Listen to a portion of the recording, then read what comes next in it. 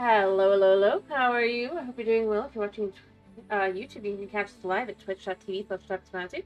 If you're watching YouTube and you'd like to see, maybe like, maybe comment, maybe subscribe, and if you don't dislike, and to the like. Either way, I hope you have a wonderful day, and let's get into this. Alright, let me try and get this up and running. Alright, forgot I had to go stupid blah blah blah blah. Actually, yeah, can. Alright, hello, hello. There we go. We're good. We're good. Yeah. Let me say, as always, I hate how Twitch works. Meek.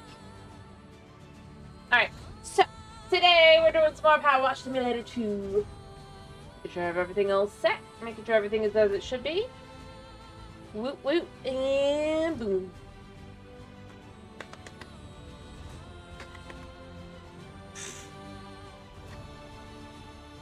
Yep.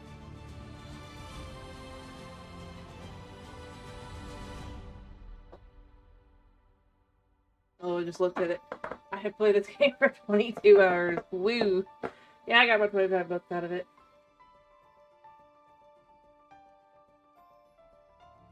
That's pretty good, right? I mean, probably. Not even. Because it was actually on sale, so it was like 23 bucks. For just the first week out. I would have gotten one. Or so. Or maybe 20. I don't remember how much it was. Actually, it might have been about 20. Because it was a super good sale. For the release price. For me, at least. Happy.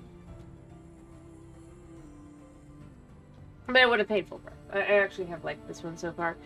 I am quite happy. Alright, rock climbing park. As if the Spring Festival wasn't enough, DG, the powers that be at Buckingham Council, have gone all the way all in on this newfangled Town of the Year competition, and asked that we increase the availability of the fitness resources with the recreational grounds. I did suggest that the cessation of lawn cutting would increase friction and provide cost-free resistance training, but to no avail.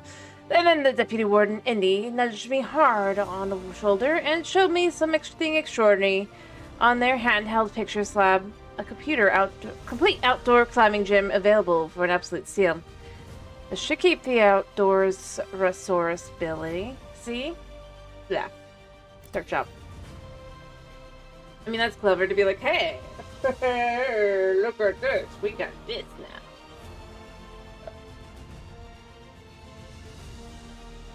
Alright.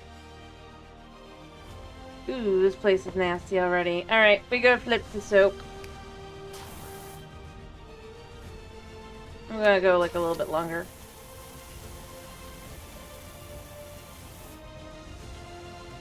I wonder if we can climb up as we're cleaning. That would be nifty. Could never do it in real life, but like, I mean, for like a video game like this, I could totally do that.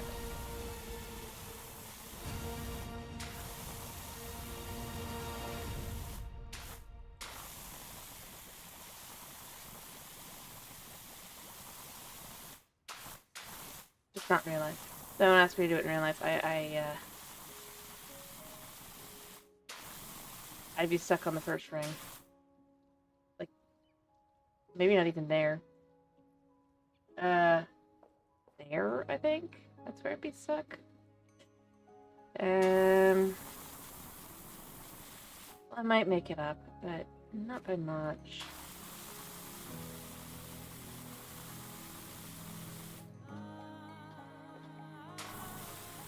It's not exactly heights that I'm afraid of either, to be clear. I mean,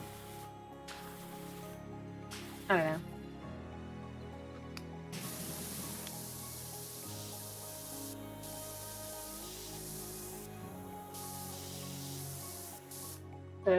Yeah.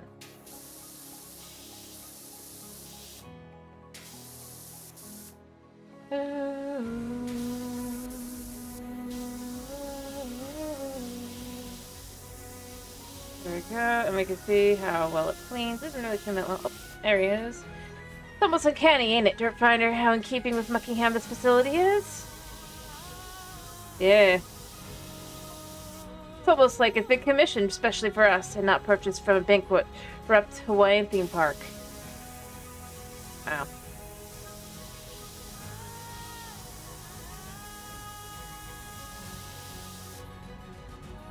I mean... yeah, it's pretty realistic.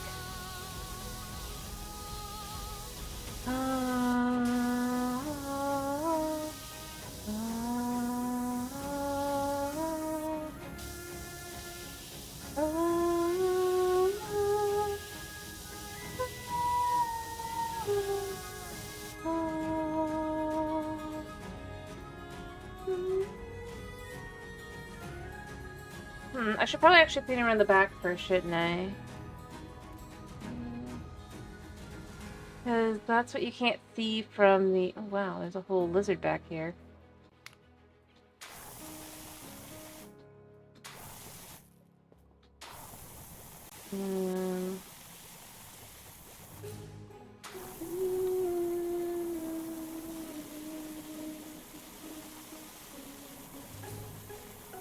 Alright,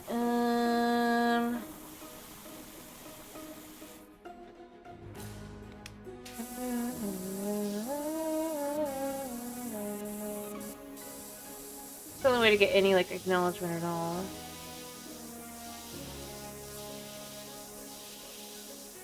As I said before, I wish that they had, like, a rotating camera. I think that would be nifty.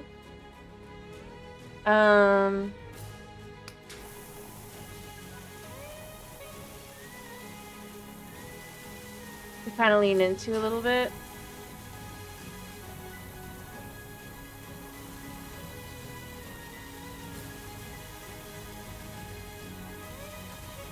At least a little.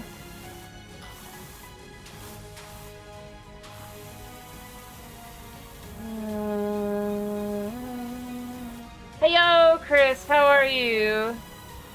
I hope you're doing well.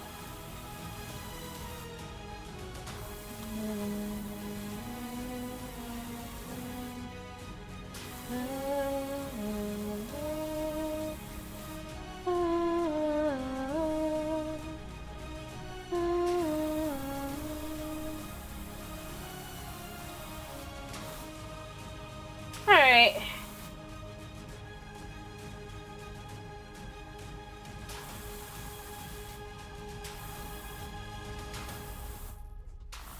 There we go. I'm not sure everything. Fair enough. I'm feeling hot. It never cooled off in the house. Wait, is this the right song? It doesn't sound like it was the right one. Yeah, okay, it was the right one. But you know how it gets with this music. Yeah, like it's warm. But hopefully... hello, Tomas. Yeah, I'm fine. Suna was not happy. I made him take off his sweater. It was too hot in the house. The thing is, it's not that it's overly warm right now or anything. It's just... like I said... power fluctuating, you know.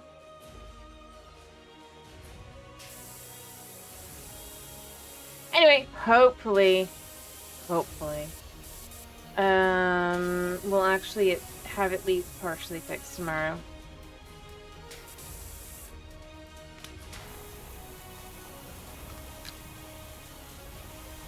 We can at least dream.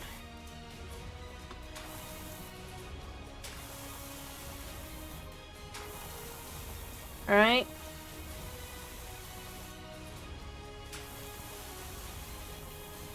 Although it won't be fully fixed, because it's something we just can't fix. From our side.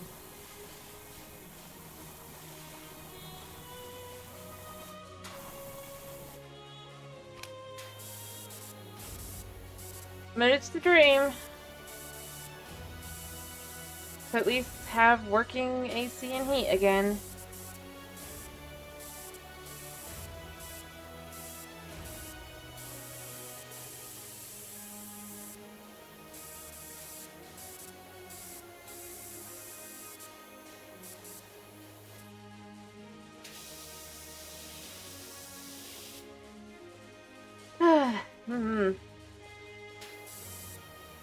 This is so derpy.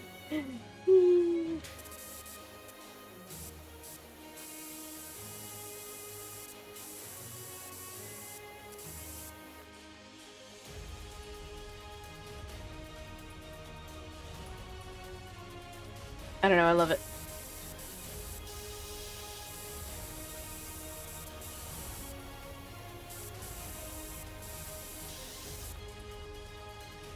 Yeah, I mean, obviously it's not a real tree, it's an entire idea. Yep, there we go.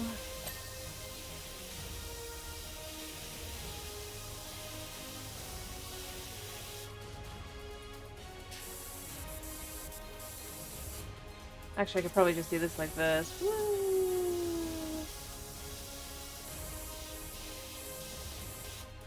He's so derpy. I love him. Actually, where are the cats? I wanted to give them pets. Huh? Or who watching? You mean the cats? Or do you mean... Wait, why am I... Why am I aiming at bubbles right now? That doesn't normally happen. I don't know where the other two are, though. Oh, and the gnome? I don't know. That's also a good question. Well, there's the playground. Huh. So we can now kind of connect it to things as well, I guess. We can figure out where this is. I kind of hope this was, like, added after kind of thing.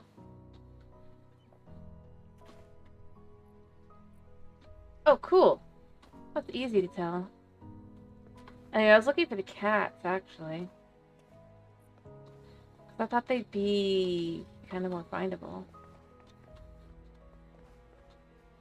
Oh, there's the gnome. The gnome's not really watching us, though, because they couldn't see us anyway. Although I wonder if the gnomes just kind of, like, remain in their positions.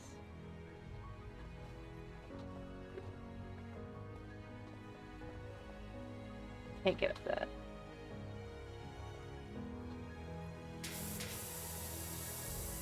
But there was a gnome.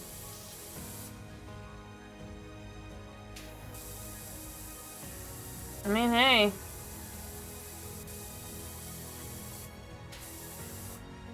It's probably see you can try to pop in to see if it'll craft or not. If it'll craft and burn.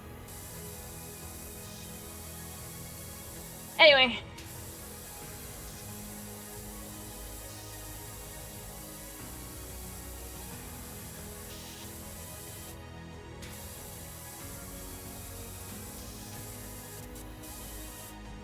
There we go.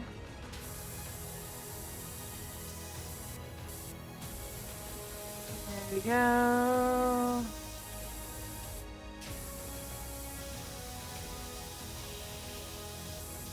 There we go.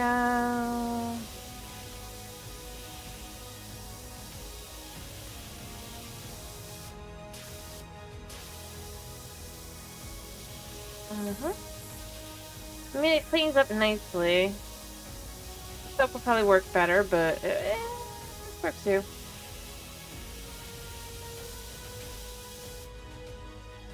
Oh, I see where this ocean starts and ends. Okay, so I was like trying to figure out how this would work. Alright, so we can do this one. I get a feeling this is gonna be most of our stream tonight.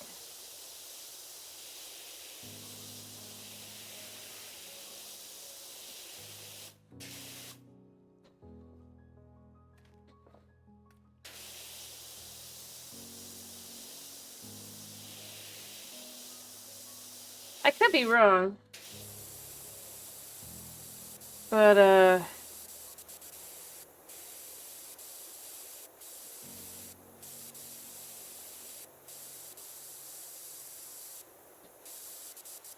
mean, just look at the stupid thing.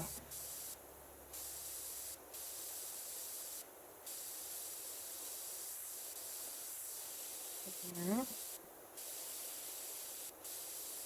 This place is huge.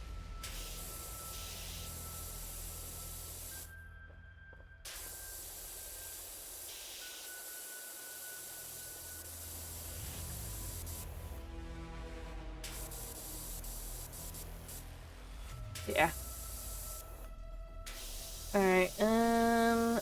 Alright, if I can get this part done here.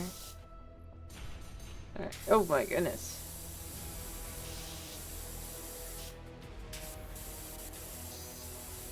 Alright.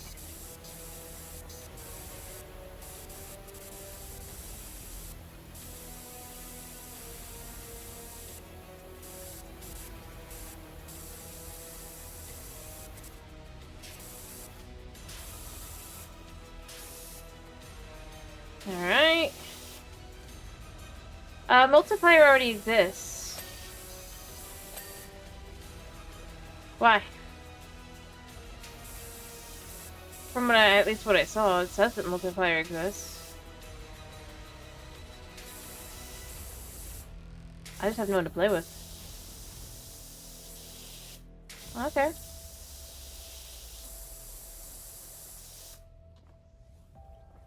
But, like, I could show you right here. See, I could add someone. I can even make a room code.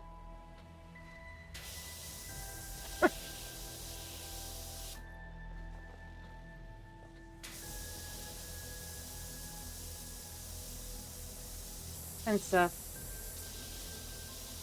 That was, like, day one.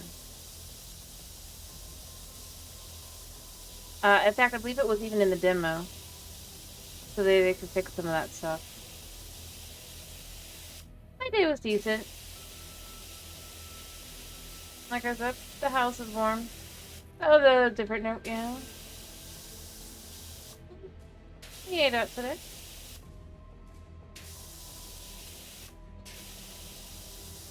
And I like Arby's, so good day.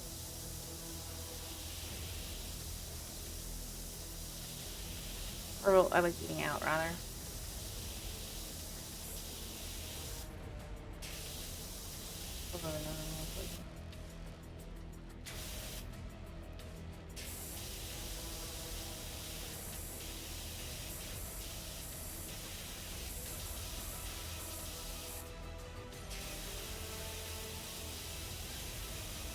Also don't do it very often.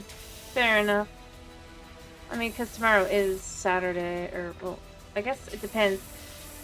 I'm gonna assume you're counting, like, technically, like, Saturdays is tomorrow, so, yeah.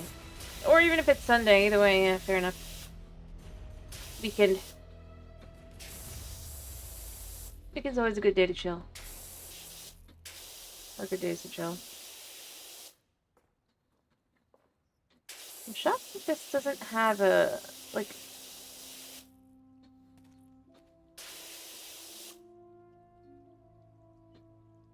No, I know, I was just saying, even, like, I mean, obviously here it's already Saturday.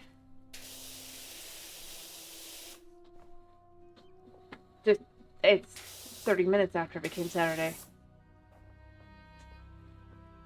So I never assume, you know?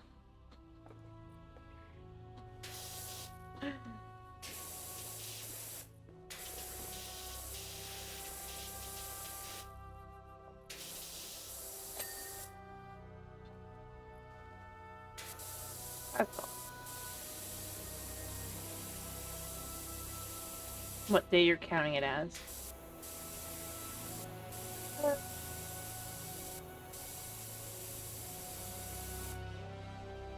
Yeah. It's 12:30.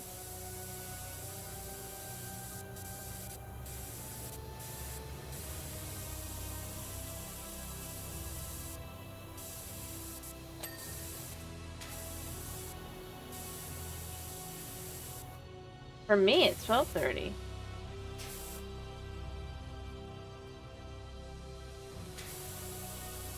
Cause I'm in Florida.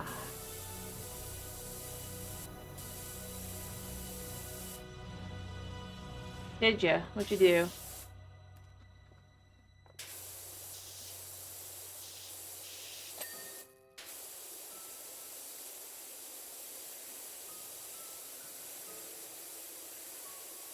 Yep. Florida.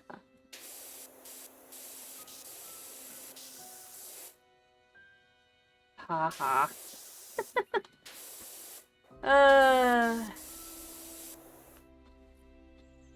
I'm sure that got her, like, confused.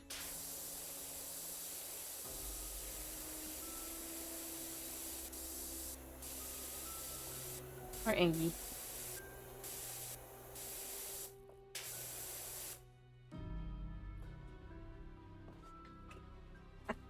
Yeah, well, you know. See? Confused. A confused puppy.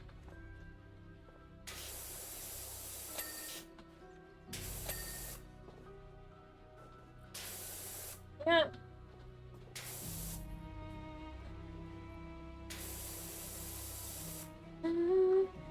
That specific song here very much reminds me of Hollow Knight music. It's kind of funny.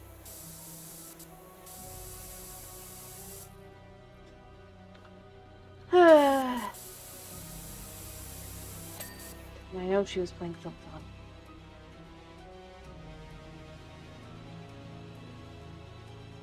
Okay, so what am I missing?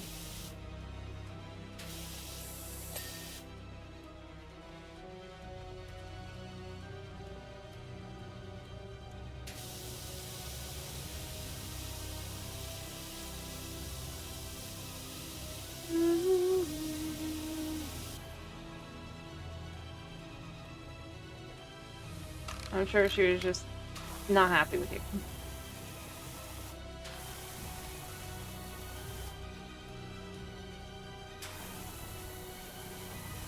I won't tell her.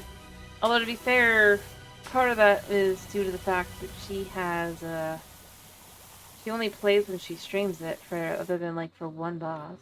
So, I mean, let's be fair. For the poor Wolfie.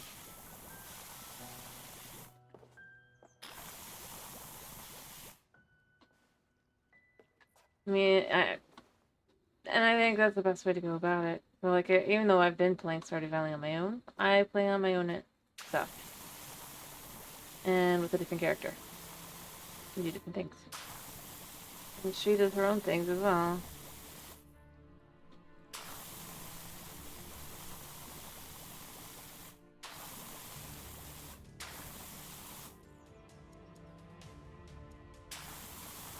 Well, see? So, depending on when you started, you would obviously have finished before her. As she's only really able to stream anywhere between 2 and 4 hours, like, every, like, 2 days a week. Maybe. Sometimes she does less. Sometimes she does more. That's kind of how that works out. And the only reason she did the one boss is because she knew you guys were annoyed at her for being stuck on it. Well, not annoyed specifically, but had told her to go do it. So she did it.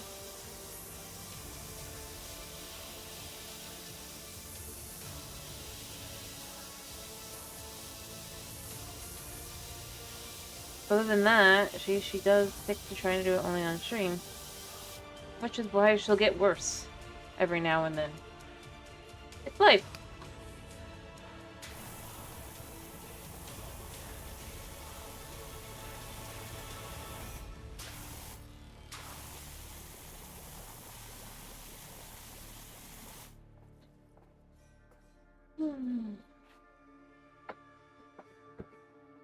Fair enough.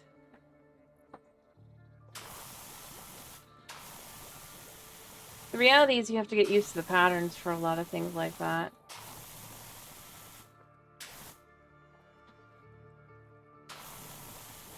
How are you? Well, she did go one more time, didn't she? So...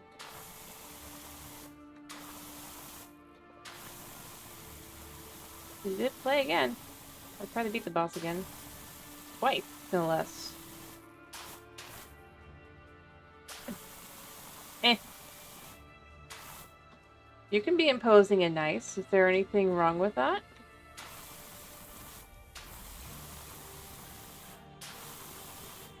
I mean, think about it. The classic character trope.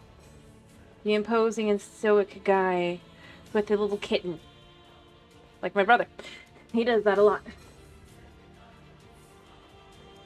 No. Imposing is to have, if you will, presence. Aura. You can impose on someone, which is a different word, meaning a different thing. I'm sure you know that.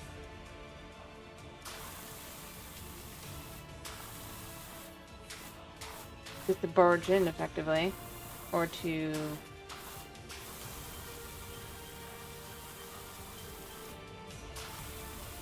But even then, that doesn't mean that you're necessarily bad, or... Fair enough.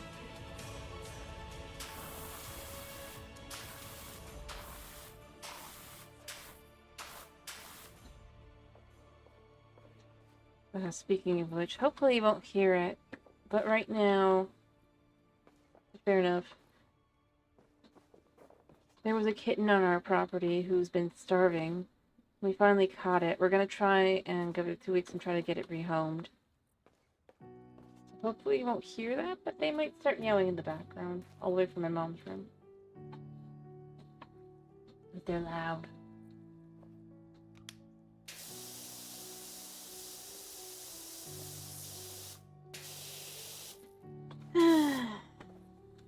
Yeah, they're asleep, so it shouldn't be a problem. And like I said, it's in my mom's room, so it shouldn't be an issue. None of the cats are well, they don't hate the kitten. They are definitely... They're like, look, I can be baby.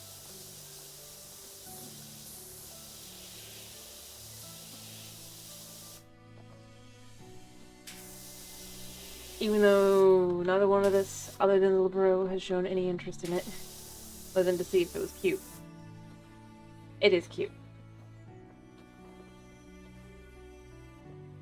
You don't want to get attached to the thing.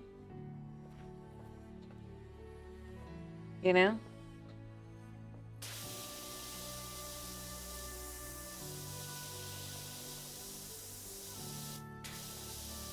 Because we already have 4 cats. We do not need more. Yep. Yep.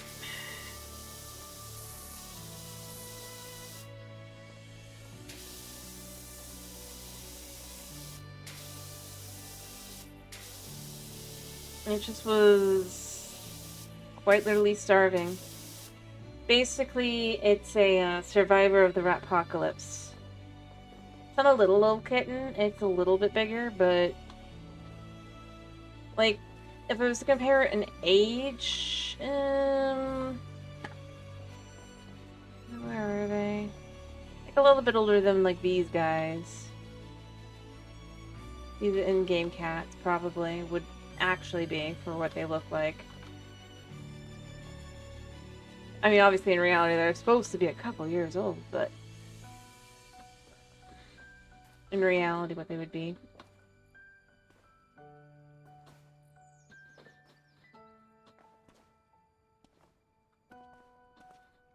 Yeah, I want to see, can we climb up this? Yes. Sort of. Sort of. Oh, we do have this thing though, so that'll be fine. I guess for cleaning the front. Anyway, point being, it's a kitten.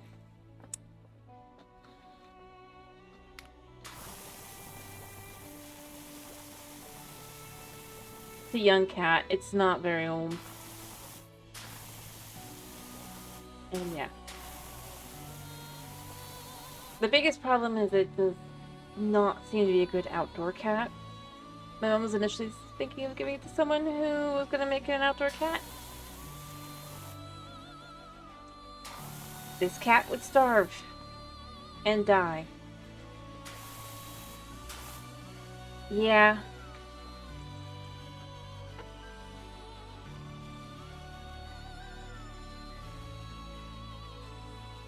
Remember, this is a cat that's been outside and supposedly wild.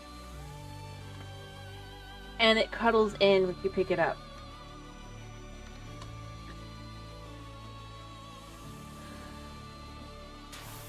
Not a survivor.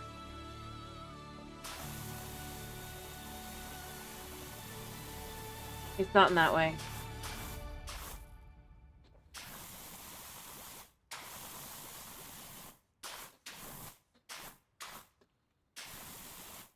Yep, some are quite literally built to just be pets.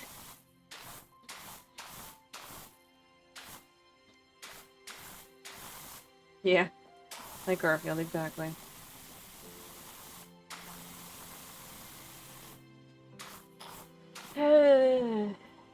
Like I said, it is cute. Not as cute as Suna.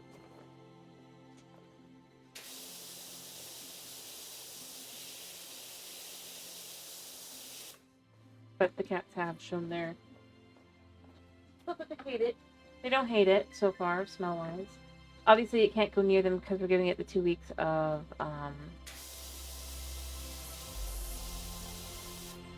quarantine that you're supposed to do with a cat like that. Make sure it's okay and healthy and all that.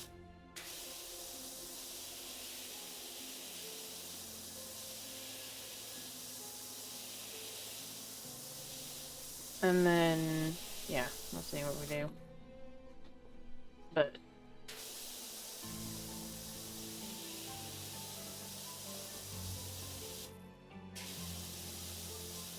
it doesn't seem to have been properly weaned. And stuff too, so, yeah.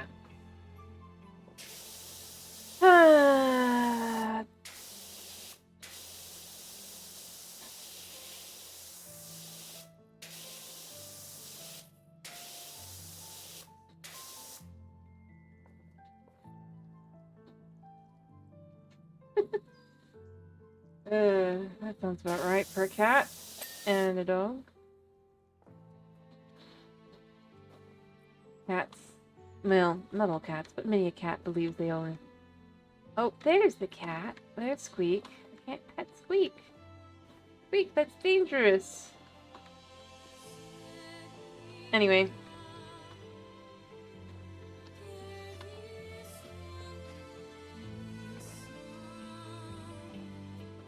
Biggest way you can tell that the Buna's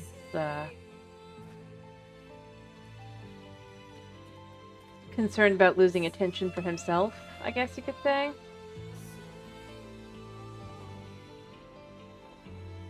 Is he was not happy I took off his sweater. I was concerned he was gonna overheat, right? I don't want him to overheat. If he, and, you know. And he just gave the saddest little face, like, why are you taking off my sweater? I'm just like, oh yeah.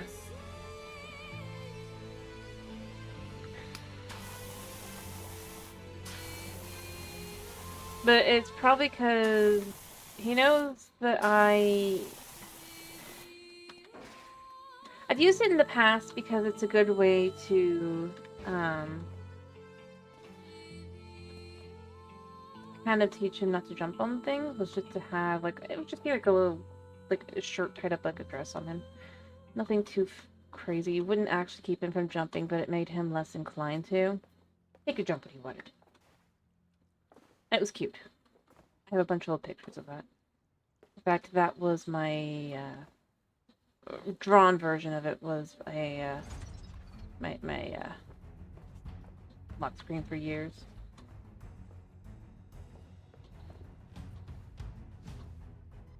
But it was also because they'd get cold. It was kind of a good way to kind of give them... Because he doesn't like a blanket, right? It's easier to just stick a... And now you have an actual sweater for him. Well, 2. If I can find his second one, he's hidden it. Quite well.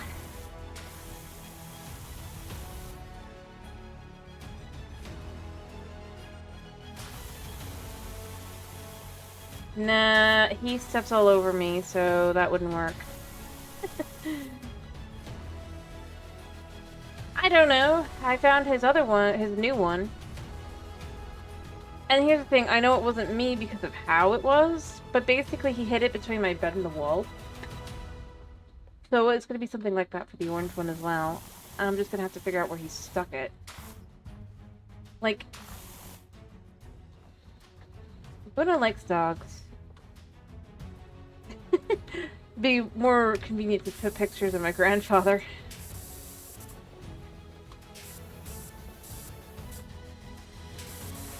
As years ago, this is also why they like crates. It was a hurricane, and we had to evacuate to family. Or with family, rather. And my grandparents had a dog, right? And while they were staying and they were in their crate, dog got this little face in with my grandfather had him on a leash. We were just trying to see how he'd do, because he did like some cats, right? He threw a huge fit. But they never associated it with the dog. I never said it was. I said they didn't associate the dog with the scary noises and stuff. They associated my grandfather with it. So they're afraid of my grandfather instead.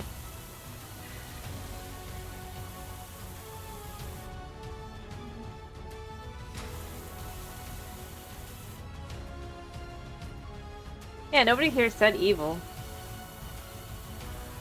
It was just the idea of a dog be scared, or cat be scared of a dog. A lot of cats are.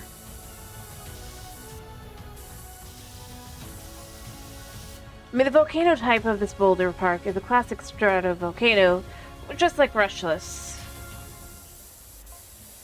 Highly explosive, with fast lava flow that doesn't travel far before cooling, leading to classic steep banks.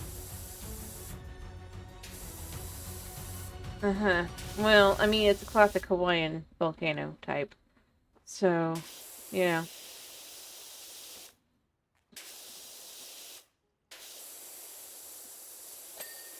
Also, you don't have to sell it to me, dude. I'll just clean the thing. Yeah, I remember Cat vs. Dog. I remember that one. That movie was quite something. I know which one you're talking about, right? The first one? Not that weird sequel that didn't make any sense, right? That they made for, like, money.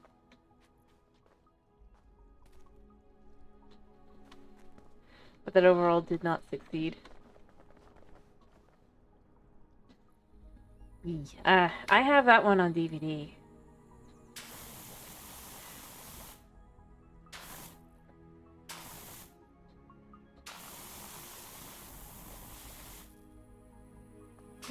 Where the cat's ultimate plan was to make people allergic to dogs.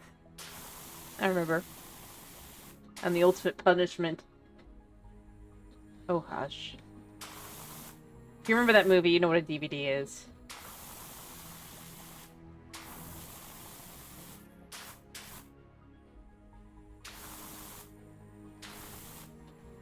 I mean...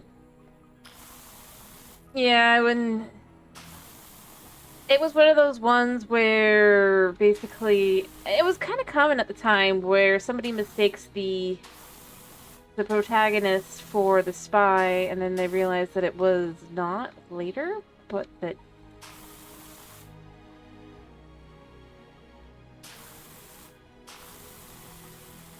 Yeah. Although in this case, it was quite funny, like...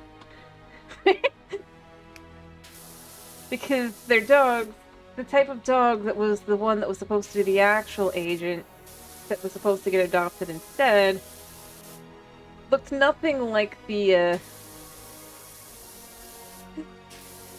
dog that was supposed to be the parent dog. This is why Buddy got picked. And yeah, starts the whole thing.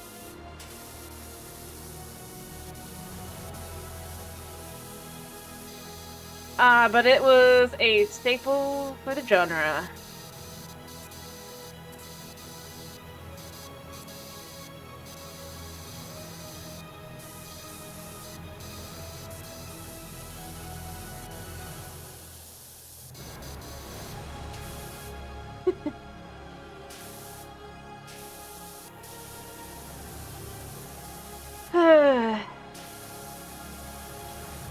I mean, it didn't make it out that, like, all cats were necessarily evil.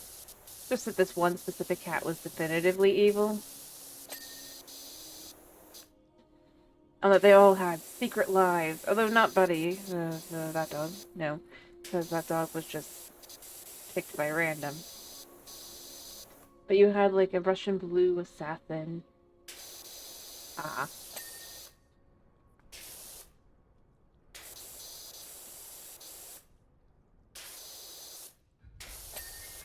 With a, coming to plant a poo on the carpet. To be like, oh, the dog pooed on the carpet. Bad dog must be put outside kind of thing.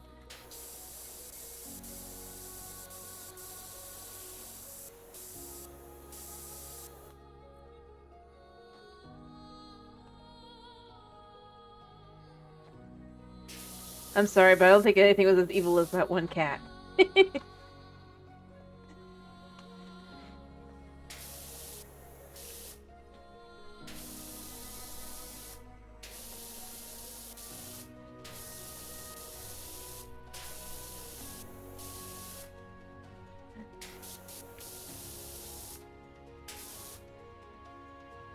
Yes, cats and dogs, Dr. Claw. Yep, that's the one.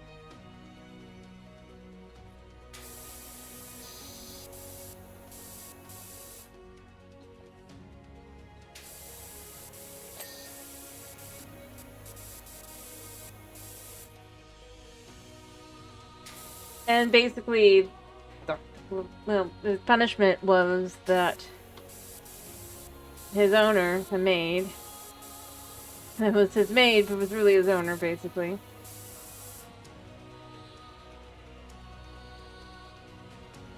I remember that one too. I don't think it was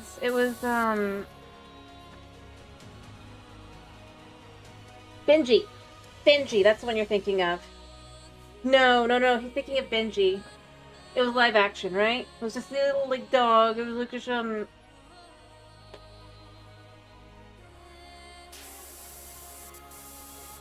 yeah, see? It was live action.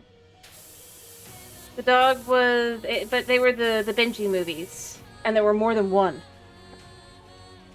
I know what he's talking about. With the aliens. Because, yeah, the dog in one of the movies was an alien. But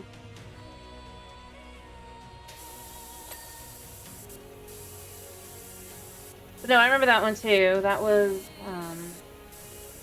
they were cute. I think my sister liked them. I can't remember what the name of the breed of the dog is, but, you know, it's just one of those little dogs with a mustache. The ones with the mustache. Can't remember the name because I'm streaming, and I've got streamer brain currently. But, yeah, it was that one, right? A little brown dog. Kind of.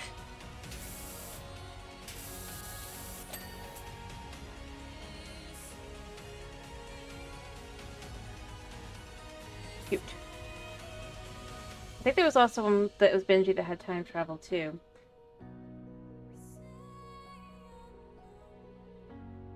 You're looking it up? I would not look it up because I'm pretty sure those... You're gonna find the date for those movies. Like, let me see. Our library had them.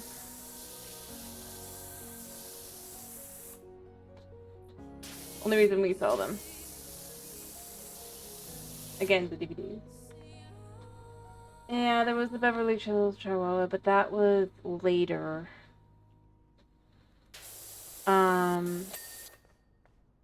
And they couldn't actually talk to everybody.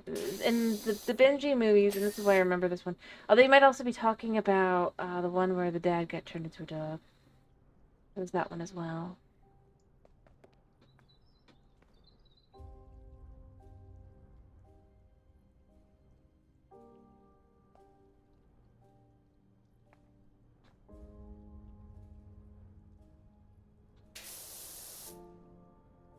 But there were a whole bunch of movies like that. For years, actually. But the talking dog phenomena thing idea, you know. Yeah, and there was Marmaduke. That's another one. Do you remember that one?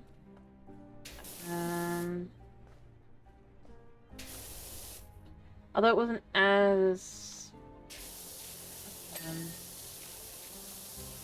exciting, I guess.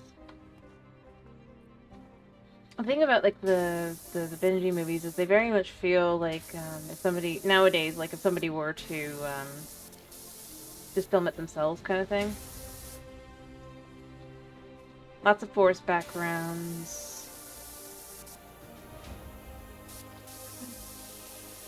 Either if the dog's talking, it's only focused on the dog, that kind of thing.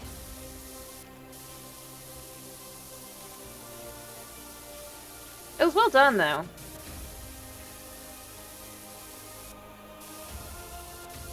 We'll see if I was right.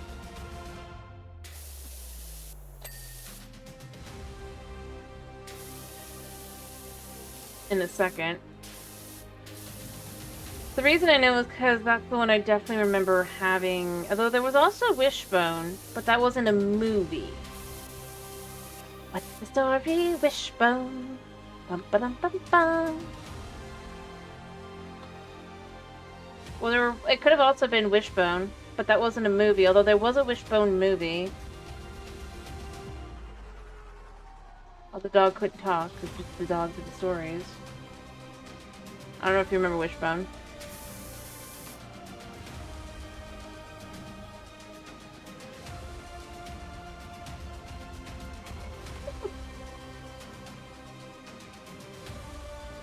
Oh, there's Ulysses. No wonder I can't find her to pet.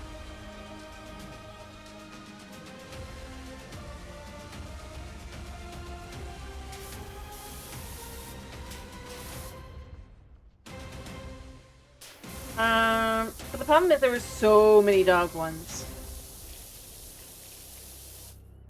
There's so many dog ones. This dog can talk. This dog is an alien.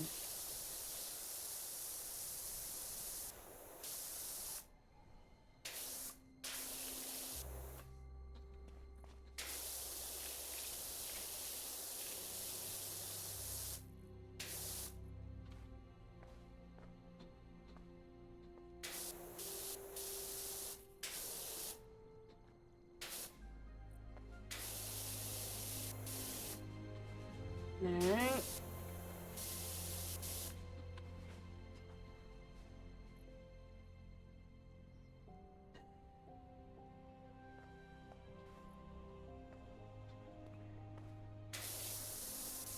Let's see. I'm trying to think what other movies were like that. Like I said, there were a lot.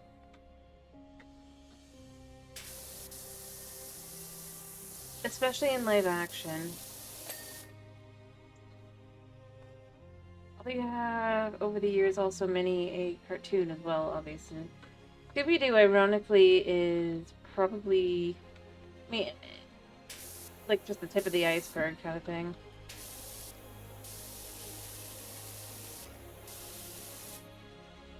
Also, the Scooby-Doo being an alien thing is way too recent, Chris. That's why I never thought it would be Scooby-Doo. Scooby-Doo dated an alien, but he wasn't made an alien in any series until, Mystery Inc.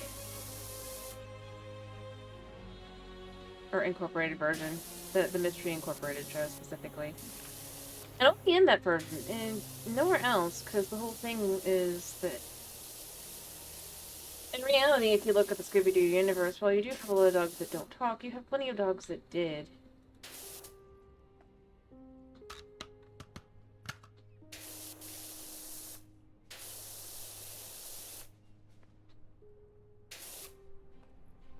So that was a whole thing. Oh, I know that one too. That was one of the many now. Like I said, there's so many dog ones.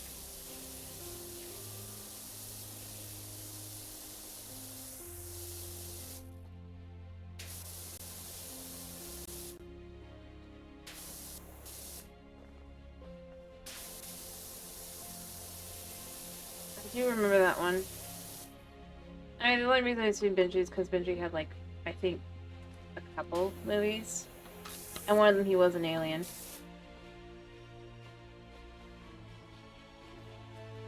But I do remember Good Boy is... yeah. What do you know? Not to be confused.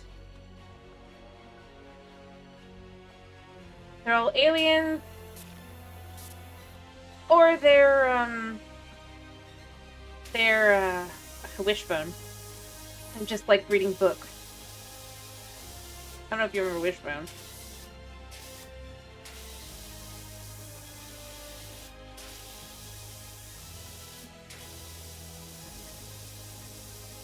I might be curious if you do.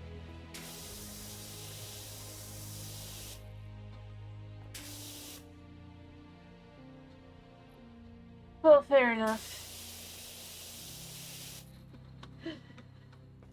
I mean, I wouldn't assume. Well, fair enough. I was just asking if you remembered Wishbone, but you obviously don't because you're not bringing new mentions. Especially not of the awesome theme. The awesome opening theme. You've never seen Wishbone.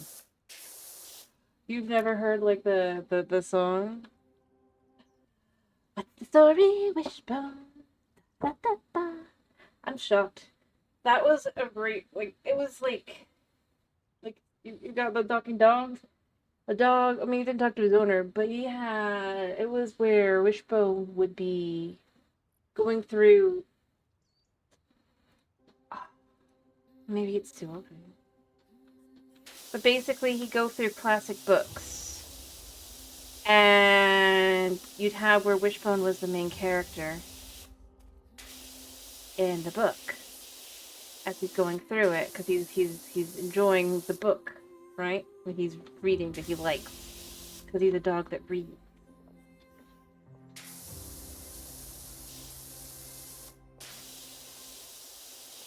And meanwhile, his owner is, I can't remember his name. I only remember which one.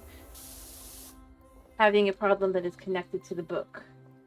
Yes, kind of like reading Rainbow, or more like kind of Between the Lions, but with a dog.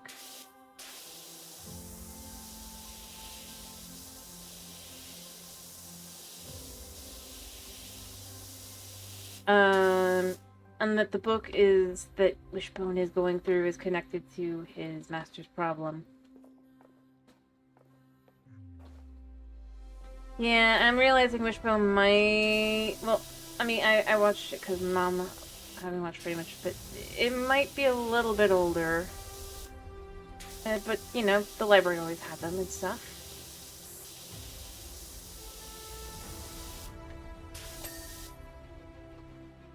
For goodness, it was cute.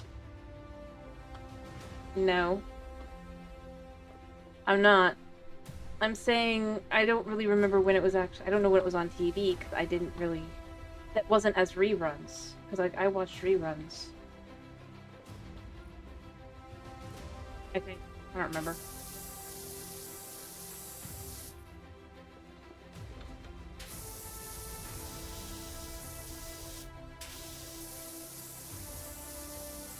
And it was just one of those shows that was...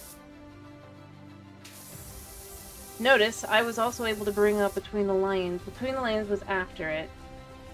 By quite a bit, actually, I think. I just don't know when the actual Wishbone show was. But it's that whole thing where, like, PBS would have... Did they just play reruns forever, right?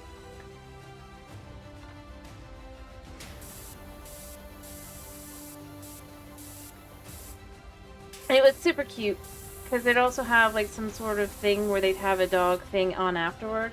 So, like, there'd be a guy whose dog was being in, like, they had trained the dog to kind of, like, they used the dog's skills to have the dog be an artist. Honey. Yeah, go over there. Or you can come over here. Come here. Come to your chair. Yeah, come here. Come to me. Hey. Oh, thank you. Anyway, I'm not saying, like...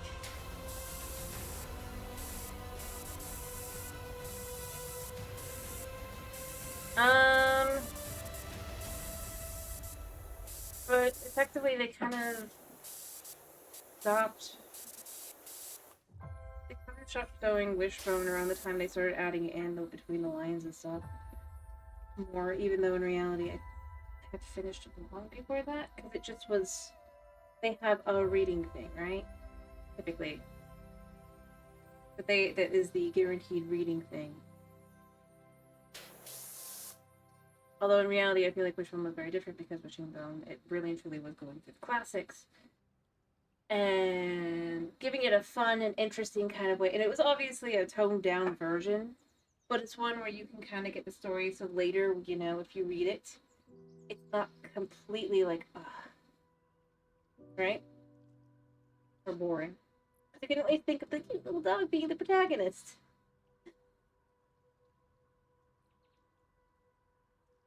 One that I always remember is like Prince and the Pauper, because they have the dog.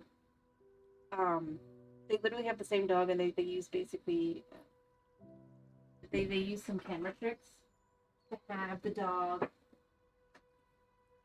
sophisticated, but it was the same dog because Wishbone kind of had a unique look to him. That was kind of the whole point. It'd be a little difficult to find another dog that would definitely look the same. So kind of like pre-CGI.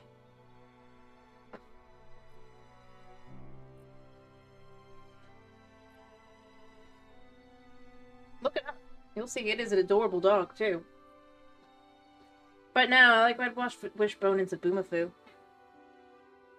Don't tell me you don't know what Zaboomafoo is. That's really sad. Yep, he does look unique. Zaboomafoo? You don't know Zaboomafoo? It's like the Krat Brothers. It's one of their shows before they did the Wild Kratts. It is much older, but again, it was one that they did for years. Had the reruns, but it was with a lemur. You learn about animals. Again, it's the whole. They did reruns for years and years and years.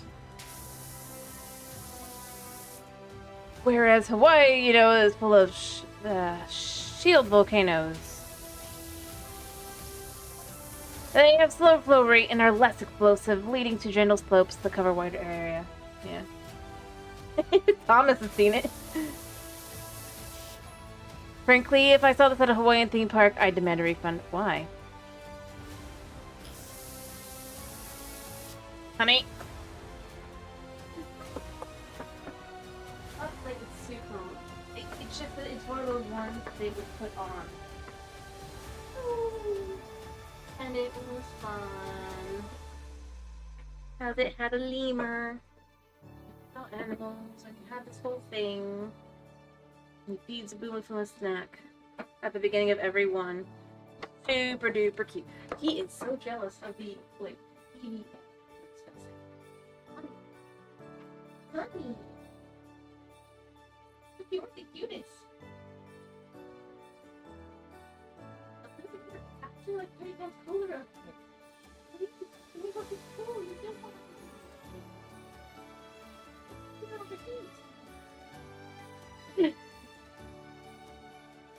Anyway, it's just one of those ones where it's like it depended on if they were actually playing it or not. Kind of like Cyber Chase. There'd be times when they would have it, and then times when they didn't, and then they had like reruns to heck, and then apparently they still have new episodes. So of that one, because it's animated. Oof. Fair enough. But see, it's the whole thing where, like, it depended on where you were watching as well. That's what I was saying. Because notice, Tomasu, I'm pretty sure is younger than you were. It's all that whole... When do they want to put it on, and if they're going to redo it. It's like... It's just one of those types of shows. The irony being, because it was an educational show, it got showed less. Yeah, that's PBS in a nutshell.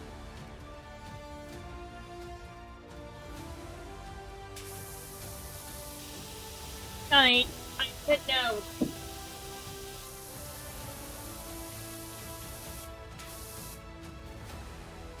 Maybe that's the problem. I'm assuming, like, you might have seen some PBS shows, like, other than Between the Lions.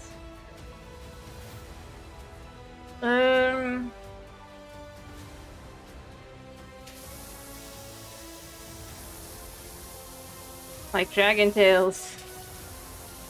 That was a weird one.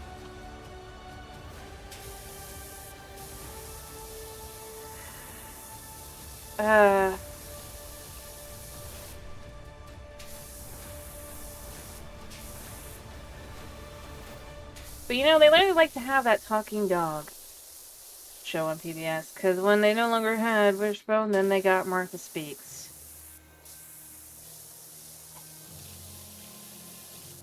I don't know what it is currently. It's been years.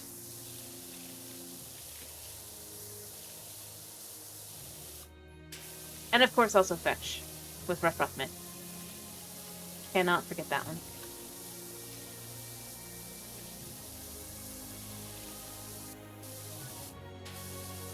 So I feel like we're confusing Chris because you never saw Fetch. Well, Fetch is... I don't actually know when you watch PBS, now that I think about it. Because Fetch came after Between the Lions, much like Wishbone came before it, so I would assume you probably wouldn't see it. Yeah. I've seen it.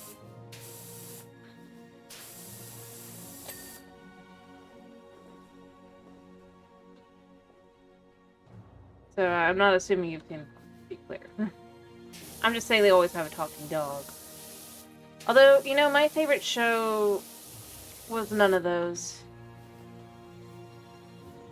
Let's see if you would know this one. I highly doubt it, but let's see. Sagwa. The Chinese Siamese cat.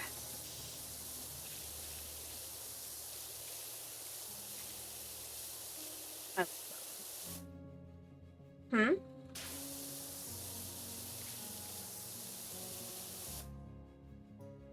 I mean, Max Steel, we didn't have the cable, so that really didn't play.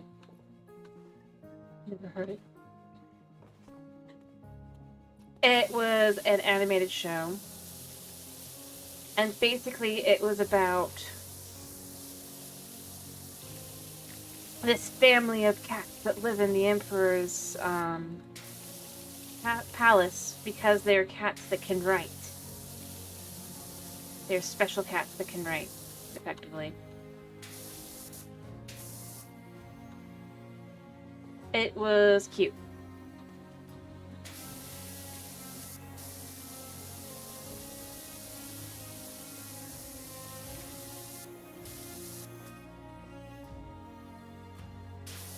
Oh, were you?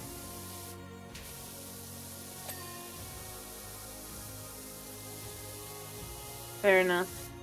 Again, it's one that they did reruns forever after the show finally ended. But it was cute. Because the cats, they write with their tails.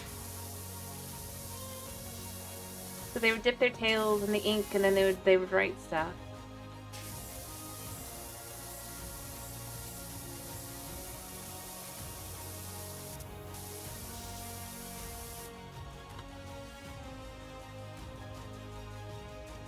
And then, I mean, again, it would have like a little moral lesson, and you'd also learn a little bit about Chinese culture, because that was one of the things with every show that was on PBS. You learned something. Even Cyber Chase did that, and that barely did it, realistically, other than to be like a plot point.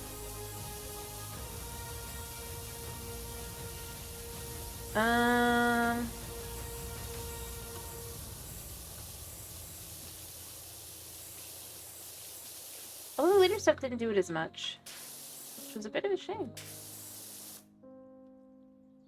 I mean, obviously I ended up watching stuff over, if I went over, like, go and visit, like, family. Did have cable, but, yeah, we didn't have that. We just had bunny ears.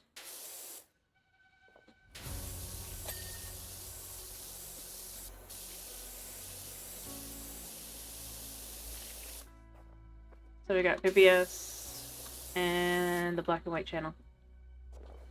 Also watched plenty of I Love Lucy.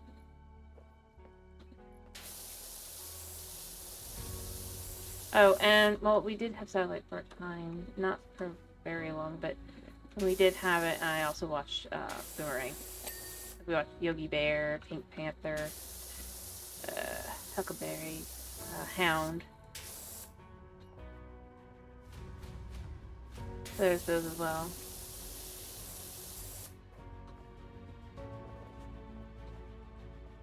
But which Pink Panther? So you have the movies, right? With Detective and it being a gym. And you have the Hanna-Barbera movies, or show, in which the Pink Panther is an actual panther. Exit stage left.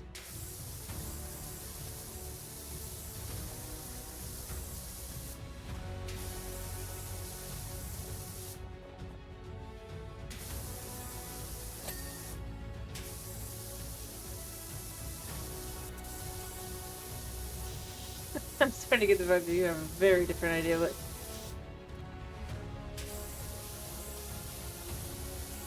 and I'm referring to the show. Movies are fine. All of them. Not one movie, you know that, right?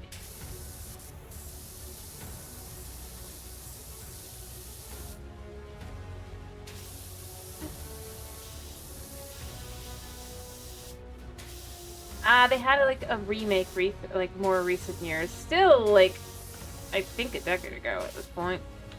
But they were based off an old. And then but the cartoon that I'm referring to, right, is the panther. He was an actual panther running around and stuff that would get into mischief, effectively. A more comedic way to kind of look at it, I guess.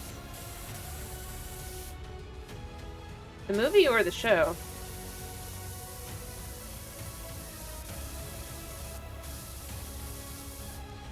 I also watched Flintstones, Jetsons, Redwall. Redwall was fun. But I'm gonna guess you haven't seen Redwall either. Until Flintstones. Or the show. I'm sure you might know the books, but the show is a little bit different. Not much. It actually is pretty good and faithful, but quite a show to make for kids.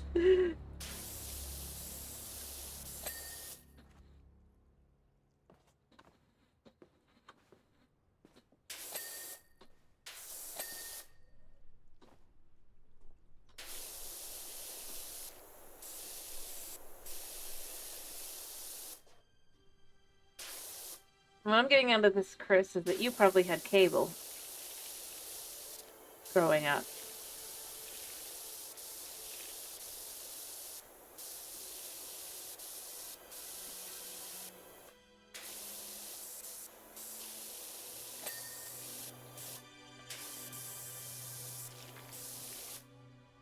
Big, you had cable.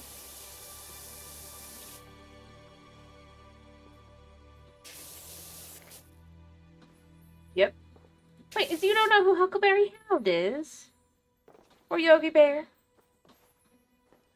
Or that Pink Panther? Really? See? Let's see. See, he would be, it was the whole thing, he'd come in, like, he had his banjo, and he'd sing, oh my darling, oh my darling, oh my darling, Clementine. And he'd just do that, like, over and over, when he'd come in. Like, come on. If you know Yogi, you should know Huckleberry Hound, at least. And the Pink Panther. Like...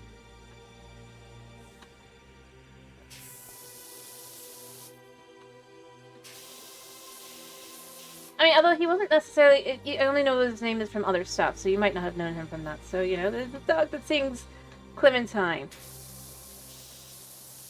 That's blue. It has a banjo.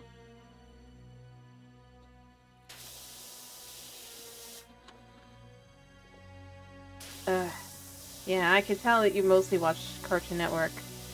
Now let's see. Let's see if I can guess the era of Cartoon Network that you watch. You? Hello. Hello, buddy. I think I actually have a decent idea.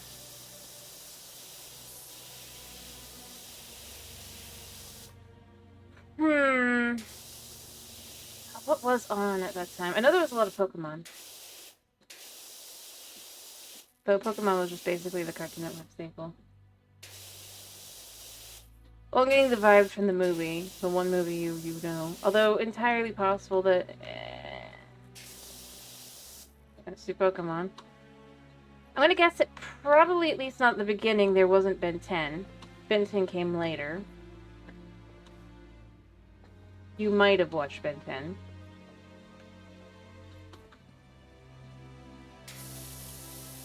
Yeah, see? So you saw Ben 10. Yeah, I'm kind of getting the vibe of when that would be.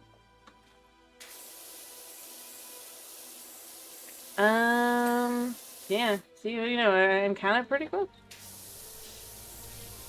Yeah, I know exactly when. To some extent. Generator Rex was awesome. I went over to family members to watch that specifically. And the fact they never finished it in the US. But in, like Spain. So it's, you have to watch a subbed version. Nah, not necessarily. I'll say that at youngest, you're probably... The youngest you can be is 23.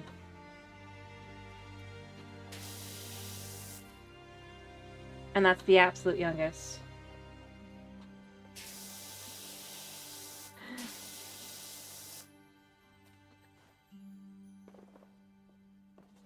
So you're almost definitely over 23. You know, because I'm saying, because I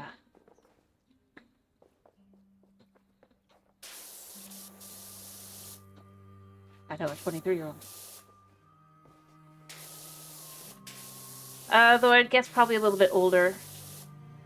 Just from the Pokemon. Because Pokemon... While Pokemon and Ben 10 were on at the same time, it wasn't as easy to watch. I do remember that. It's been a while since I've really thought about the thing. I'm gonna guess that if you watched Toonami, you probably watched Naruto on Toonami. Probably you actually know what Toonami is.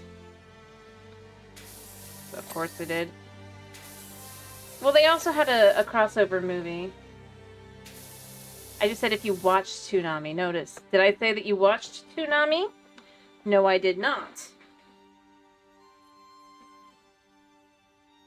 That you watched Naruto or anime? I said that if you watched Toonami. But then you probably know what that is.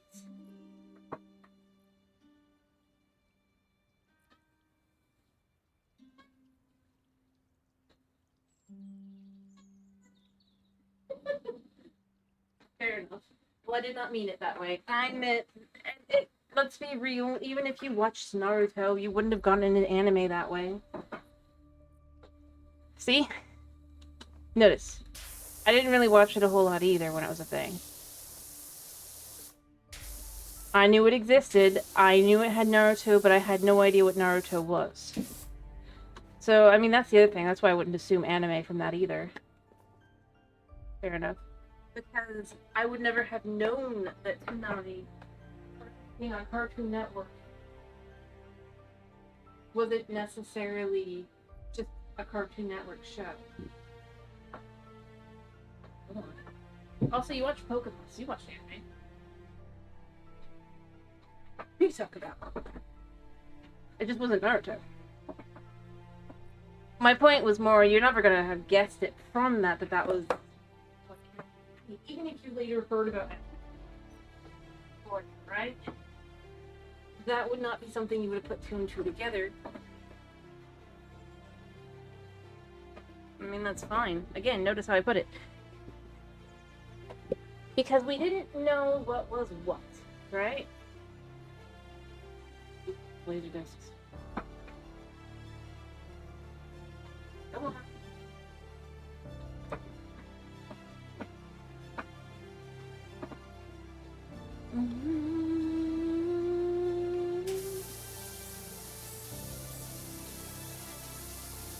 I was just saying that it existed, and you might have watched it without even knowing that it was anime at that time. If you watched Tsunami. But I wasn't saying you watched Tsunami. It's the same kind of thing where, like, on Adult Swim for years, they'd have Ghost in the Shell. Doesn't mean you know that Ghost in the Shell is anything other than just a show on... Oh, yeah. He knows what it is. He absolutely knows what it is.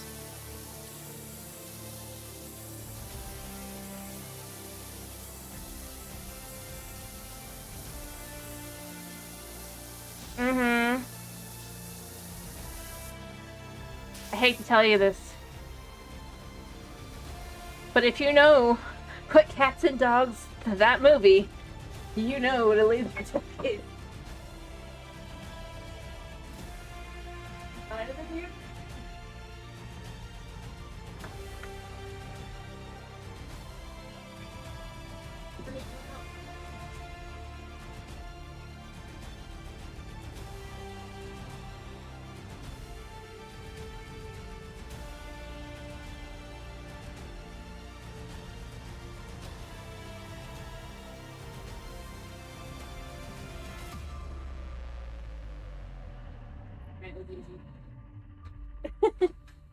Yeah, but see, Cats and Dogs wasn't played very often.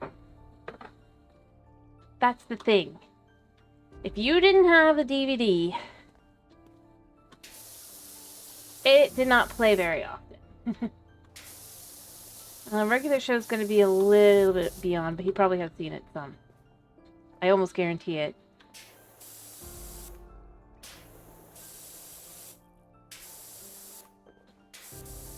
Or if you did watch it, it was just because it was that. I could be wrong.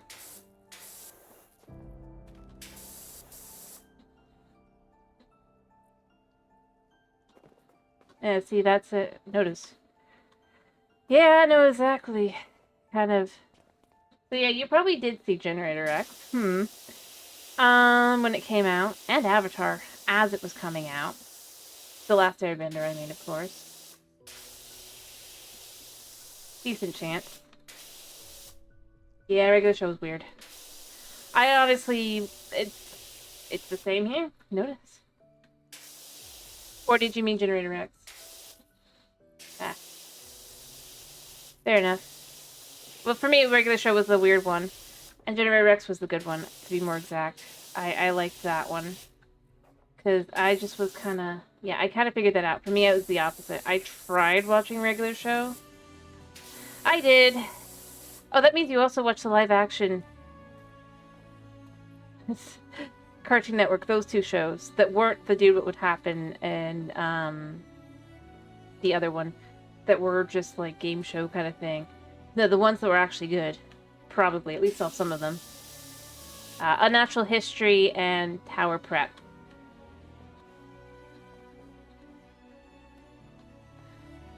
That it was like, why didn't they make season 2? And instead they went all in on the ones that didn't still feel kind of cartoony. Yeah, that one too. I saw those. I watched those. New job is available.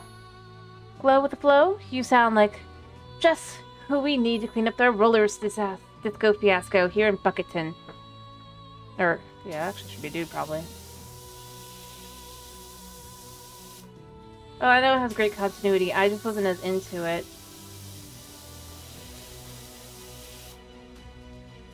Mostly because I was if I was having, like, I had like a specific amount of time that I was I was watching stuff. It also was when I had started watching anime as well. So, yeah. Yeah, no, that is exactly what was happening was. But no, I was referring to the only two live-action shows that were, like, that had a storyline kind of thing that for some reason got, like, nixed after, like, either season 1 or 2. But they set up for another season, and then, at least in America, they got nixed.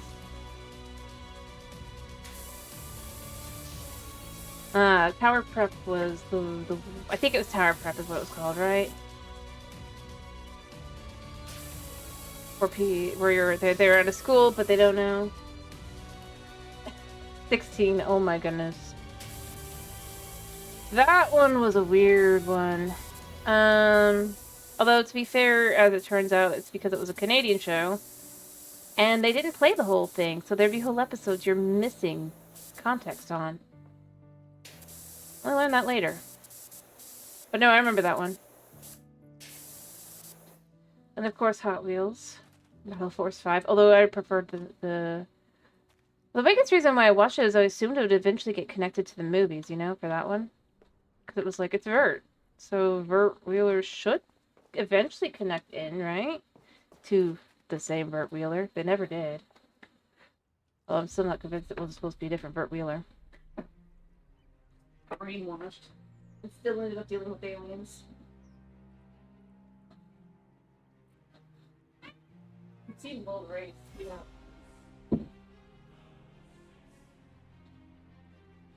Because I know that, again, that was near the end, but, I mean, that was one. Yeah, meow. I'm curious, did you ever watch the original Hot Wheels movies? World Race and Acceleracers? Let's see if I got that one. No, you didn't. Dude, the CGI doesn't hold up. Or the animation, the 3D, but it is still super good, story-wise.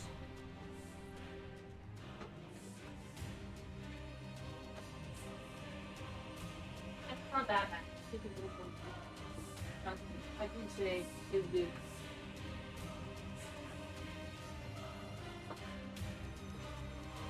That could have been World Race, but it could have also, depending on when you watched it, been Battle Force 5.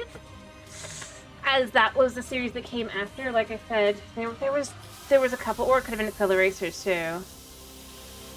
They fought robots in like 3 different things. But World Race and Acceleracers were connected. Same people.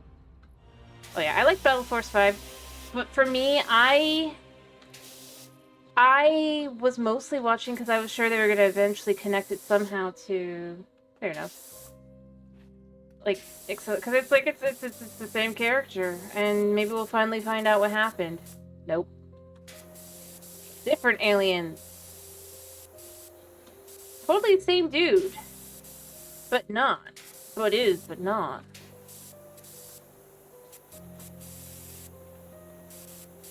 What happened to his friends? Oh yeah, Meet the Saturdays was a good one. Yeah, but isn't. Exactly. Same, mostly laid back, like, why the heck am I doing this, dude? That somehow ends up being the leader. Who, in reality, would rather be surfing. Heck. The craziest part was... Oh, you don't know the Meet the Saturdays. I know what you're talking about. It was a cryptid show kind of thing. It was a cartoon. Honey, what are you doing? You're not cold.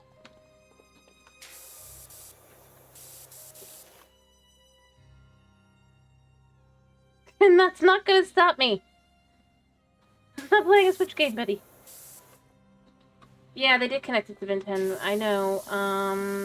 Although I thought they connected it to... I don't remember which one they connected to it, actually. But it was a whole thing. You're not my cat. Who's pretending he's cold. So I don't know if you're actually cold or not. But I don't have a... Yeah, that's what I thought it was.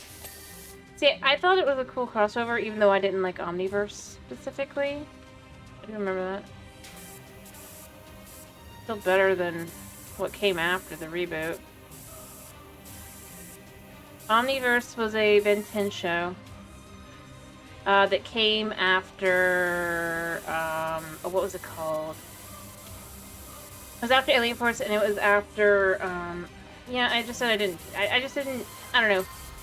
It was fine, but it took a bit much to kind of get into, plus it kind of threw away, I mean, it was just in generally, like, just like every other series that would throw stuff away, and I just kind of was like, eh. Keeping up with what's canon and what's not anymore is a little... Yeah, it was the one after that one, after the Ultimatrix. I can't remember what it was called, what that series was called. It was like literally, it took place, although it kind of threw away the whole point of the ending of that one, you know? There was that. Went back to, and Bennett's still an irresponsible individual who never learns it until he learns it again. It just was another reset. Yeah, Ultimate Alien, yeah. That was the last one I fully watched. I watched some of, I tried to watch rather some of Ultimate Alien, but I was kind of left with the whole, it was the whole setting of personality again. But for me, I was just like, I mean, it's fine. It wasn't that he was mature, but it kind of just was like... Yeah, exactly. He was so mature at the end. He was willing to go with his powers and everything, and then it goes right back to selfish Ben. And it's just like, I don't care, but like, can't we like stop resetting his character every single time? He's just like, he gets to the maturity room. It's like there was a certain level of where it made sense at the end of Ultimate, or rather with Ultimate, like into Ultimate Alien from like Alien Force, where it's like he's being a kid again. But then, like at the end, he's really and truly like, and then it's like, nah, he's still. But instead of having, yeah, no, he no longer has a girlfriend. Because he broke up with her over, for realsies, over the phone by accident. So that he ends up with Kai at the end, apparently. Yeah. Because it goes back to the future arc thing with the, you know. Yeah, the girl from the OG show. The last half of Alien Force at least made sense. He's been having to be super mature the whole time. And now he can finally be a kid again. There was some logic to it, and I know they had to do it, but it also made sense to have it at that point, rather than kind of like... Fair enough. But you don't get any Gwen, really, at all. Except for some minor times seeing her, and her appearance has also changed and stuff. Or Kevin, because they go off to college. You have a new...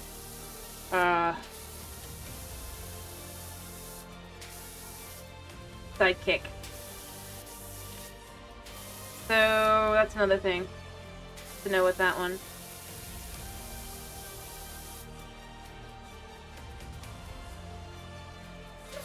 That's ironic. Of course. The thing was, Omniverse just felt very... It felt like they just wanted to do their own thing. The aliens weren't... Like, the Lego alien made no sense to me. Like, why isn't there a Lego alien? And things like that. And it just kind of was like... It changes all the stories. Yeah, there's a Lego alien. I'm not kidding.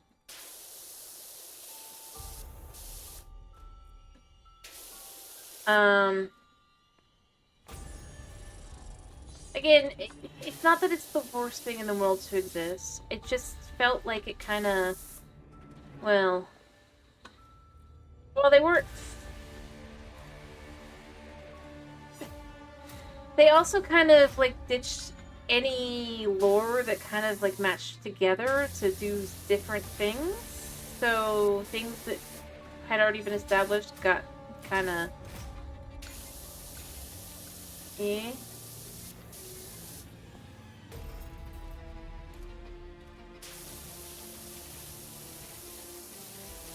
Like I said, for me...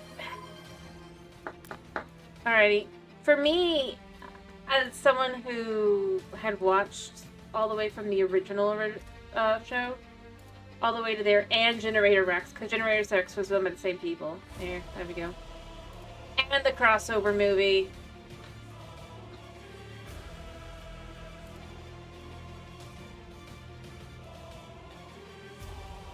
That I felt like wasn't done well.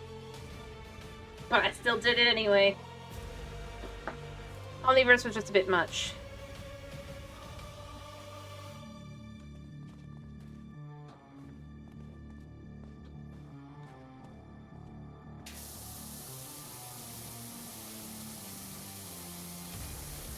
But yeah, no, it was weird to me, and I just wasn't as into it. Like, you can like it, Tomas. I'm not saying you don't have to like it. For me, it was like... Yeah, but see, the thing is, you didn't really need that.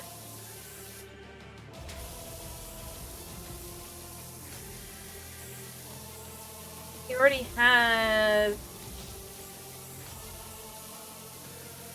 The thing is, they had all sorts of things that they could go into and, like, just kind of, like, show and go into and all that, to some extent. Or continue and stuff, and it just was like, yeah... Those things were cut off. Because, you know, can't do that. Or retconned. I think that was something to me, I was like, it's not the end of the world, but it just wasn't for me.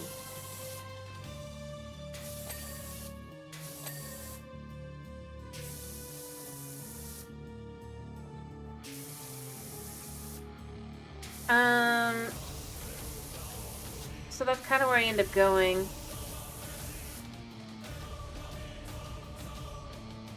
Yeah, they did that for the first season because they added a whole event that never existed up until that point to be like, oh, but this is why Ben took off the watch, not just because, you know, he decided to do so. No, because guilt. But it just kind of felt like it was odd to me, especially because, like I said, I saw a couple episodes. I didn't just watch one. It's like, but this was never mentioned up until this point, so the concept that this would ever be a thing was a little odd. Like, one of the big things about Ben and Ben 10 was that he's kind of blunt. If he's got a problem, he talks about it, whether anyone else wants to listen or not. The concept that he's got this trauma thing going on that never gets brought up in any of the other shows whatsoever. Just didn't make any sense.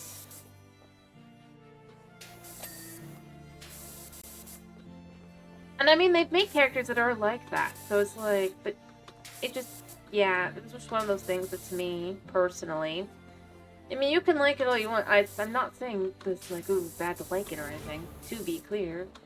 But for me, I just was left with, as someone who had enjoyed the original show, had questioned some of the retcons throughout the whole thing, but, you know,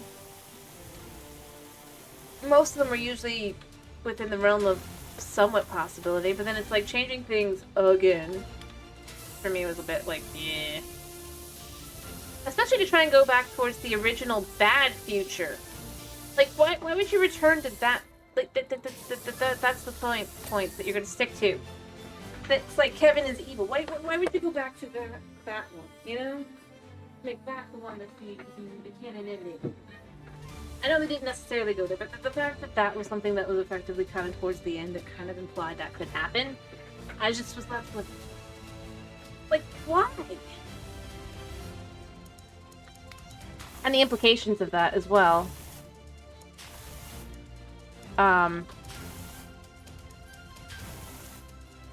But, yeah. I don't know, for me, because I saw some of the ones near the end as well, I honestly kind of felt like that was odd. to make. You can disagree with me, by the way, Tomas. I'm not saying you have to agree.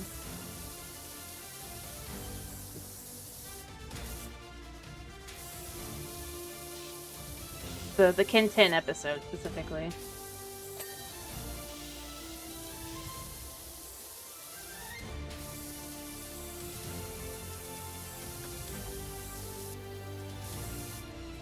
Or tell me that I'm wrong, or that's fine. It's just that that was kind of what I ended up being left with, that to me kind of cemented as one I would not be as interested in.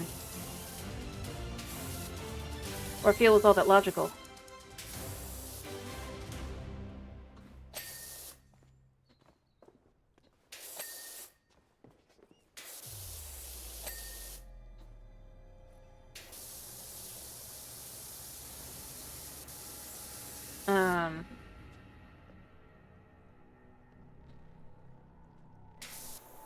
Anyway. You separate it. Yeah, but the point that I'm making is the fact that they kind of imply that that would be the ending. That's to me, the Kin 10. Right. And which basically that would mean that Devin is in reality Ken's cousin, and that felt a little weird to me. Be like, okay, so you locked up your own nephew? That's something. Wow, that kind of does not make him a good guy in that universe at all. So that's the kind of things that to me make it be like, No. Ben's son, Ken, well, I guess second cousin. Because remember the Ken 10 episode in the original series that was that alternate future where it's Ben's son, Ken? Right? That future.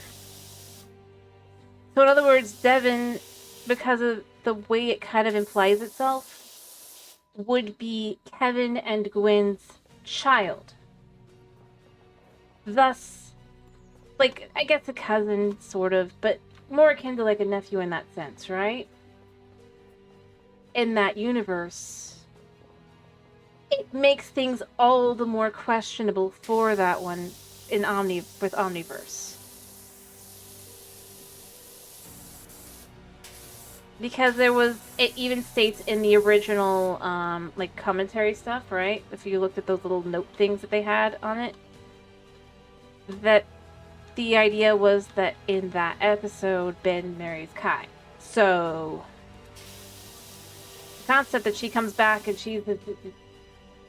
it makes it become so... It just makes it all the worse. Instead of Kevin just randomly had a child at some point, it becomes family. Still got locked up for most likely, potentially no reason. Gives Kevin real reasons to be mad at Ben. And Gwen. Kind of disturbing. It's like...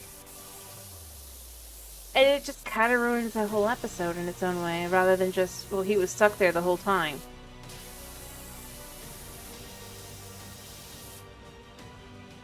I never said that Kevin was bad, to be clear.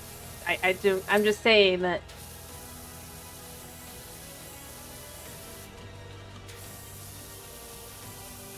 the point was that it wasn't fully justified in the episode, that the whole thing, if you remember, and all that, but fine. I didn't say I disliked him, I just said he was a criminal in the original series. So it made sense in that one. But he's reformed and changed because of the girl, quite literally, in every series after that point. Which ironically adds the question of, if Kevin had met Gwen when they were like 10 and 11, right? Would he have changed course then as well? Because that was a heavy implication. It opens that question up. But the point I was making was that his reasoning, he was mad that he would be locked up, right? In the original series, it's like, well, it's because you're a criminal. If you had an Omniverse, it becomes... way more questionable if you assume that that's basically the implication. That whether or not it would end up going to that timeline or not, that this would still be the events that would lead to that timeline, making it become a lot more. So why was he locked up at that point? Like, he would have had a full-on, like, his kid? Why? That's more what I meant. I'm not very good at explaining things.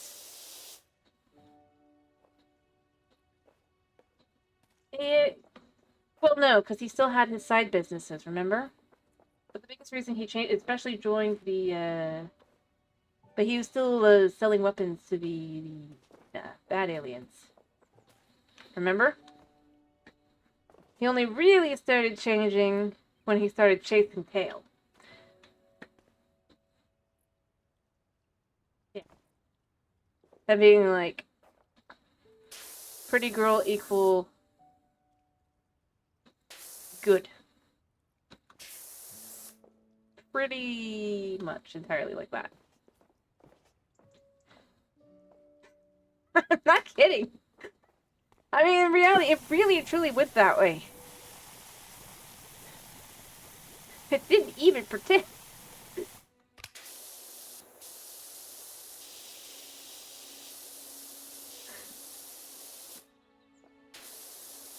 I thought he still had one in Omniverse.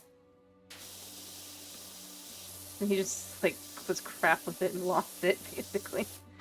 Whether he wanted it or not.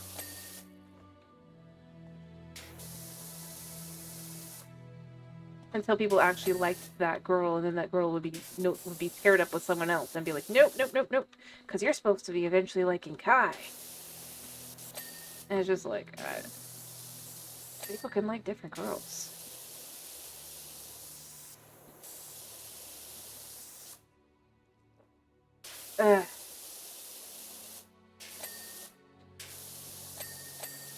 But no, like I said, that was for me the thing that ultimately for me made it like a less interesting to go back. Because I had thought about going back and being like, maybe I was, and I think and I'm just left with, if that's how they needed it to go, then that kind of makes it all the worse, because it makes it become quite literally the entire Kevin storyline becomes, well, the entire character development, no matter what, means that eventually he will become a villain, criminal, because for no reason. And I just didn't like that as a plot point.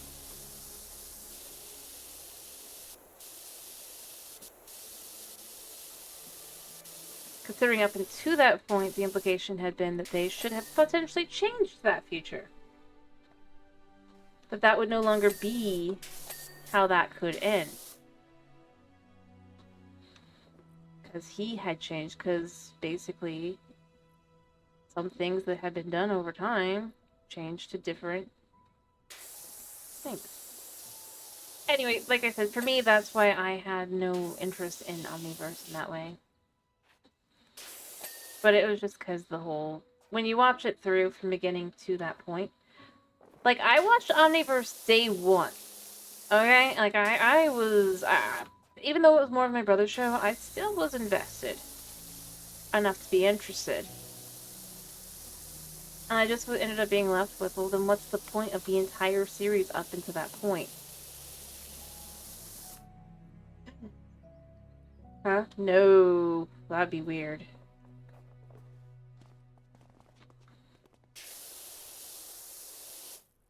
I just liked action shows. Notice, I also like Generator X. I also like Code Lyoko.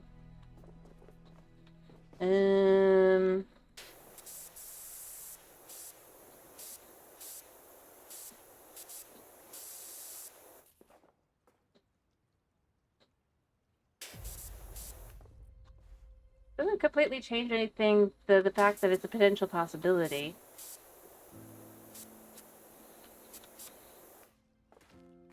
That was more my point. That there's a certain level of, well, that was... These things were already going to always happen to some extent. That was my problem. Not that it ended up going there. Notice how I put it, Tomas. I said it doesn't matter if it actually ended up going there with the show. The fact that they made that the implication for what would have happened for that episode still was what I didn't care for.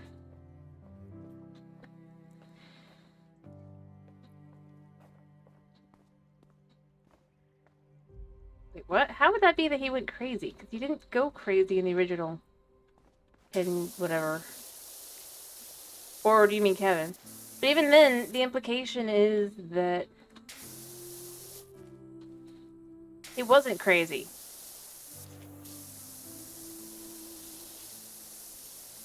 Not really.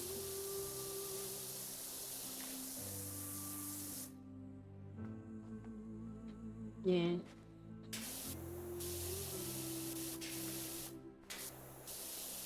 Which is why he's seeking revenge, but he was still supposed to have been... They were just supposed to have never known he was still there and all that. Whereas now, they would have totally known because they'd have put him there. It's things like that. Anyway, I was just saying, it's just one of those ones that to me, beyond adding things that just were never part of the show,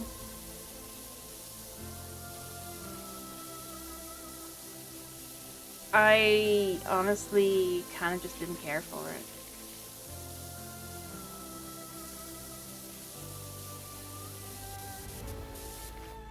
Also, I'd like to point out, Chris, that even by the end of Omniverse, I think Finn is still, like, only 17. So, that would have ended up being really weird.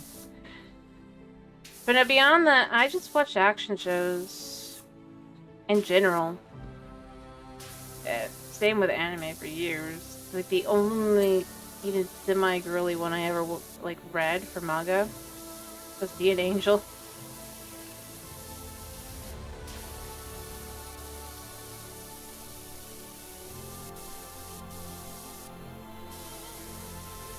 But nah, I didn't crush on characters.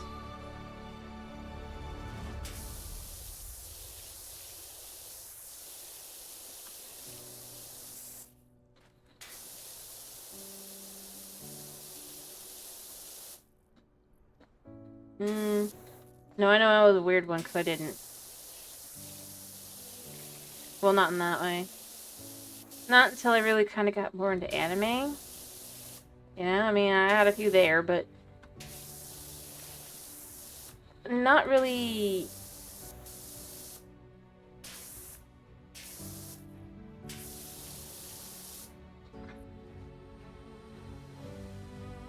Not from like,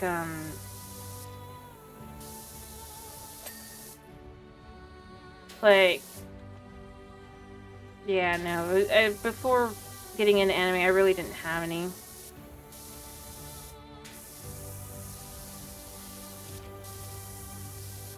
After getting into anime manga, I mean, yeah, I totally did. The 10 years later Hibari. Totally. I'm not gonna pretend otherwise.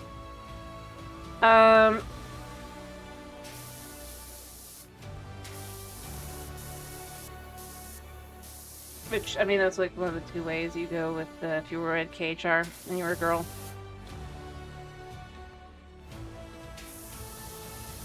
But not really from like, I don't know. Maybe then it wasn't exactly the same kind of like... I never said you were. I was just saying that if you go and you looked back then, if it was a girl, if she was reading KHR, it would either be Hibari or Mukuro. That was it.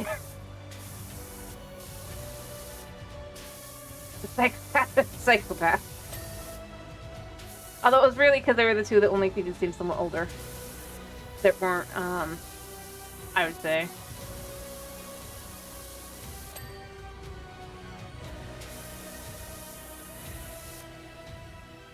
I don't think it was that interesting.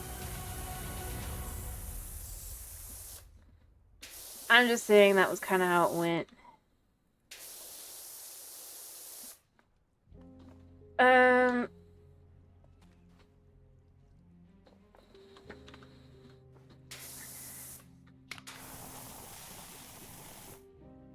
Although, ironically, it's probably mostly just for me because Hibari was the one with the hedgehog, and I like hedgehogs.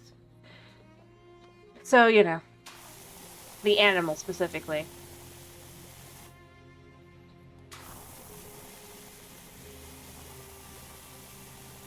Probably would have been the same if there was a character with a sloth. Though, now that I think about it, it probably had absolutely nothing to do with the character itself. For me, personally. I think that's the thing that probably would just never have been.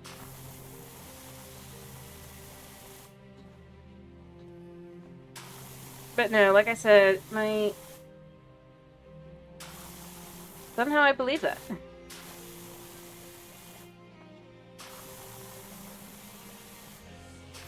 I feel like, yeah, for Total Drama you had, like, the really and truly, like, 2 as well.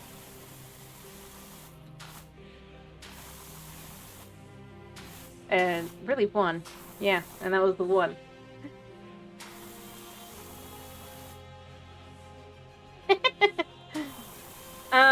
But no, for me, like I said, I think it's because they just didn't really do the animal sidekick for dudes. I don't know. They did have a good variety of character design. I was more meaning the personality, right?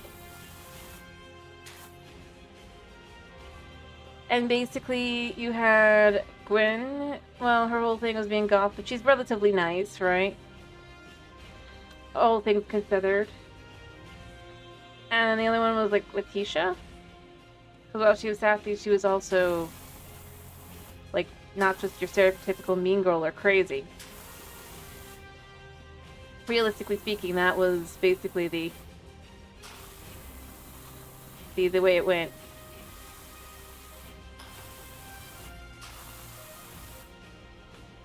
I didn't say she wasn't strong, though. No, did I? I just said personality-wise, a lot of them were witches with another letter. Or crazy.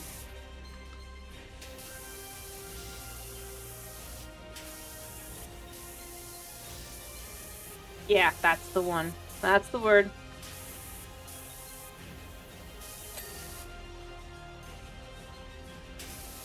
So it's just kind of like, I mean, obviously. So I'm honestly not that surprised.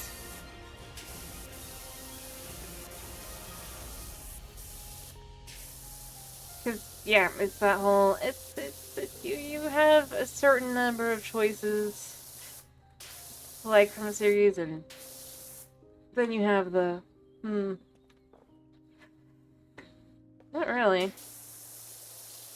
Should I choose? I don't really curse. Are you assuming that I curse off stream? I honestly don't. My brother? Sure. Me? Nah. Not out loud.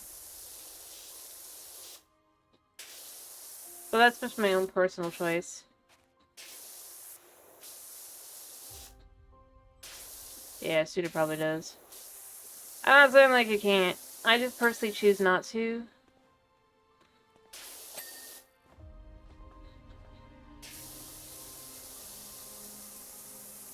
Because I have found it doesn't really...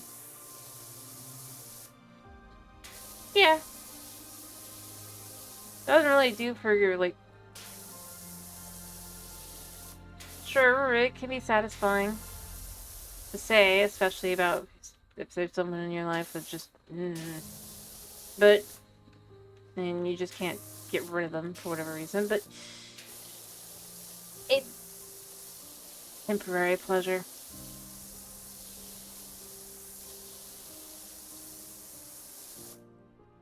But I mean, I don't care if anyone else curses, you know? I mean, that's a different issue. That's just my own choice.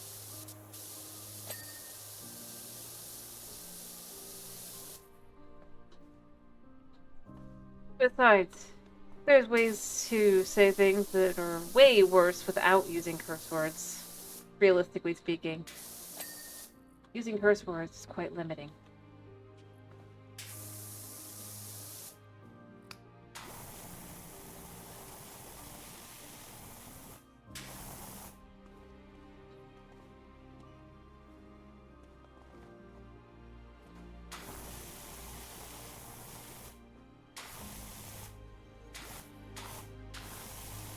Because it's like...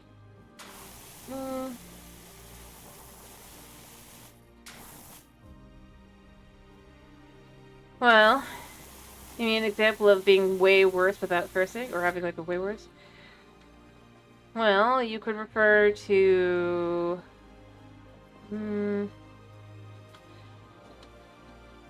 Let's see, what's a good one?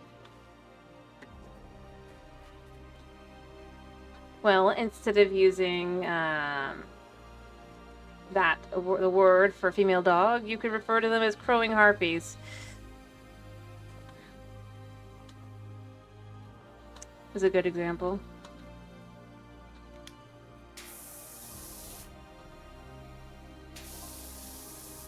I'm not sure about these reptiles, though. They're not native to Caldera County, I don't believe. They're dinosaurs! But Andy has tried his best to make them look like skinks and whiptails.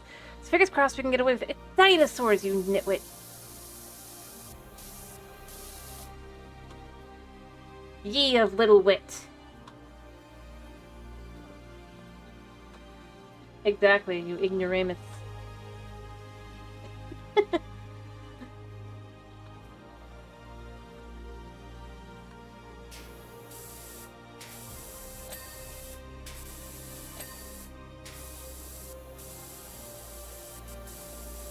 But for really good ones, Chris, I recommend looking up Shakespearean cursing.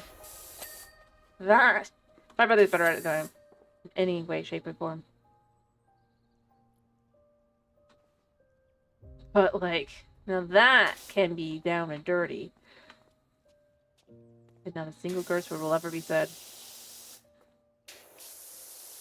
Typically. You wit of a newt.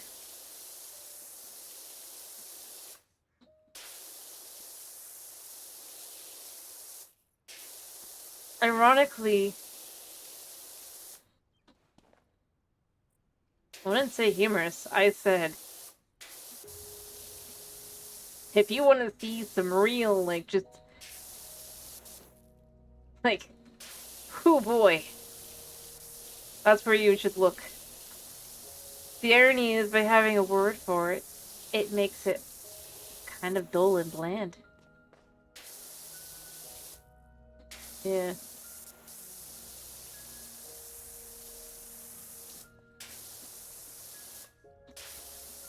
Although, to be fair, even back then, they had Yo Mama jokes. Swag, yeah.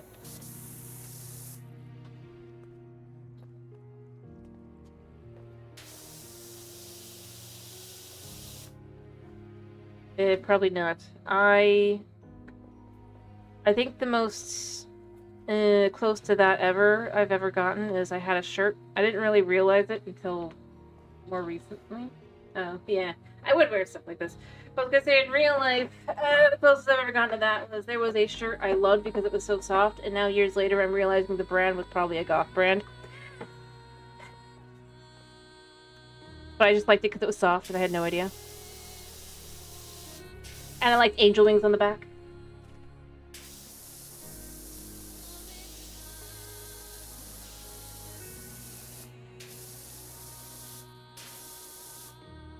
No. Like I said, a shirt. I just liked it. I wore a lot of black because I was in an orchestra. And like I said, it was so soft. And I was gotten it for a birthday because basically one of my family members would just take me clothes shopping. Right. then I ended up picking like shirts and things, and that year I ended up picking this. The brand was called Sinful. But I just loved it because it was soft, and it had wings, and it was just super cool and comfortable, and I just liked that. This years and years ago, to be clear.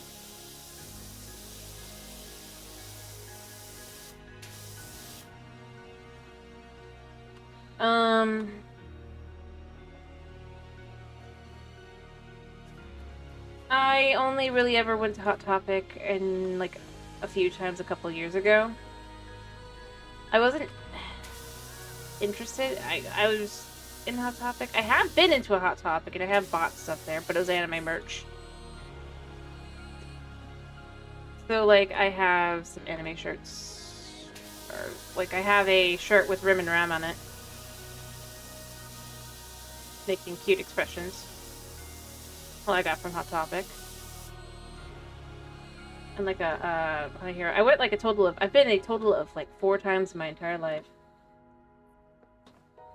I have no idea what you even mean there. I mean like 4 years ago I went to a Hot Topic like 4 times and bought anime shirts because I like the series in question, and then beyond that I needed new shirts, and since I was there anyway. And they had like some super good sales because it was like the end of the year. It was the end of the year sale. So trying to like clear out. So I mostly was just. I also bought a couple pins. I like the pins. Like there was one that said "Fangirl" with the definition and stuff. And anime pins. Again, I was more of an anime. I was a nerd. I was an orchestra nerd.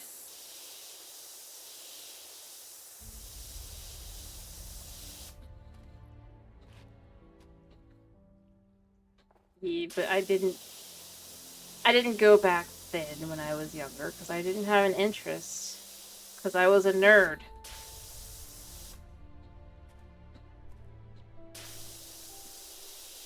The brand in question wasn't in a Hot Topic. It was like in a Dillard's or something. I don't remember where it was actually. Actually, it might have been Macy's.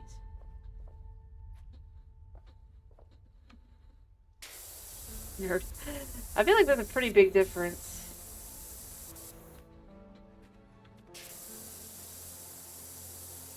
Although I guess that it isn't as big a difference in Florida.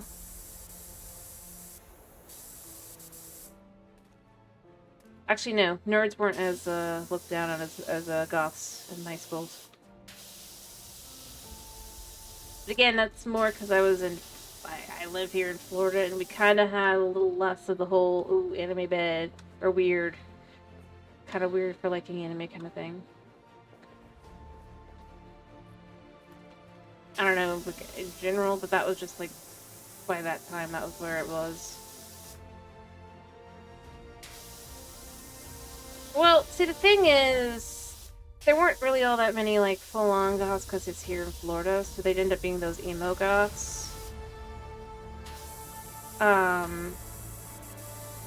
They'd only go, or, like, more, like, feely. So, you know, like, on that line.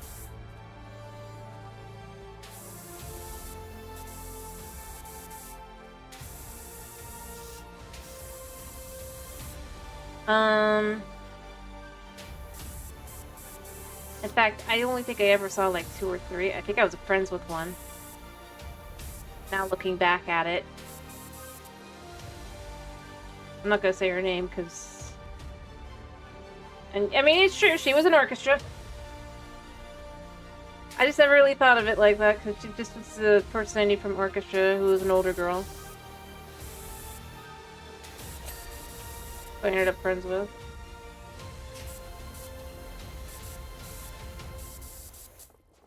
Or friendly with, I guess.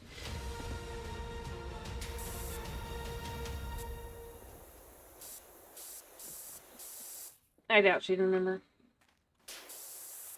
But most of the people I hung out with, again, I was more into books and stuff at the time. So I had no idea. So, like, one of my friends, I don't know if she'd have considered it.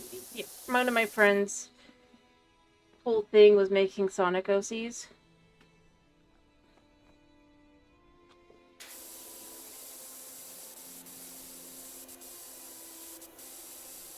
And dyeing her hair. She'd know if she was ever, but maybe. I mean, I just hung out with whoever. I didn't really care. I don't have, like, a specific opinion. Twilight was bad. Twilight was dumb. Ugh.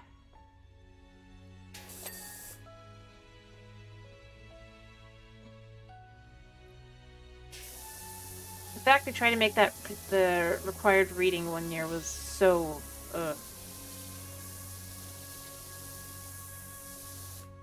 But no, I mean, honestly, most of the people I was friends with back then... Yeah, I read Lord of the Rings.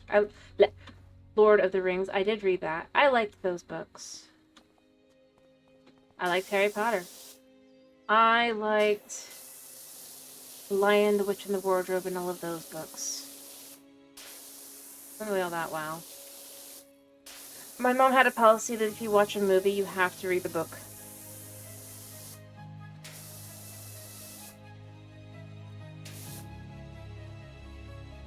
Yes.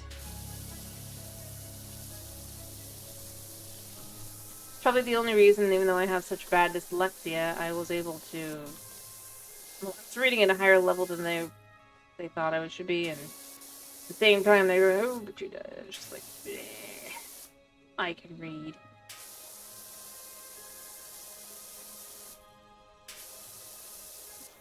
Yeah, Percy Jackson. I read all those. The original series. I kind of dropped off after the romance series. Kind of just stopped enjoying it as much. Or, I don't remember which one that was called. I liked the original series, though. You had to read Lord of the Rings?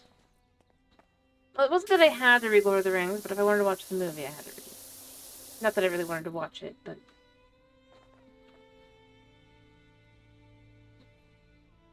Well, yeah, I read like I said, I read the original series. And I read the King trilogy. And then I read the, I can't remember what it was called, but the Roman one, right? I wasn't as into that one, and I just kind of dropped off after that point. Nothing wrong with those who still enjoy it. Again, it just...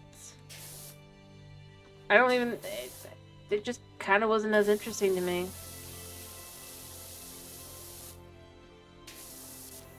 I also read, and still read, the Ranger's Apprentice books. Those are good. And Septimus Heap. Septimus Heap was a good one. Finished a couple years ago. And again, I don't think you're going to know most of them because I read a bunch of different series. So I don't usually do, I read this book, or I read that book. See? Septimus Heap, it's very different. But, like, because the back will be like, if you like Harry Potter, you'd like this book. But it is quite different. It's more, like, traditional kind of thing. Seventh Son of the Seventh Son and all that. Although, I would recommend Ranger's Apprentice no matter what age you are. Kind of like the initial Percy Jackson books, right? It's more like to be like, I'm confused kind of thing. But Ranger's Apprentice... it's like if England had ninjas. Or a version of ninjas, effectively. That kind of ranger.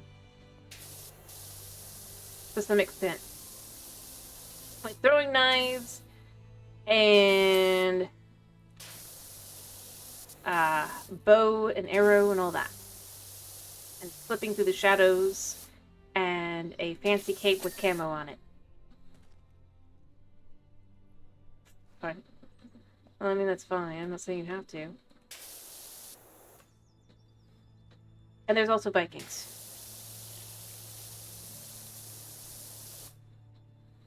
No, they're not, like, they don't, like, super powered or anything. But it's a whole thing where there's the mystique of them that people, the average person thinks they have magic powers, but the whole thing is they don't. But it's a very good thing series. I do recommend it, and the spin-off series. Now you feel like you have to. I'm not saying you have to, but it's basically set like as a You can figure out what's supposed to be what by the names and stuff. So, alright, I hope you have a good night's sleep. I'm gonna see if I can't get more of this done. I don't know how much more I can go. What time is it, by the way?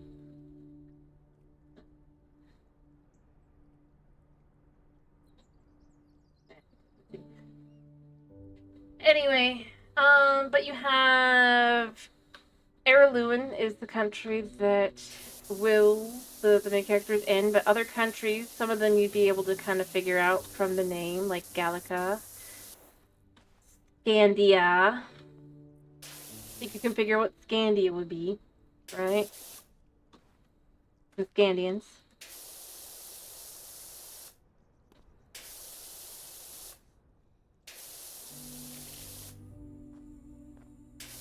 And it's kind of really cool when you go back and you look at old names for, or in like the person, like the actual language, the name of the countries, and it's like a lot of them actually match up. I guess I said the Gallica one wrong. I think it's a slightly different pronunciation, but because the whole thing is, well, it is semi-fantasy, it still refers to actual places. Clonmel. If you look up Clonmel, it won't just be the book you find. I think you could figure out Hibernia, but if you were to, it was another country. But Clonmel, that was the one, it was a later book, but that's basically Ireland. The pick that. Anyway, I'm not saying, it's a very, it's an easy read also. And the person who wrote those books, it's very similar, it came from a very similar place as the Percy Jackson books, where it was things he told his son, or stories he told his son.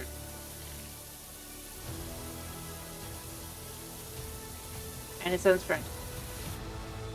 And that's it. But I honestly do think it's a good one to read. And then Septimus Heap. And Septimus Heap was, it is magic, so, you know, you've got that whole system in that one, right? But you have... I actually recommend the audiobooks for that one if you can get your hands on them.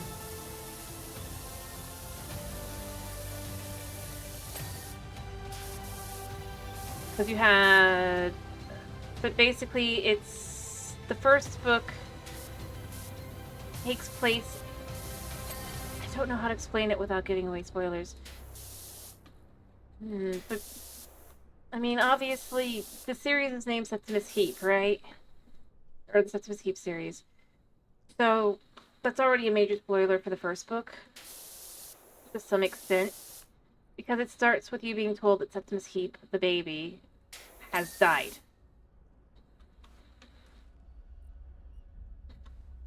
So, obviously not dead. Spoiler. That's the name of the series. But it actually has things like witches and werewolves. To some extent. And,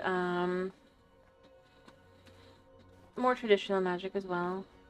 And then you had where the head wizard, or the head mage, right? It's called the Extraordinary Wizard. The thing is, if you just read it, you'd think it was supposed to be extraordinary, but no. It's the Extraordinary Wizard. That is the audiobook version. And it is how it's spelled, but...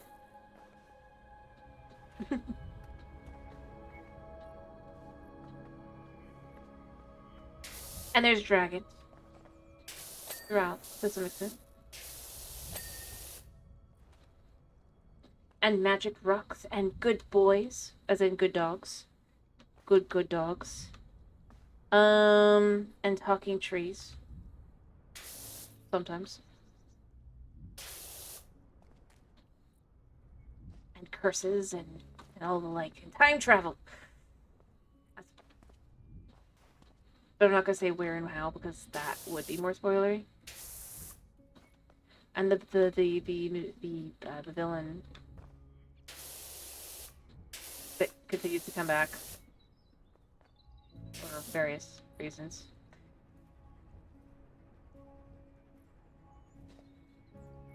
But it's a good series.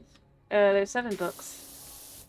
They have unique spellings to the names, so they're a little complicated to find. Because you'll always, like, you'll get spell checked on it. Even though it's So, like, it's spelled magic. The first one is called magic, but instead of an I, it uses a Y. Same for the second book, Flight. Again, it's spelled Flyte.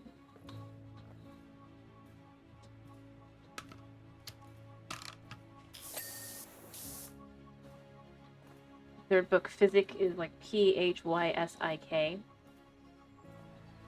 The fourth book is Quest. The closest, and that is Queste. Kind of like Old English kind of style.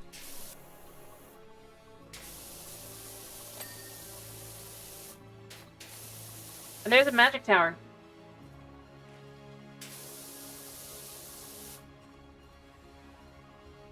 Like, this isn't, like, this is, like, and this is before the whole isekai and all that stuff as well. They have a magic tower. If you're an ordinary wizard or the extraordinary wizard, you work / live, potentially, in the magic tower. Or you live in the burrows.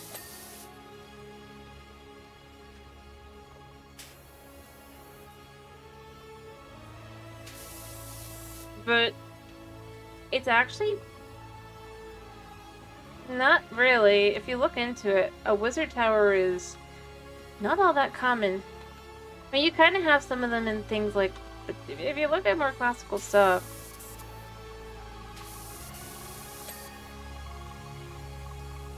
this is and to be clear, this book series is like more than 15 years old. That's why I'm saying it's not, I don't remember how old the first book is. Oh, so there's also a purple python.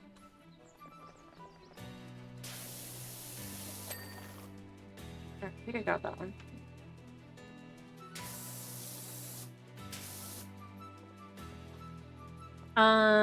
But this doesn't follow the, like, it's just, it's more like when I say, like, I'm saying it's like you would think of kind of like now, like if you were to read one of those kinds of things. It's got a magic floor that talks to you when you come in, and there's all sorts of things like that. More in line, like, with the stuff that kind of tends to be, like, now, you know, when you have the potential of a wizard's tower. Being a place where multiple wizards live and work, and that they have magic flowing through the whole thing and all that. But that was just how that series was.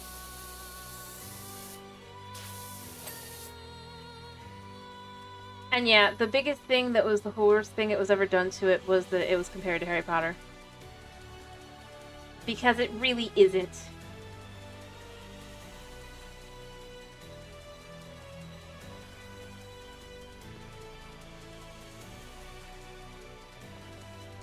Harry Potter at all.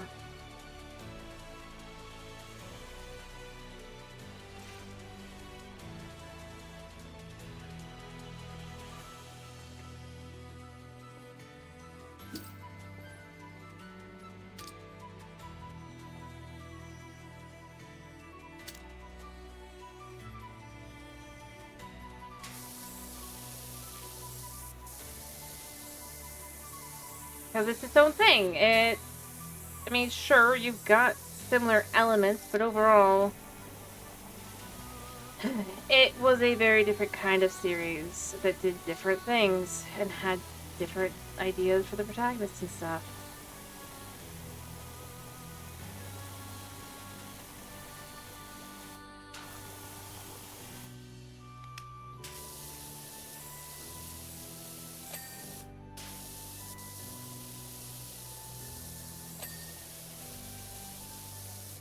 And multiple protagonists. Yeah, it had like everything was magic. Like the staircase worked like an elevator kind of thing, or could work like an elevator. Oh, and it has ghosts. In the series, there's ghosts.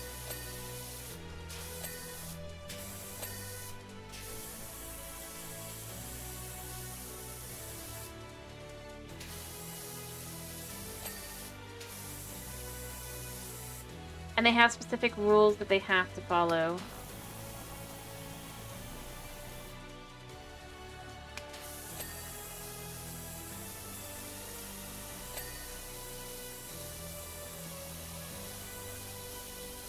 And stuff.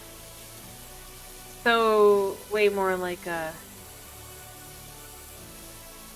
For example, one of the rules is that you basically are trapped in the place of your death for a year and a day after you have died.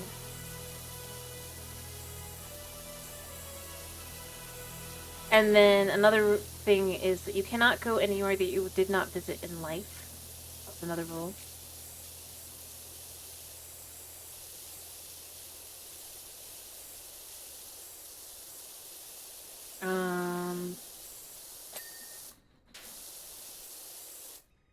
But yeah, this is the whole thing.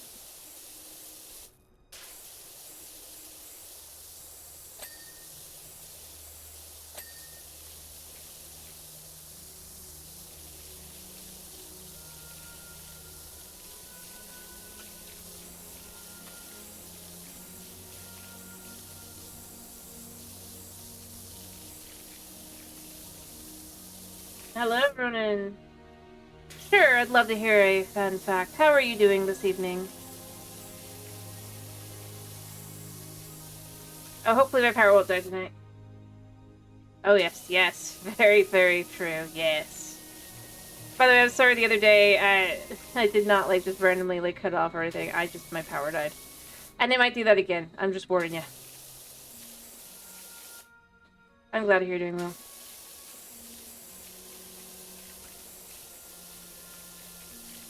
Because we have things that need to be fixed. And one of them is our power company needs to stop playing games. But other issues as well, caused by our power company playing games. But I'm glad to hear you're doing well.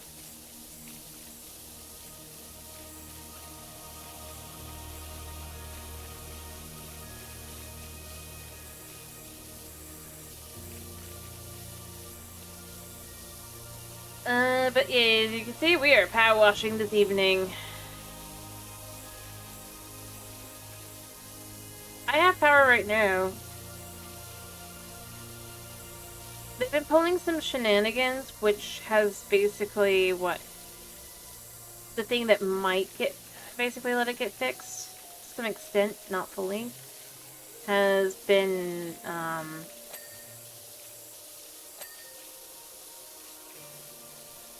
oh, yeah, very funny.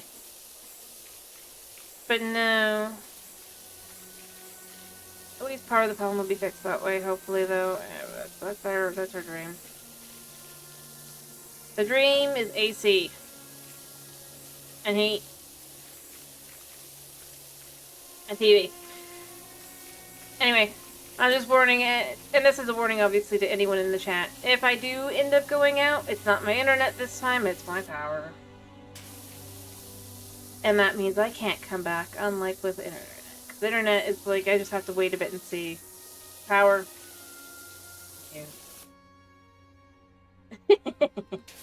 Yes. I do love a good pun.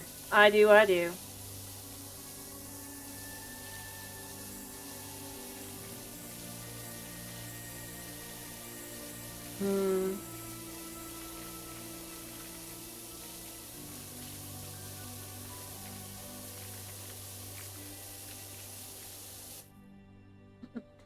Sure, shall we do? Let's do a puzzle.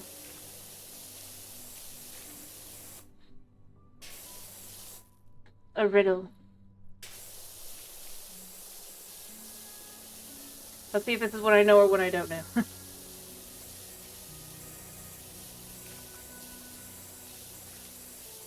I actually didn't get my answer the other day, if I was right or not. Now that I think about it. Because of stupid power.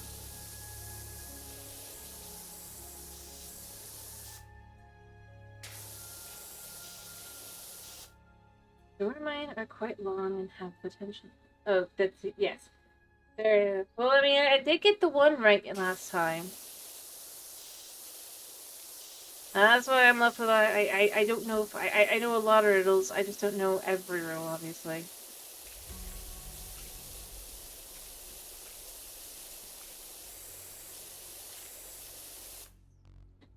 Carved in promise, yet sung with a grin. Never do I break, remember the nice bin. Way through the wires, while justice bound. With hearts the hollow, the digital set. It's my lost. 2 years of return once you're near. So tell me, dear seeker, if you trace past through, what am I? I would think a puppet. A marionette. Although the digital sound, I'm not completely sure. But I'm inclined to say a marionette. Tell me I'm wrong. Go ahead. So that's gonna be my answer. With the strings and carved and all that, that screams marionette. And centuries. Although it could also be something like a lute or an instrument or music. Music works too, but because like see, a lute or a violin would make sense. I'm inclined to say violin as well, just because I play violin. Although I know it's probably not violin. That's just my own bad, like, no.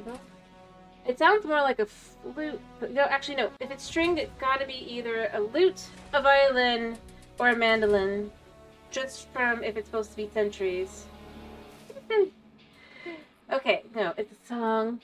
So, I mean, obviously it'd be like a song then. Yeah, I told you, I don't know everyone. Carved a promise. See, I would think of music if you're saying music. I would think of like there's specific types of songs and stuff, but I don't think it's like a song itself. It's because that would be. Oh, what's the name? I know some. I do. There's one that would make so much sense. A specific type of music.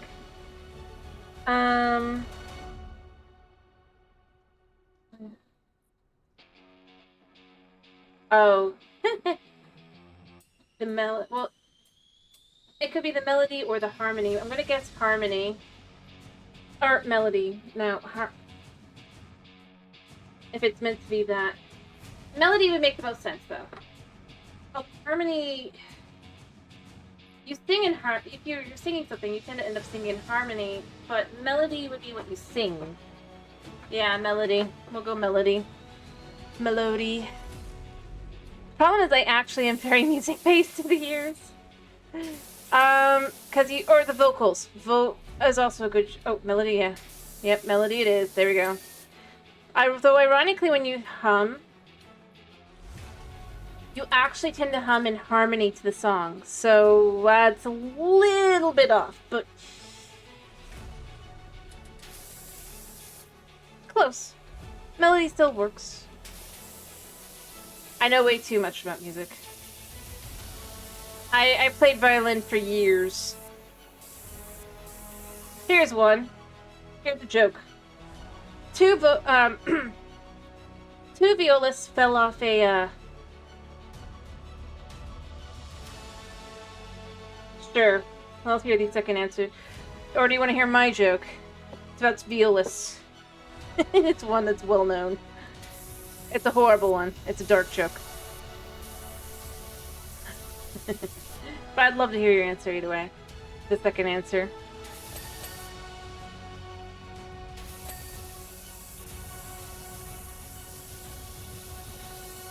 one I always think of when I think of music. Probably not good. Actually got this one done, it looks like. But yeah, I'll hear. Except for this wall specifically. I'm listening. Alright. Bye.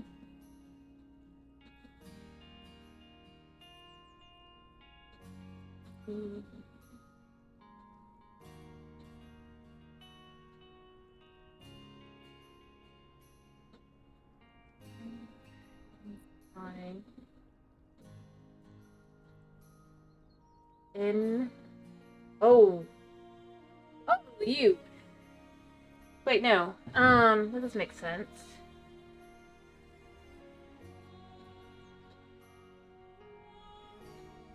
G, INGG, or no, INI, Y, Q. I'm not sure I get it. Oh wait, read the words maybe? Oh, yes, yeah, I see, I get it. I get it.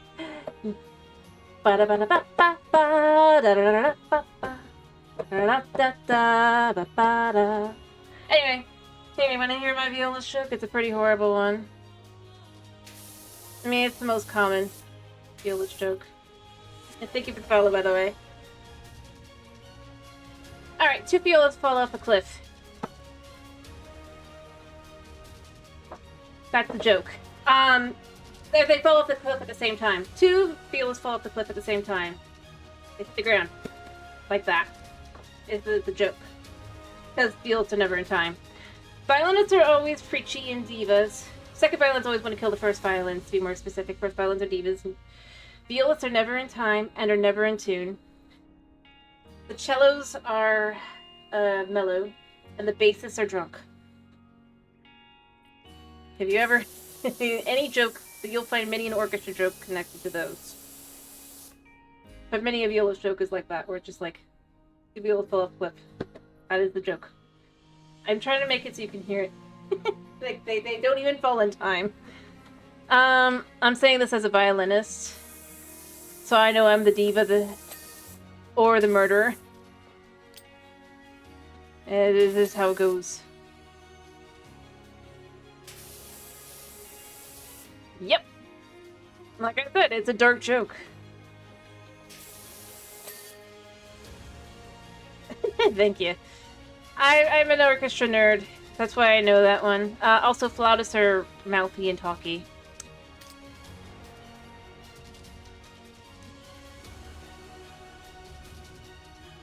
That is a thing. By the way, the stereotypes are for reals. There's reasons for them. Every single one of them.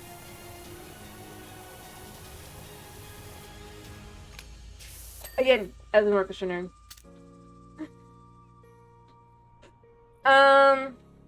Yeah.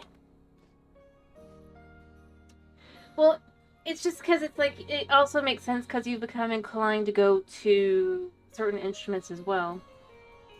The sad thing is the bassist one is the most definitely almost always, like 90% of the time, they're an alcoholic. Or, they're not an alcoholic exactly, but they do like their alcohol. Quite a bit. I don't know how that one works.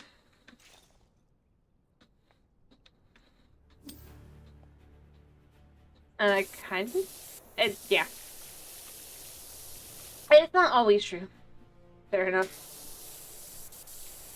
I'm not saying you have to be one, or have to be a bassist to be one. I'm just saying it. Even over the years where I've been in a couple volunteer orchestra things before and all that, yeah, it ended up being the one bassist. Again, they weren't actually an alcoholic, but they did like their beer.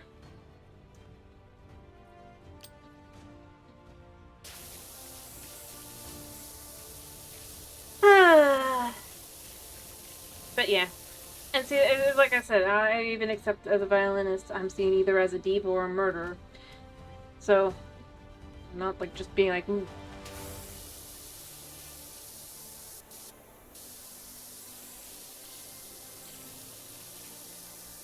pretty good one.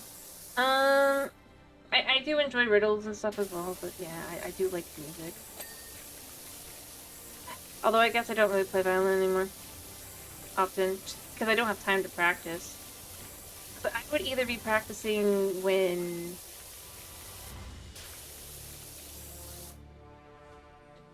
That he does. Love thy enemy. That is how that goes. It's in the household. I have not very got much time because everybody's recording and just I don't really want to practice on stream, to be honest. But I'm definitely out of practice now.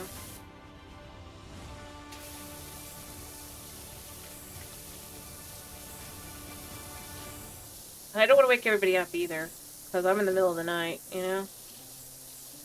My siblings and my mom would not appreciate that.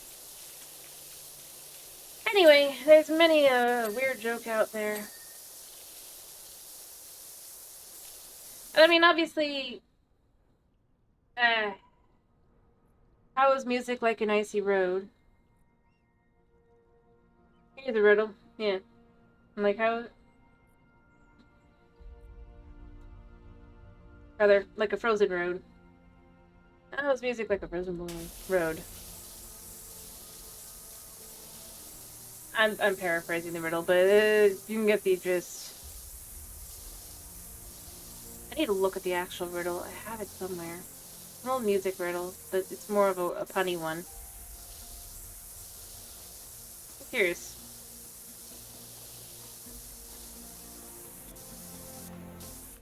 Rather, I guess typically the music... What advice would a musician give for a cold winter's day? I think that's the best way to kind of think of it. I need to find that riddle. I know the end. I know the end of the riddle.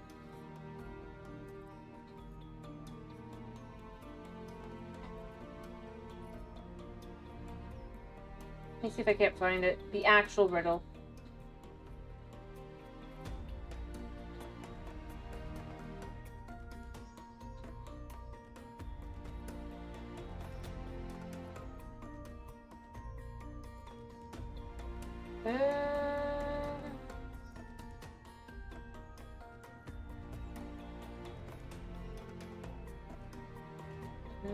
I know what it is.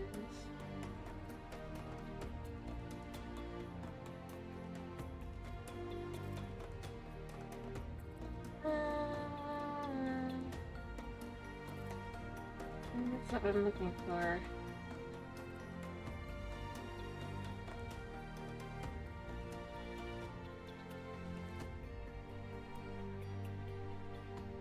Yeah, never mind. Anyway, I suppose it would be the best way to kind of put it without finding the actual one is what would be a musician's advice on a cold winter's day? Let's go with that one. I'm curious to see if anyone would be able to guess it from that. I don't think they would. Or you know, or it could also work as what do music and a cold winter day have in common? Something like that. I don't think anybody wants it because I'm not very good. I'm so bad at that. I wish I remembered the riddle. It's a funny one. Anyway, sorry. I think I chased them off because I'm too in the riddles. It's fine. It's fine. I'm bad. Not bad. I'm so sorry. Bad delivery.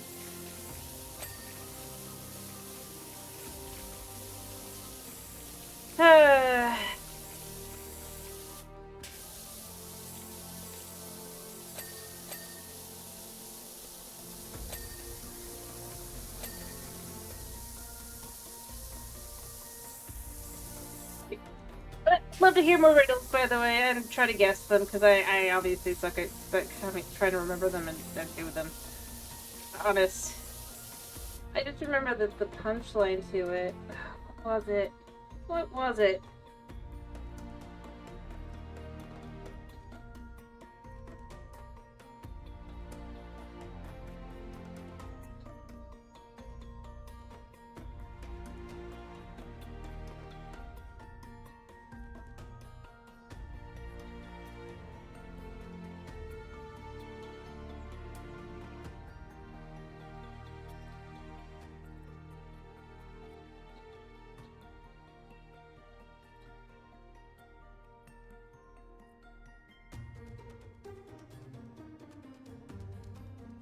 love it.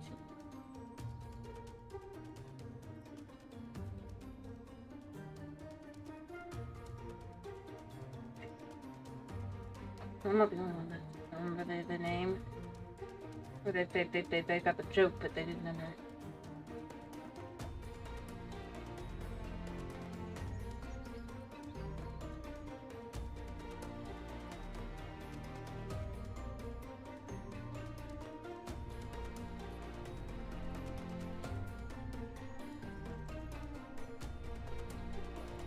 Oh well, I give up. I just...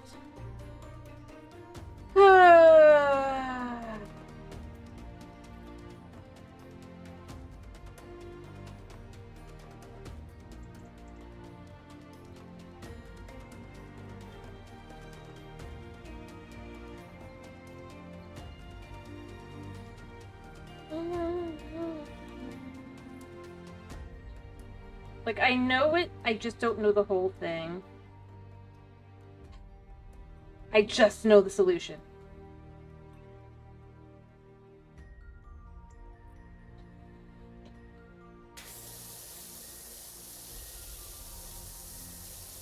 It's like, did you know the Terminator likes music? That's another one. But...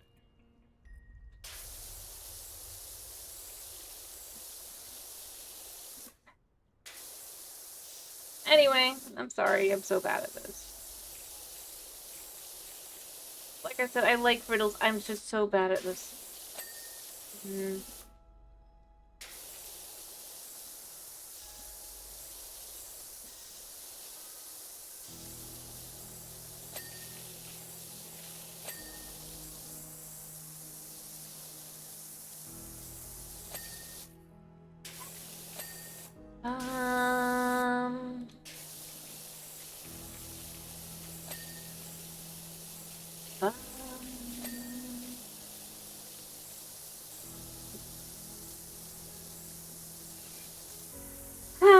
Well, anyway, the solution is you better C sharp or you'll be flat. Just in case you're curious. Be here. There anyway. Oh, that was the solution for the snowy day one. I just can't remember. I wish I could remember the riddle that goes with it. That'd be nice.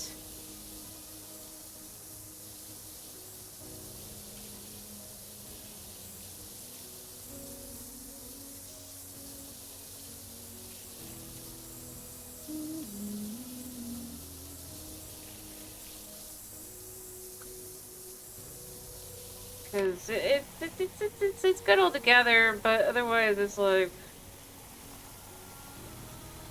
It becomes cringe.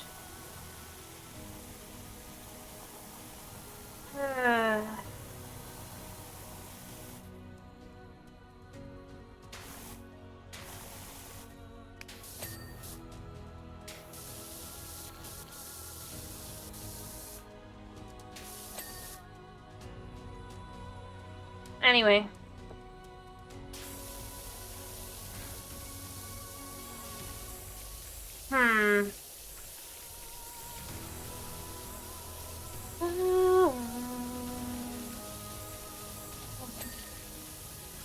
I don't know.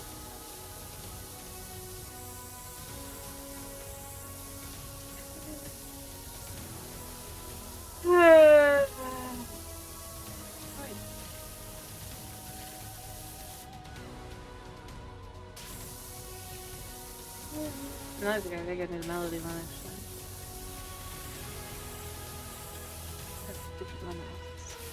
I don't know.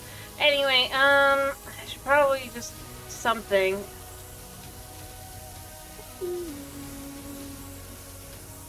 I don't know.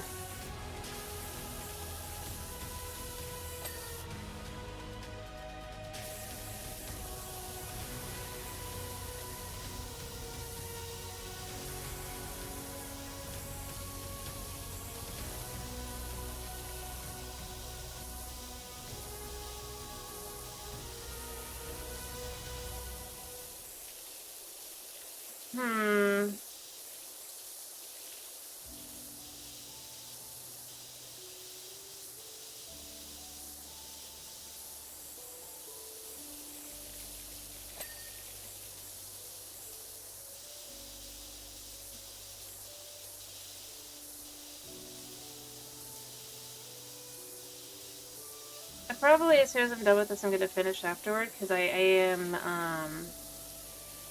nervous. I just wanted to try and see how close I could get to having it done because it's definitely close.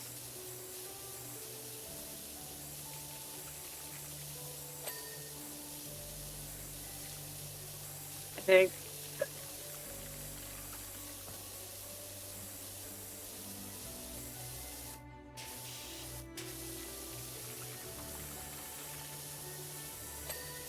I mean, there's that one.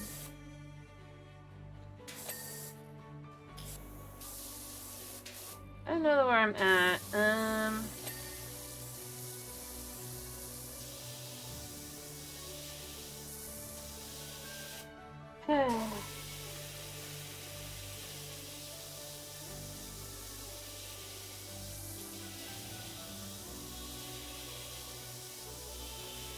Yeah, no, I like jokes, I like puns, they're just bad at delivery. Probably good that I didn't try to be a comedian.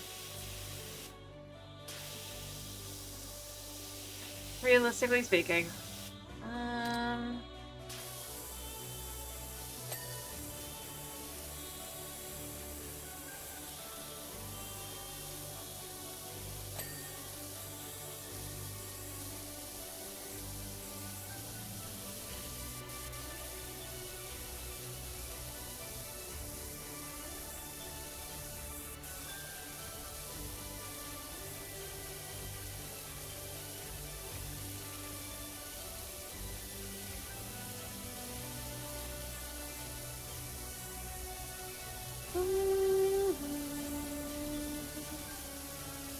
Oh yeah, I forgot I could do that.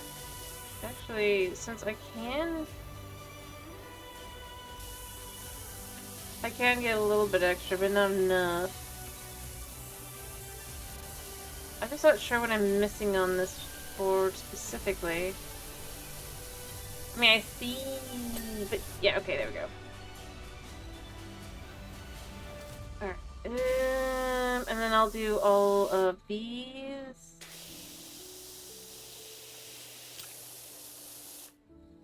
Should probably remove this.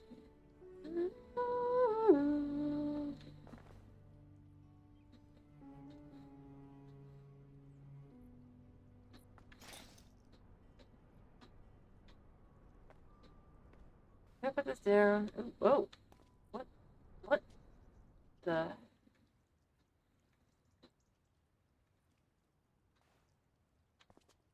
It disappeared. It's back here? No, it's back there. Perhaps it goes to the back. I mean, I am done with the back, right? The back of the back.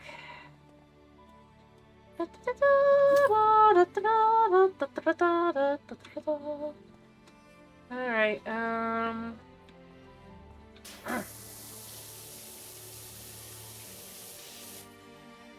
Alright,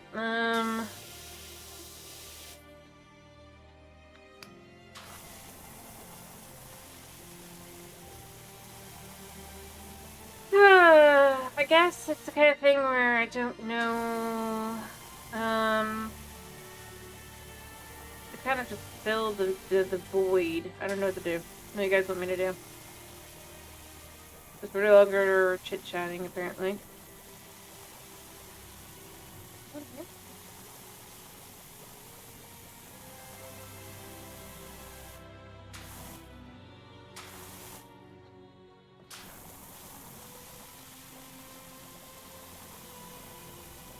That's the question I am, huh? Is anybody actually here?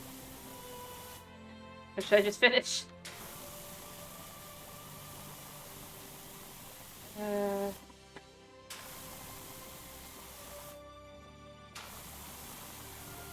don't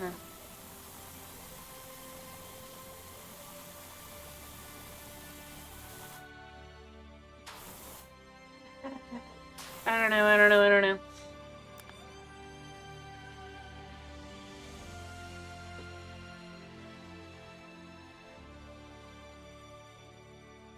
Thinking maybe not.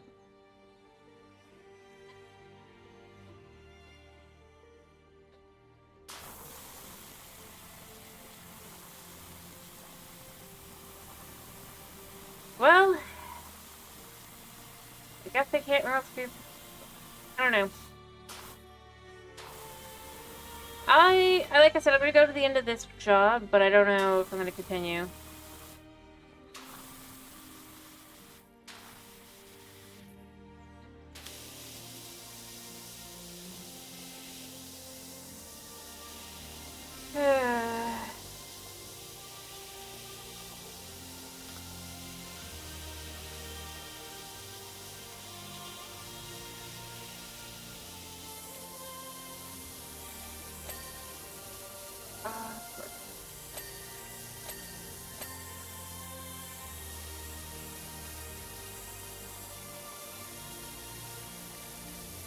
Um,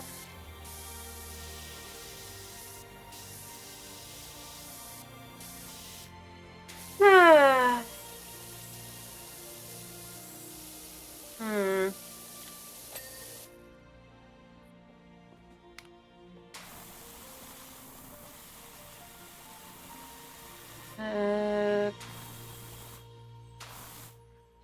Once I don't know.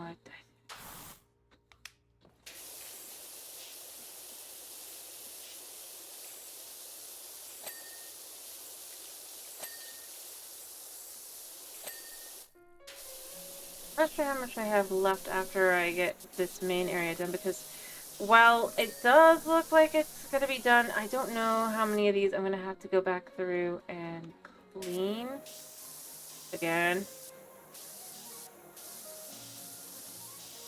Alright,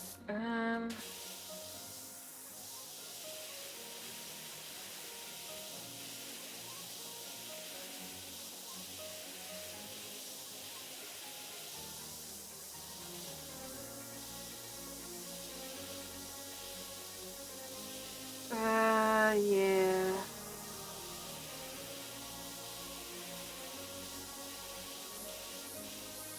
Hmm.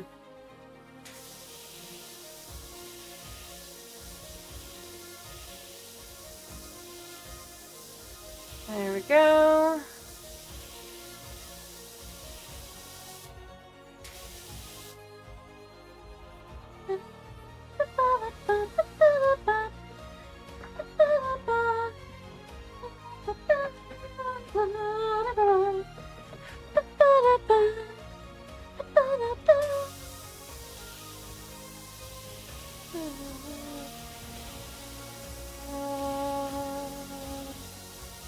You know, this looks like something else would happen with it, but I don't think it ever will.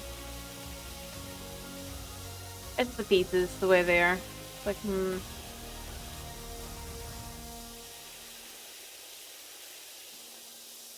Let's see.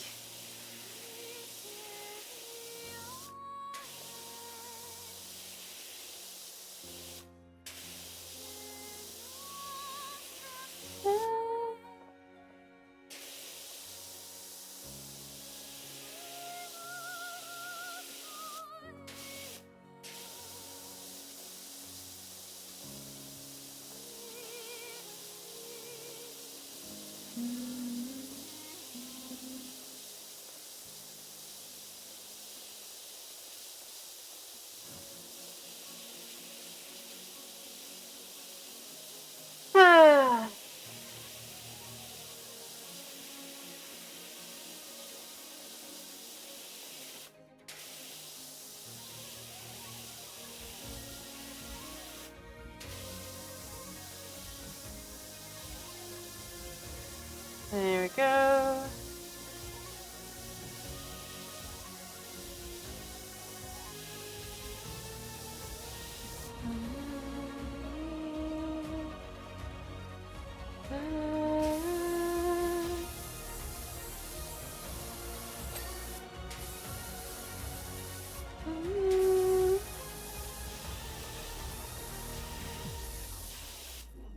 Anyway, I'm thinking power. If our power really is back on Monday, although I might just go in and make like I might go and make a backup of my world just in case. I know how to do that. I can make a backup. I think I could do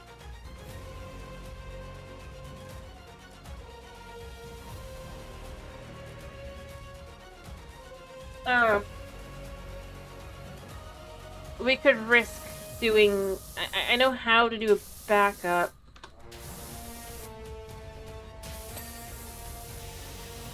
We could do Minecraft.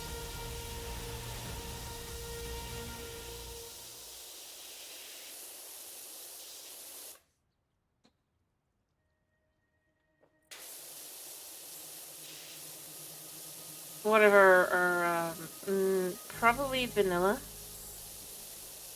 So I know if you go in and you do, and that way, if things were to die, we'd only lose like a little bit of time because then I would just load my backup. I don't know. Nobody's here to disagree, so I think it would be a good idea. All right.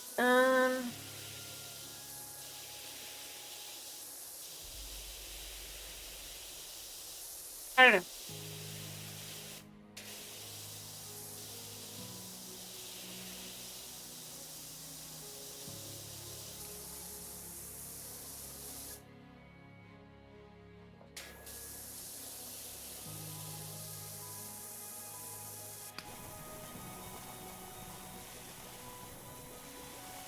Or we could just do reclamation, and if we fail, it just died on us, we could be like, yeah, that's it.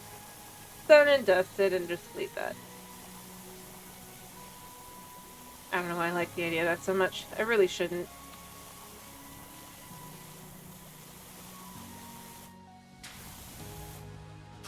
Although I don't want to, like, if there's another update or anything worse, I don't want to deal with it, so I might just remove it anyway, because I just kind of...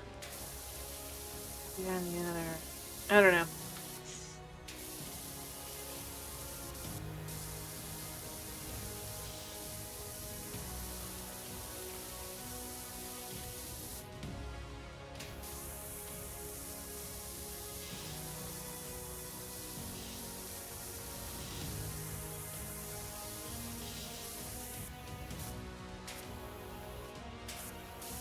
Anyway.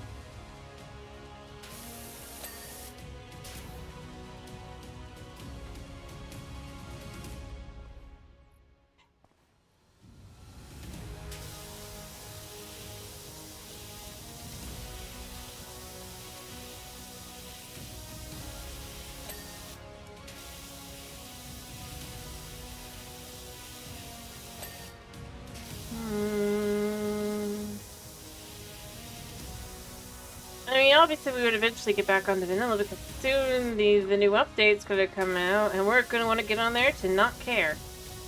Then maybe make another useless in single player mode. Or useless for me. Rather, you know what I mean?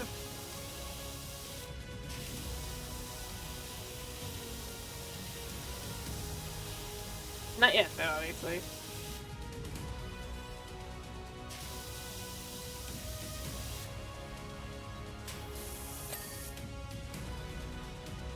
It's getting close to being done.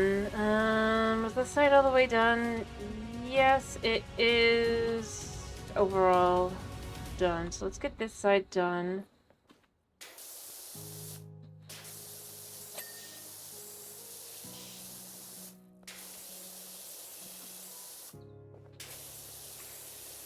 You know what? Before it's done, I just realized, what do I have left? I might try, well, alright, so rear lava climb hold. I thought I hit. I cleaned, oh, I guess I already have it. So, it looks like front. It looks like I'm missing a couple in the back, probably. I'm gonna leave those, I don't know where. Yeah, like, I'll leave those for the end. Even though I normally don't, because I kind of want to see, I want to do like try to do a thumbnail as much as possible. Ugh. This.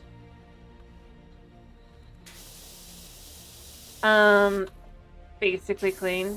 I wish I could kind of go back and just, like, kind of wish there was a thumbnail mode. Or not thumbnail, but like a screenshot mode. I don't think there is one though, which is a little frustrating. Like, I don't think so. Like, I could look at, controls. Like, if there was one, we can see here. Camera look. Yeah, it's normal. That's just how that is.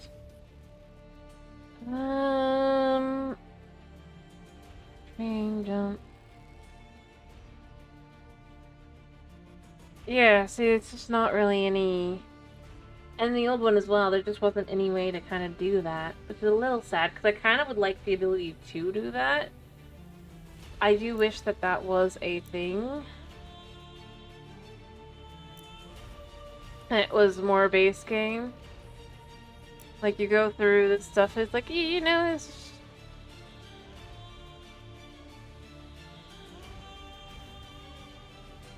And maybe there is, and I'm just no good at it, but I just...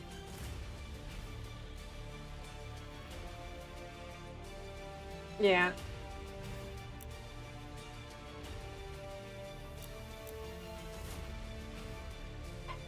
It's a little frustrating where it's like, I don't know, I'd like to be able to do that.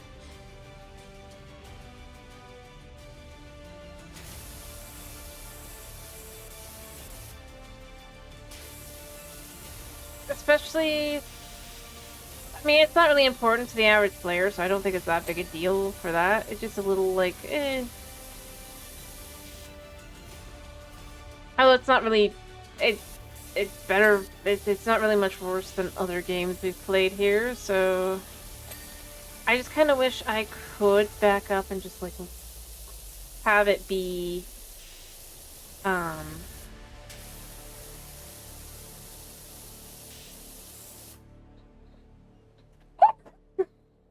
Sorry. Be able to do that. Or if there is a way, I wish it was more obvious than just some arbitrary thing. They'd be like, oh, well, yeah, you can do it if you do this. But it's just like... I want the ability to just be able to do it.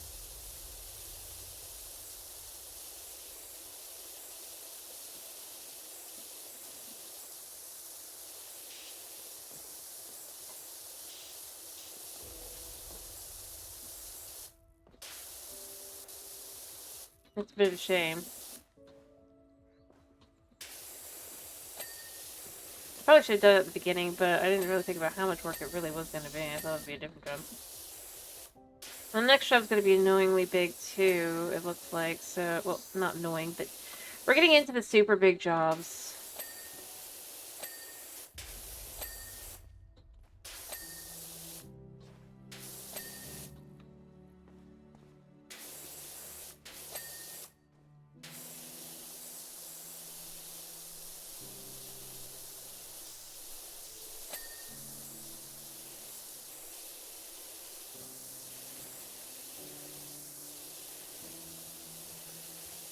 Alright, so it's a lot harder to go. Yeah, I'll just go to here.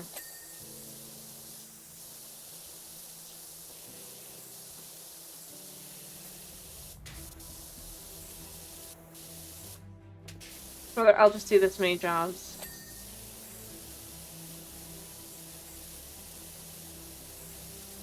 So the next one looked pretty big too.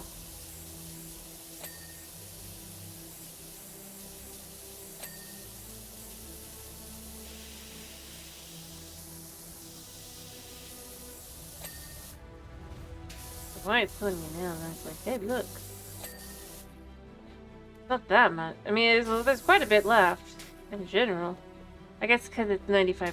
Oh, it's gonna be annoying. Welcome back.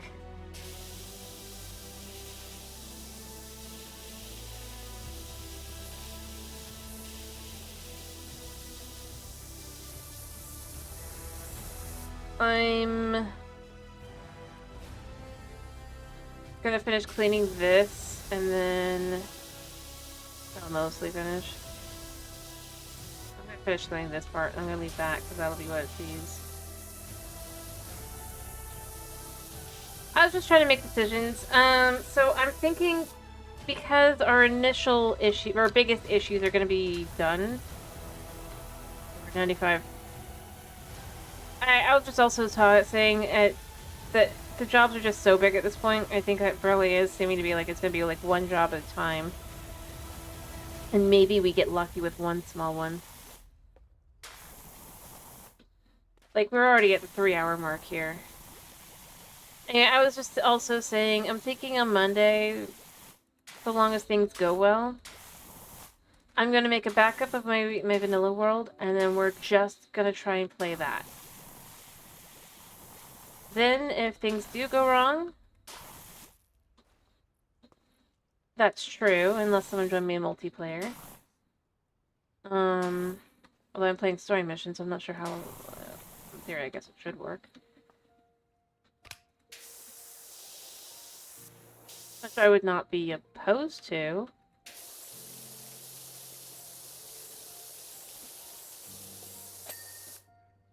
Per se.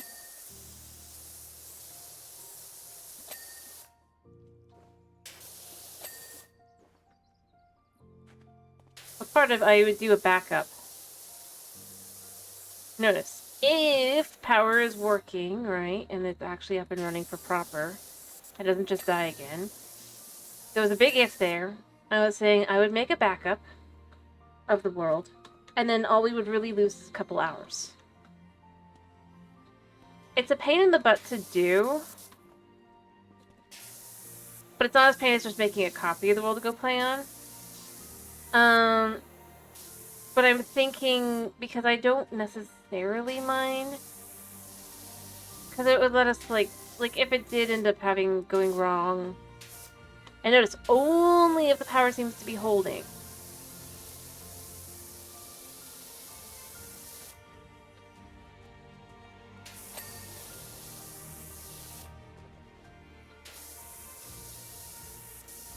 I wasn't as inclined when the likelihood was 100%, but if the likelihood even goes like under 50, or not 100, but you know, like 75%.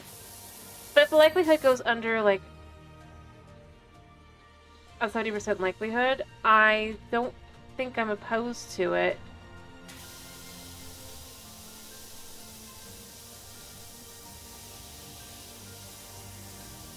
In the same way I would have been.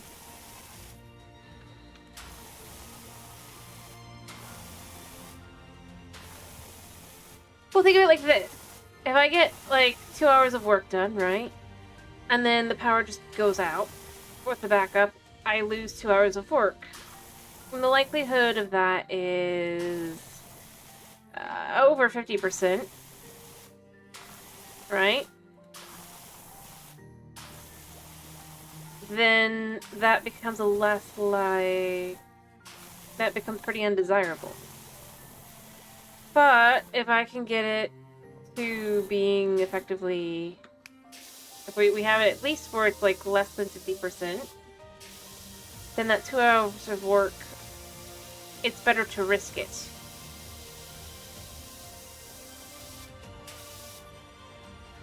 Anyway, I mean, I could also just do PowerWash Simulator if you're wanting me to try multiplayer. If you wanted to try the game or whatever, I don't know. I'm not against that either, to be clear. But only...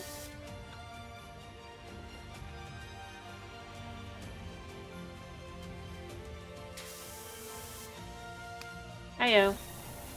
But I'm just thinking that at this point, it might be the best way. It's going to be the only way to try and do it.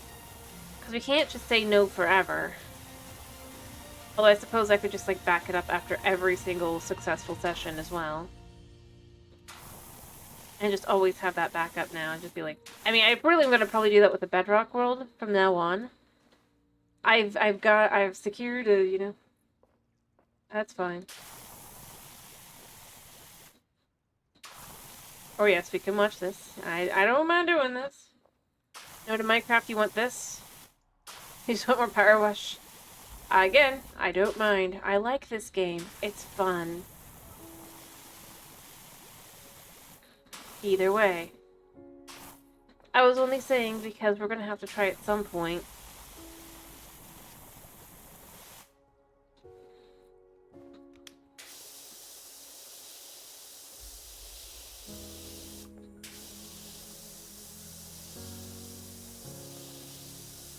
Alright, we'll do this on Monday then. I mean, my schedule is shot.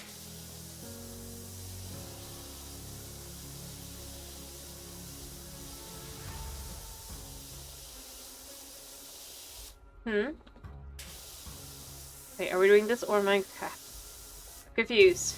Looks like I could still do the creative world or whatever, like if you don't feel safe doing Minecraft yet. And that's why. Alright, let me see if I can't just kinda... I really wish there was a free mode for me to see.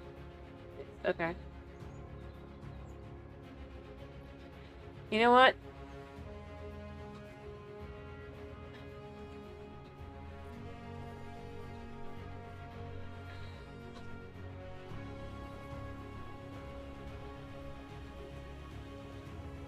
You know? I could do this. Just like to be able to take the picture. Feels like there should be one.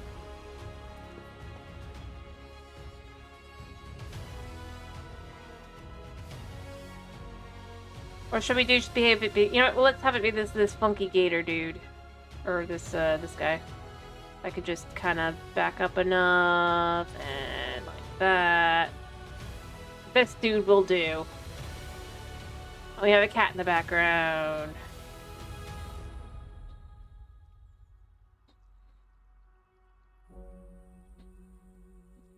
Hopefully I have enough space to really do it. I think I'm good.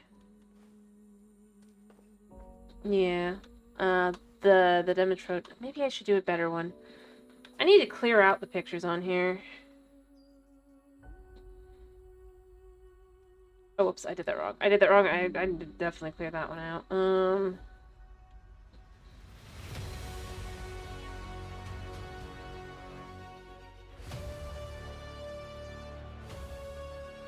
I'll get it done in there.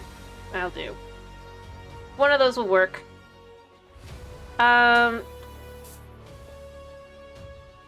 forgot about the trees. I wanted it to be the whole thing. That'd just be fun to do, right? But, no.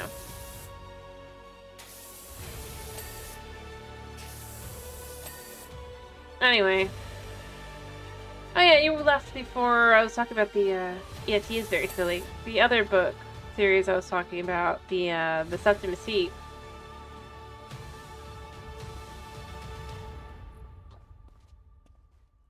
You wanna know what's in it, at least?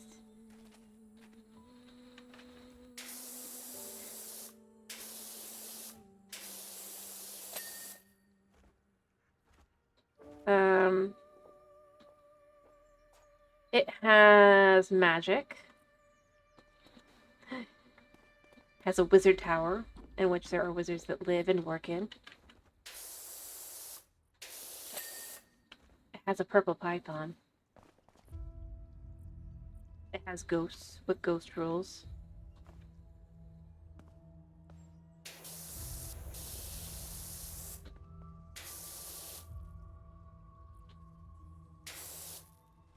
Yes, there's a purple python. Its importance isn't,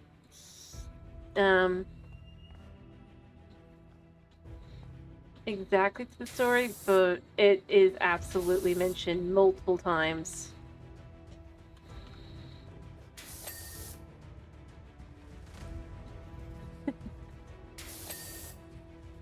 Yes, it's a snake. It sheds skin and its skin is used for shoes. Purple python boots.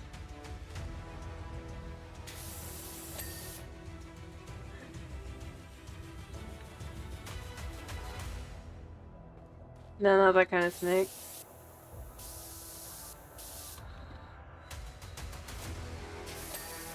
Pretty iconic.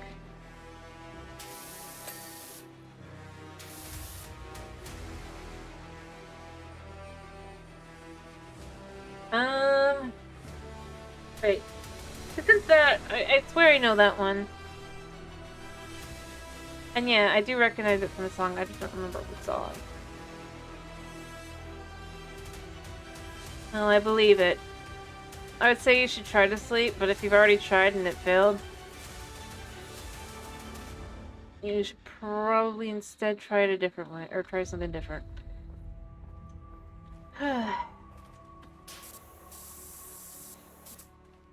Maybe you should have some milk. Did you know that milk has a natural source of melatonin?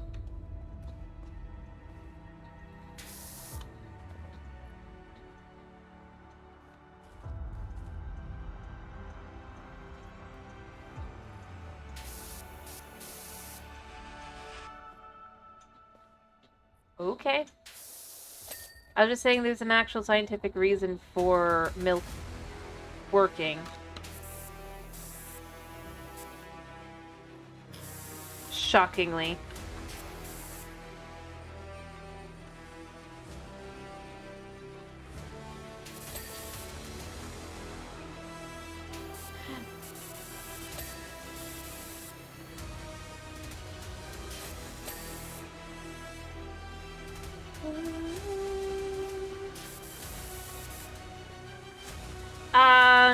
Well, I'm not saying it works necessarily for you. I'm just saying that milk actually does have natural, like, melatonin in it. So when you drink milk, and especially if you have melatonin issues, it can, in fact, be helpful towards, sleep. Yeah, huh? Look it up. Look up, is there melatonin in milk? You'll Google it. I mean, maybe I'm remembering wrong, but I swear I remember it because it's the thing. I used to have to take a melatonin that was milk-based. How to do that with, okie dokie. Let me double check. You'll just lie. Here, I'll look it up for myself. I swear I remember this.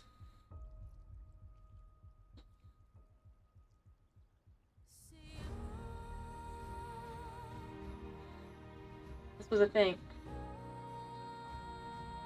Spelled it wrong. Yes, it does in fact contain... It is a low level, but it does contain it. Google says that it does. I just looked it up myself.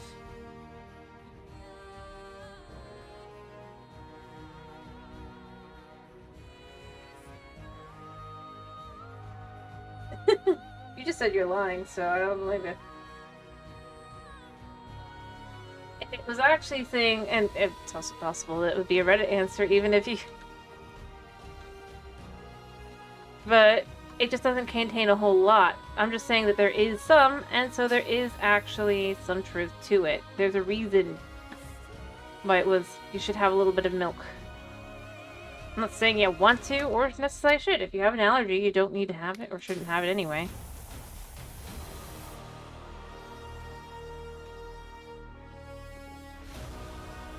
Let's see. Moss, if you were to look it up. Let's see if you could find it. It's not that hard.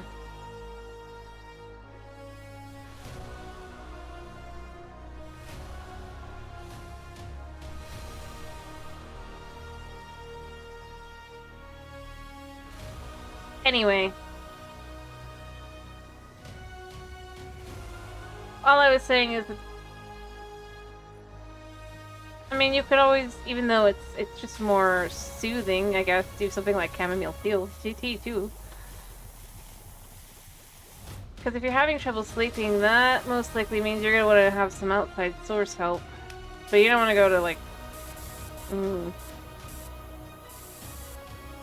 Fair enough. I just meant something along those lines. If you had a different type of tea. No. I don't think you'd want the kind of chamomile tea in the house right now anyway.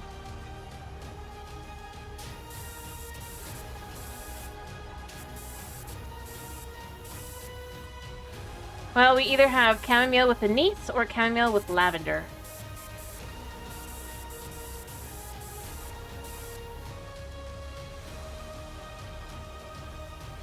What? Oh, that's right, I do. I know I do. I mean, actually, I don't know if we have that. I know we have the anise one. Because it's from the one brand we used to get that was... You're right, I do have a ladder.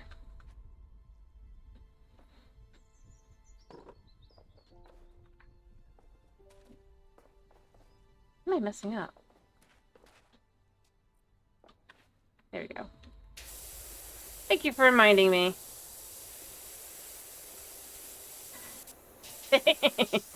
See? It is...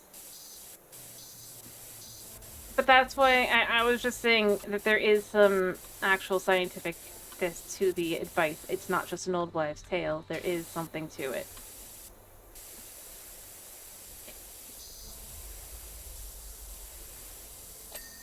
That's all. I didn't say you had to have it. Dude, I'm not saying you have to have milk. I was just saying that it's interesting that there is an actual scientific reason to it. Because it is an interesting little fact. Much like Nettle's tea, there is an actual, like if you're having something like an allergy or an issue or illness. No, I'm not.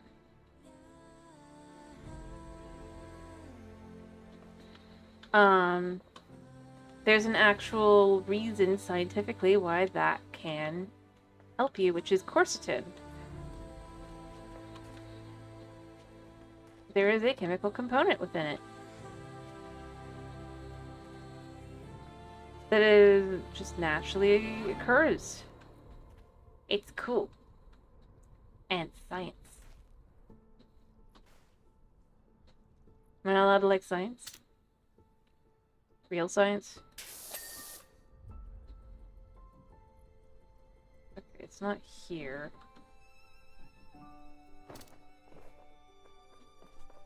Well, I mean, it is. Alright, which one? Is it that? Oh, it's that.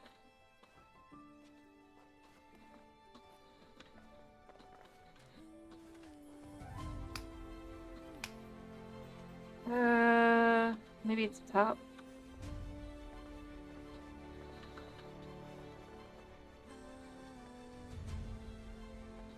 I mean, it's just not really... Heck, there's a scientific reason why girls like chocolate. Typically. It's kind of insane when you actually learn some of those things.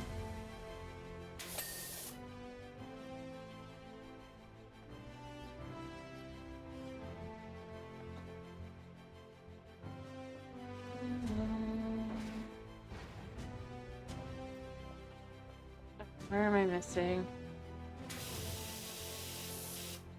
Yeah. Is there a problem with it? With going... It's interesting that there is at this point, provable. It's not just crazy talk. I think it's interesting.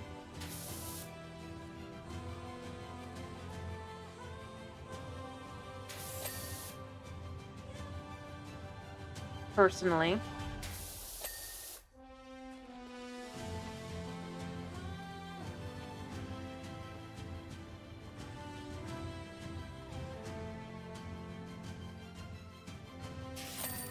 Alright, we're done. Apparently. Really? Yep, okay. We're done. Alright.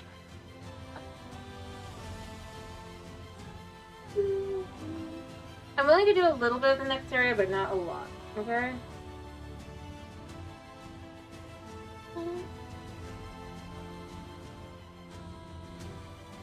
DG, that truly was another outstanding effort. Where would we be without your elusive skill set? We've already had great many takers for it, though no one's made it to the summit. Perhaps they'll feel more confident once Indy's back with the crash mats from the abandoned health club. Heck, I might even have a climb myself. Indy challenged me to make it to the top, and well, they don't know it, but I actually have a bit of a mover and a shaker back in the day, you know? Amaze. Anyway. Yeah. I was just saying that it's because the thing is, a lot of people will treat it like, well, then, but it's like when people actually do studies and stuff, it turns out there is actual reasoning behind it.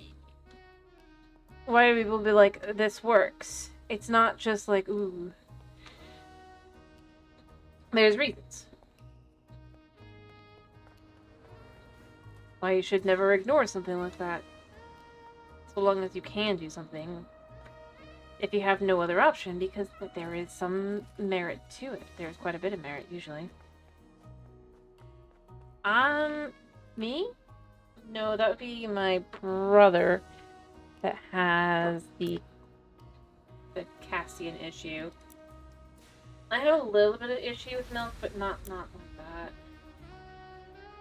I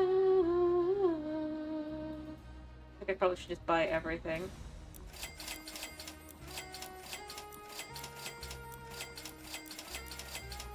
I know it's gonna come out with an expensive item, but I just need it to be like this because I keep getting ridiculous amounts of points that I can't use on anything. I don't really want most of this stuff, but it's like, yeah, it's here. What I really want is the decoration decals for my thing. Alright, let's go to Bucket 10 and go to this. I'm not finishing. We're going to do a very tiny amount.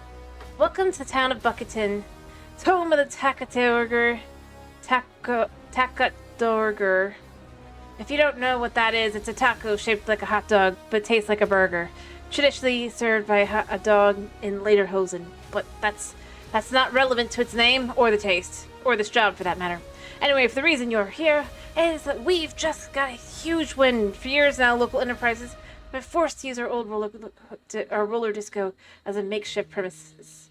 But our anonymous benefactor has come through with substantial donation. It means we can roll everyone out into our brand new community hub, and still have enough left over to clean this place up and restore it to its original purpose. With your boots, y'all.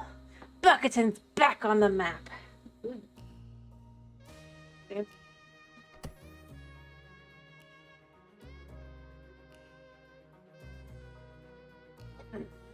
And we're gonna do the job next time, but this will give me an idea of how crazy it's gonna be. Ooh. Yeah, get a little bit done now might be a good thing. Oh my goodness, why is the bathroom like this? Oh, it's not a bathroom, I'm not actually sure what it is.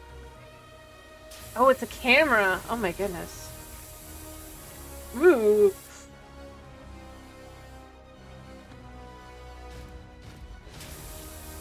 Try to decide, am I grateful that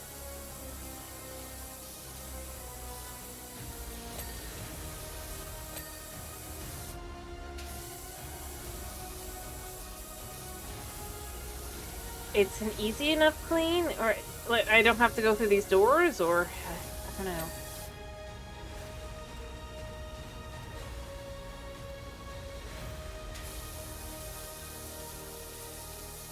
Although it's an easy clean, so it might be a fast clean. It's just gonna be a lot.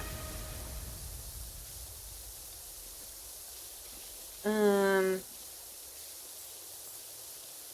gonna probably clean the disco ball up. As you can see, when I broke the news to everyone, there were scenes. I'll explain. Yes.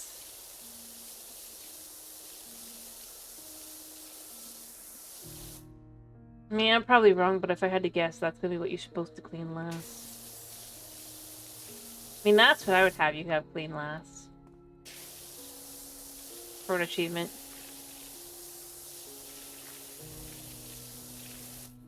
This floor,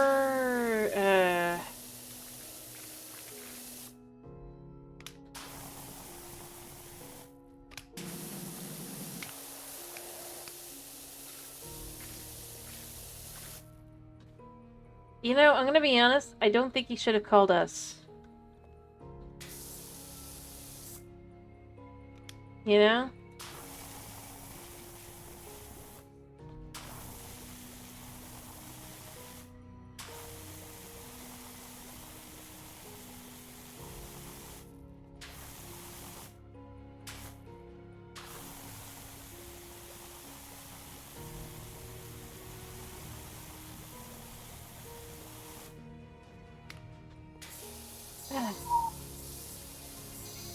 I think he should have called the house flipper dude instead. Because this needs more than just a clean.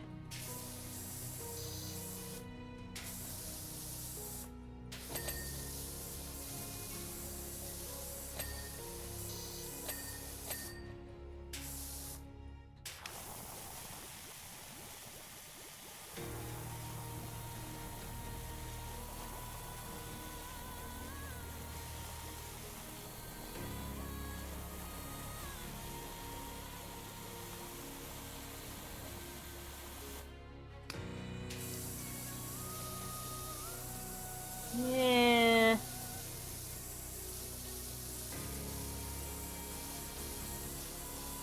I'm gonna be honest, no matter how magic our power washer is... I mean, you know these floors, right? This floor. I mean, it looks like it's tile, but I don't know. It shouldn't be tile over here. That's definitely not tile. It says it's tile, but it ain't tile, usually.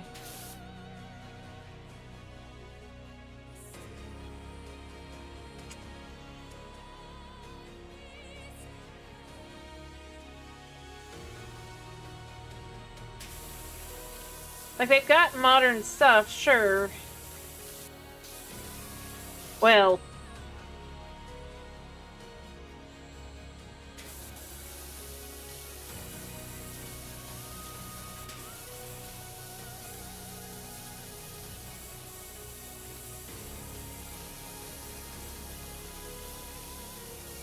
I'm gonna say...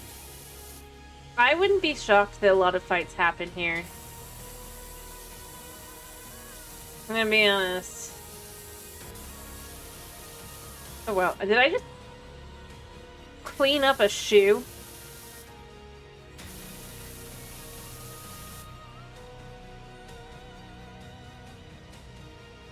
I hope I didn't. That'd be weird.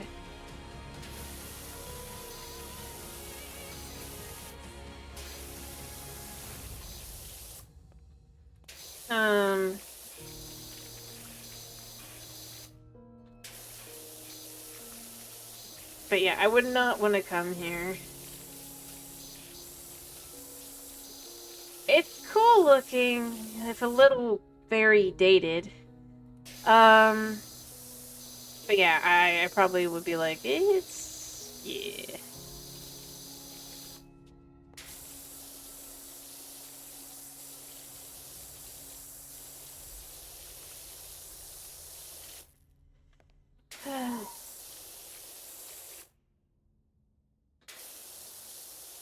No, I don't think it has to go to, like, the grays or anything like that. I don't think like that. I'm just saying...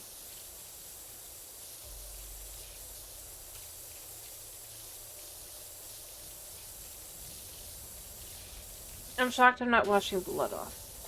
It's with this shade of pink.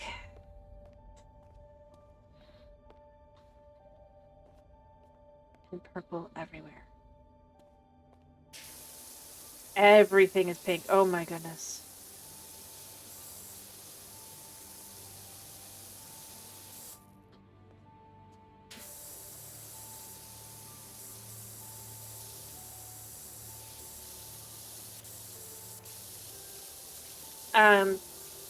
You know why, right? With the pink? I'm saying that this would just be like really no-go for me.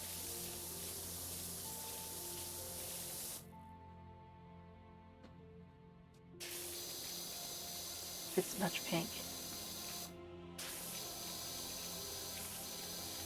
I'm actually curious if you would know, actually.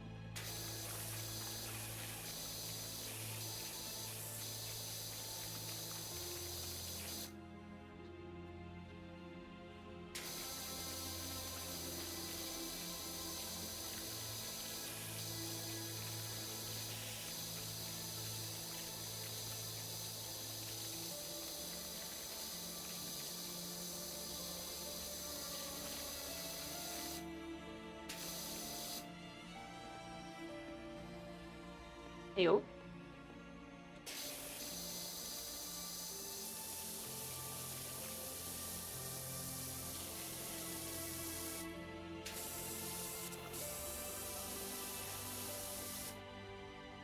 And before you, it's not like a just like, well, pink is just or anything like that. It's a very specific thing.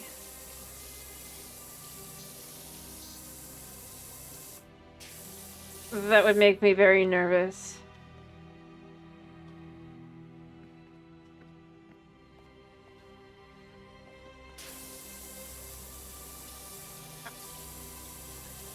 Anyway, if you don't know, pink, if you're in an area that is kind of too pink for too long, you tend to start being kind of aggressive, especially men. It's at a very, well,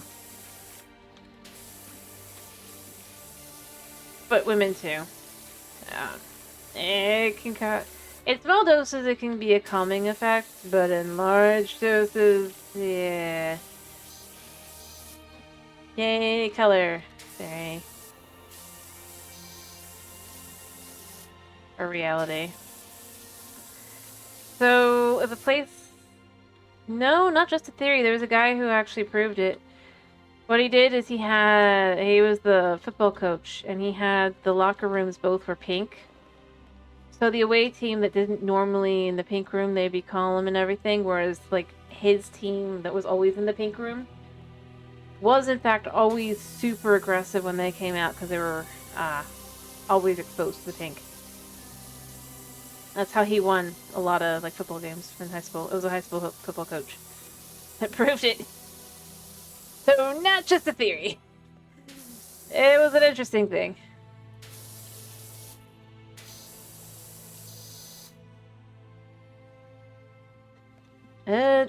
Like I said, that's not how that was. It was an actual... I don't know how to explain it. Like, it's one of those things where you'd have to see it. But basically, that was part of how he had his team win so much. Was by doing that. It's actually very interesting.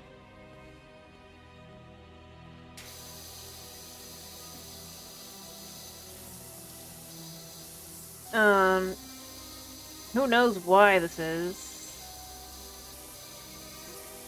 Anyway, with this much pink everywhere, and just the fact that there's no escape from the pink, I just would not feel confident.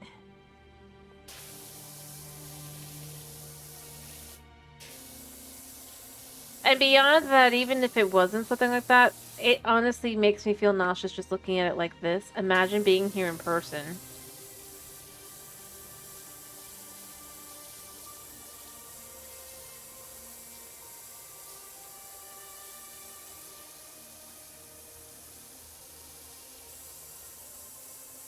I don't even want to, actually.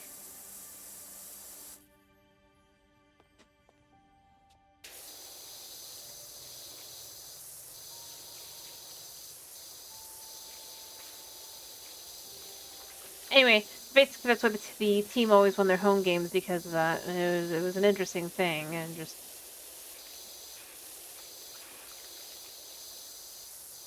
Yeah. I think just kind of in large doses and long term, right? Does in fact have a...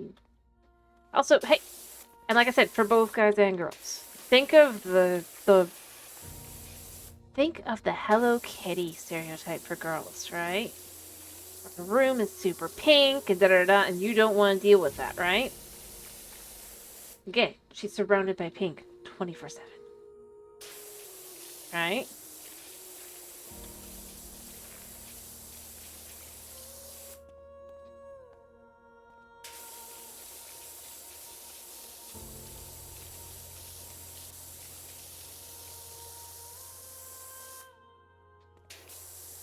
Pink is just a color that, like I said, small doses are fine. It's calming. It's bright and cheerful and da-da-da-da. But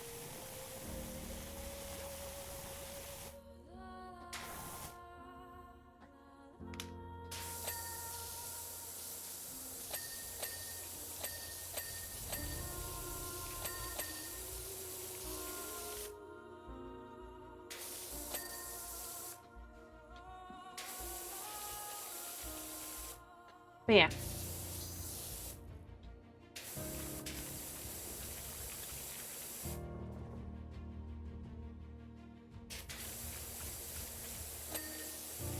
Anyway, there's no other. That was my biggest reasons. Were that and the nausea. Were those two things.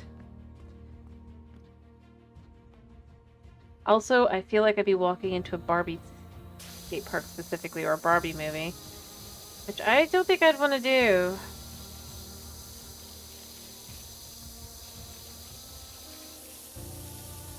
Considering a lot, you want to walk into a Barbie movie? Like, consider most of the extra, like, many extras, like, they'll experience horrible fates. Like, I don't want to be an extra in a Barbie movie. Thank you very much.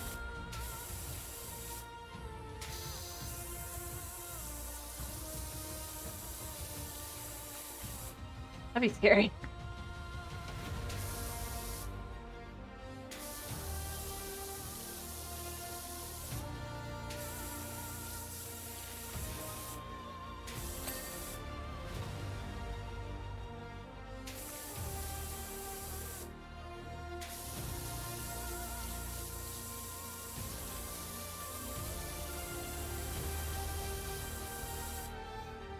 Huh? The house?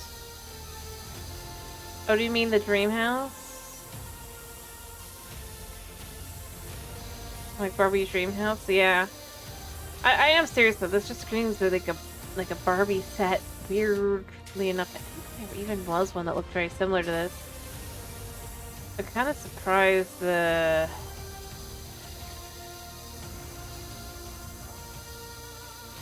I'm thinking Chris also fell asleep, by the way.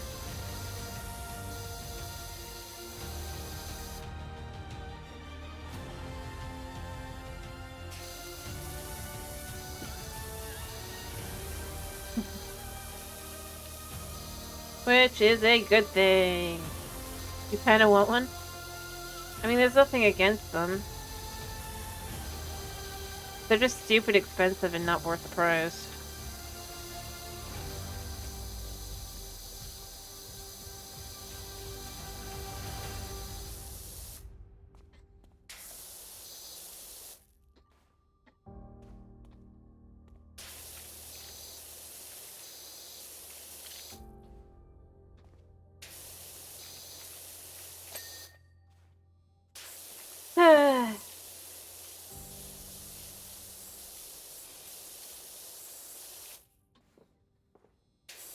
Like, their whole thing, their whole shtick, the reason to get a Barbie dream house instead of just getting a dollhouse was that the Barbie dream house had a functional shower. I remember this one. I remember all the commercials.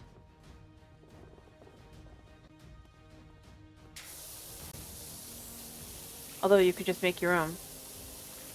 For cheaper.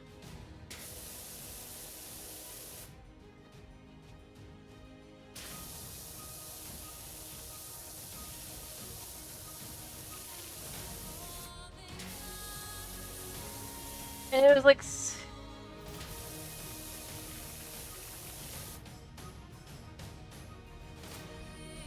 Oh, no, they don't scale like that. They were... I've seen them. They're not that... They're... Hello, Knight. How are you? Welcome to Heck.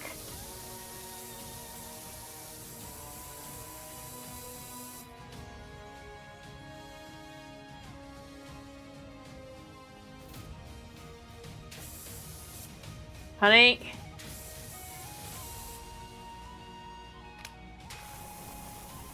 Honey, you are not the kitten. You are not a kitten.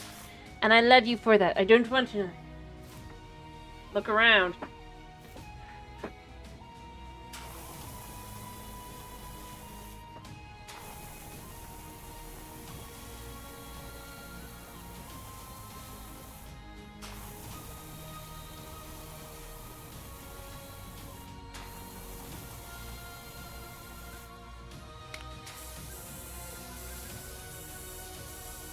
Yeah.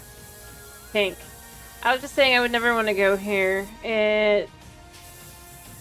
Because of how pink it is. And the whole thing with, long-term exposure to pink has been proven to connect to rage issues, and I don't think I'd want to experience that.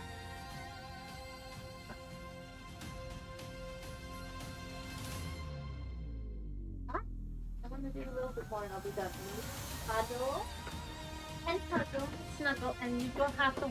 Yeah, too much pink. Exactly. I was also saying it's like a Barbie movie set. I like the old Barbie movies, you know? Where like half the extras die. But they never acknowledge it.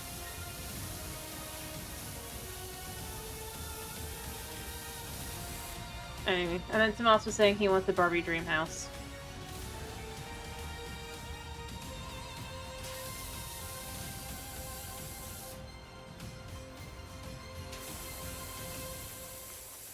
And I was just saying that it's not worth the money. Short-term pink calms everyone down. Short-term. In reality, long-term is connected to aggression. That's why they had to repaint it again after that. There was a football coach a couple of years ago that was basically his high school football team would win every home match pretty much because he painted both locker rooms pink.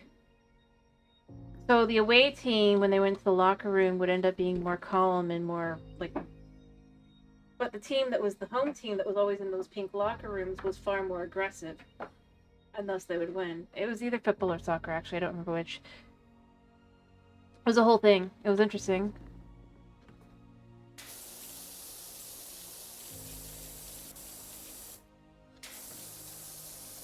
And I was also saying, think of the example of the Hello Kitty girl, whose room is pink.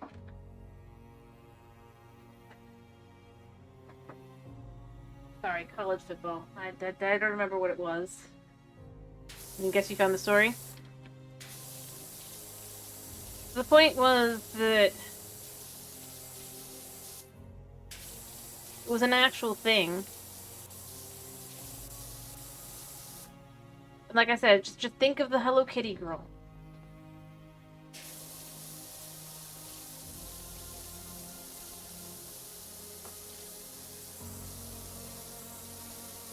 Right?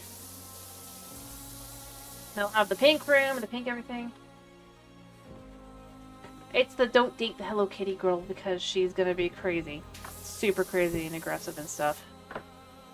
Sorry, that's a meme that's going around right now, so I thought you might know it, but...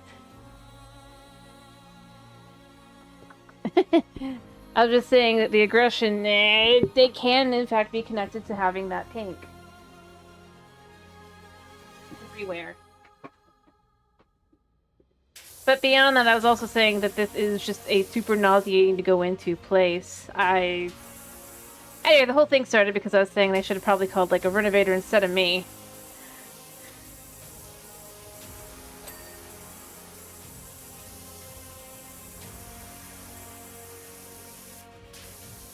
And again, I think bright colors are fine and everything, I just don't think pink. I mean, Hedge likes Hello Kitty. Well, she likes the rabbit. She likes Melody, but...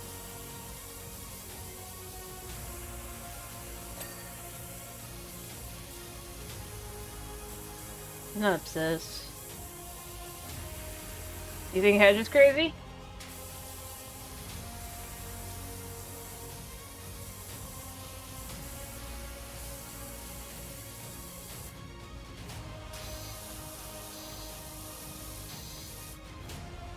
Yeah, I'm left with should have gutted exactly.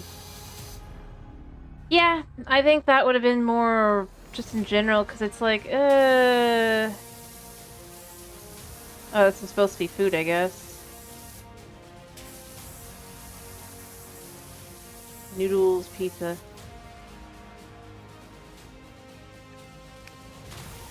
I mean, I guess this is whole back to the whole, they're clearly trying to go for, like, the, I think they're trying to go for that American, because we do have roller skate rings every now and then. The thing is, they tend to be very dim places overall, so you know. It's very weird to go into something like this and be like, huh. Well, it just means you think she's the kind of crazy you think of when you think of, oh, but they collect Hello Kitty. Like I said, it's not all Hello Kitty. She does like Melody.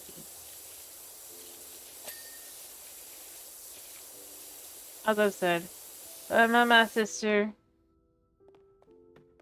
At the end of the day, she's much more of a girly girl than I ever was.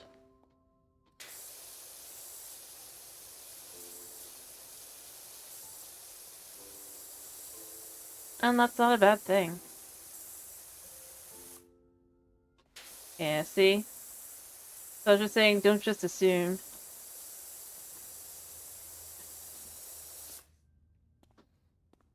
Yeah, she's not a super fan. Well, okay. She's not a super fan of Hello Kitty specifically.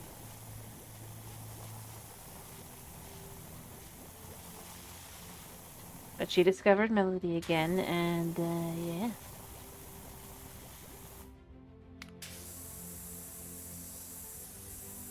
She didn't like the dog.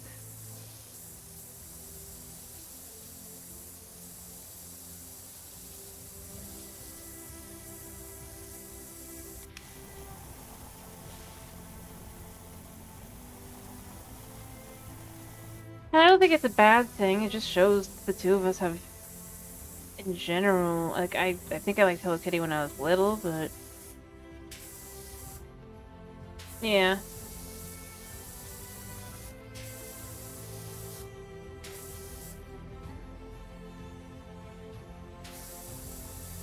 I think the girliest thing I ever liked was Polly Pocket.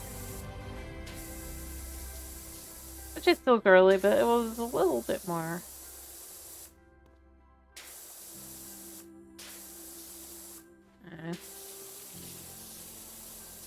I'm not sure. I'm even gonna know what a Polly Pocket is.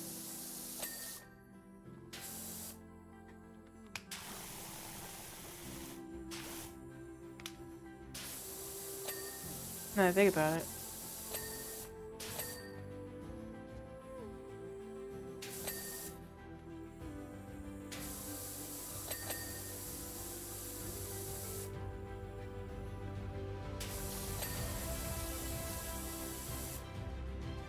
You know, Polly Pocket. Fair enough. I just was saying, because it's like... I just was thinking of the fact that it's like... well, are you a girl?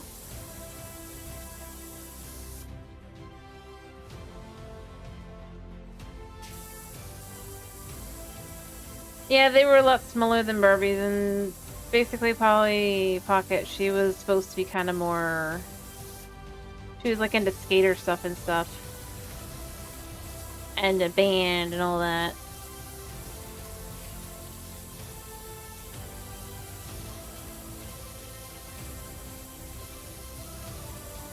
Well, as I've said, I wasn't as into the girlier girl stuff, right? But I liked the Polly Pocket because, like, they actually had some cool things. Like, she had, like, a skate park and stuff. Not current Polly Pocket. Current Polly Pocket, it's hard to distinguish that from, like, a small Barbie. Which is, like, but why? But, like... the whole thing was she was like, she had her band with her friends and her whole, everything.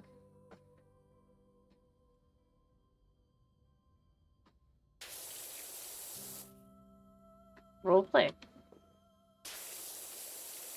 There was some actual useful stuff instead of just having like a set for, oh, it's a doctor, but the doctor stuff is all like cardboard and stuff, which was mostly how that would go with the Barbie stuff. For Polly Pocket, it would have like they would usually be, not now, but they would like be made of rubber and stuff. So like you could actually play with it a little harder, I guess you could say. Have it do more things and all.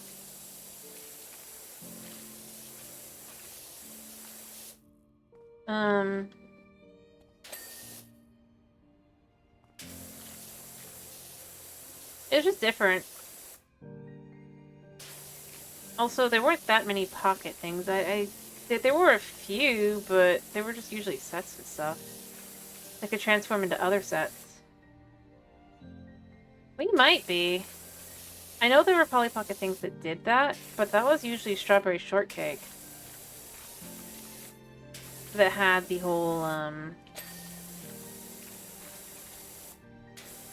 like, foldable house and all that.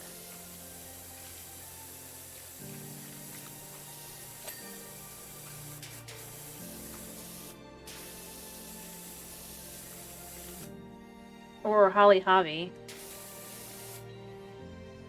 No, I know what you're talking about. I'm just saying that most Polly Pocket sets weren't like that. Years ago. Not current Polly Pocket. And like I said, I feel like I gotta make a distinction there, because current Polly Pocket's, like, not... I can see that for that now. I'm saying for, like... 20 years ago Polly Pocket.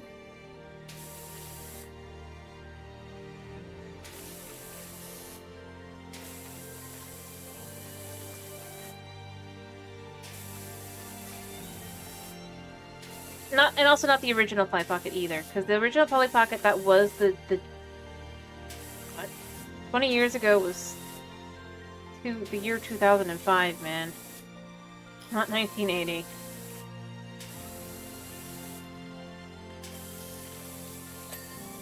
My baby sister was 1 year old.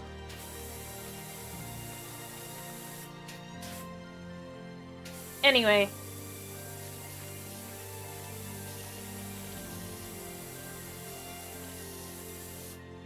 The thing is, because it was made of plastic and, like, the clothes were, like, rubber and stuff, it was just easier to put them in and out of the stuff and stuff at that point in time.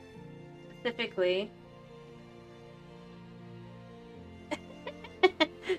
I don't know.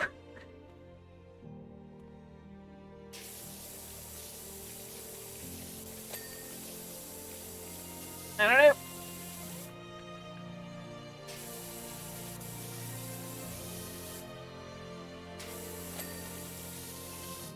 Anyway. Barbie had a whole bunch of movies. Polly Pocket got, like, 2.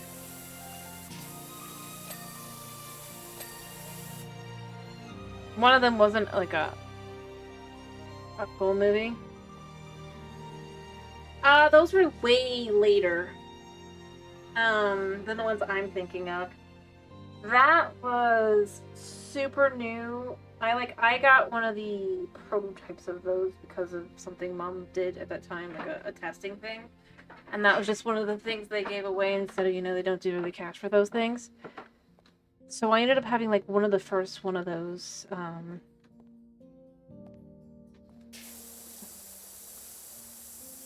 at that point in time.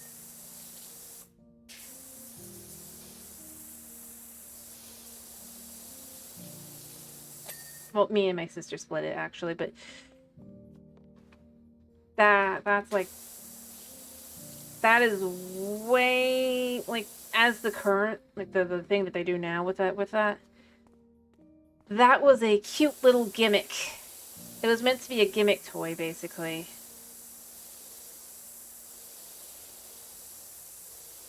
Because the whole thing was that as she goes down the elevator, her clothes can click right on, kind of thing. It's old, but that was, like, at the end of like collecting Polly Pockets and getting rid of them point of view time.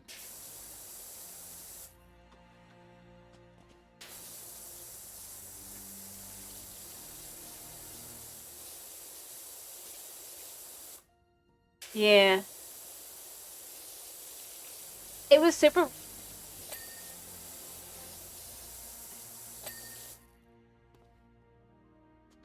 Because their whole thing was like the rubber clothes, and they had the plastic hair and all of that, so that it was easy to keep clean and everything for parents.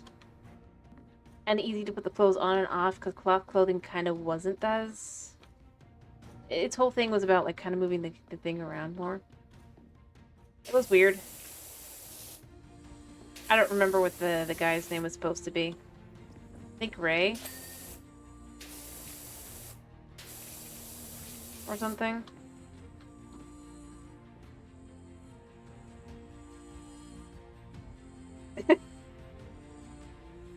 Don't know. Like I said, the only reason I know the magnet thing at all was because, like, it ended up just being something my mom got. Because it was better than the other stuff with I don't remember exactly how it was, but...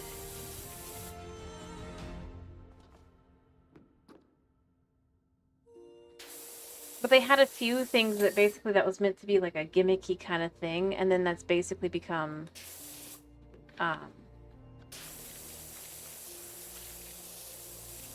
like how they did so many of their sets for a while. But it was a gimmick.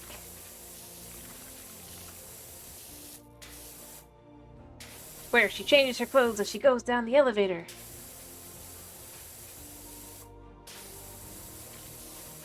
Also around the time they started introducing Polly Pockets with like the full brushable hair in a real way. Again, because they hadn't done that in a while. But then they had the plastic hair again as well. Or they stopped doing the full brushable hair again, and then they went to the other, and it was just it was weird. That's what it was. Because it was all magnet. It was magnet hair. It was magnet clothes. Yep. They didn't go with the full gimmick after that, though, you know? Because the full gimmick was that even her hair is all magnet. And I think clay, too. I don't remember exactly, but I do remember the magnets being for, like, the whole thing. So, like, she goes to the hairdresser, and her whole thing changes. No, I believe you. Like I said, then they basically went with the clothes as magnetic thing after that, but that's not what they were doing for a long time. And I know because I had so many of them. Like, I had the weddings. I don't remember why I had that one. But the big ones that I had that I really loved was the amusement park set. This is years ago. And mostly I liked them because they had brushable hair. Kinda. So that, like I said, that was like the one, that was like the girliest thing I kind of like other than cute animals. Realistically. Weirdly enough. And it's pretty girly. Lots of pink, but it wasn't as much pink as Barbie. And I liked the Barbie movies, but mostly because they were not Barbie, I guess. You know? They weren't really Barbie, they were like... If Barbie was... Well, you know, the whole thing. Yeah, I know. But I didn't like Barbies. Though, to be fair, my brother did like Barbies. So, you know, maybe that's just because I was a girl that I actually didn't like them.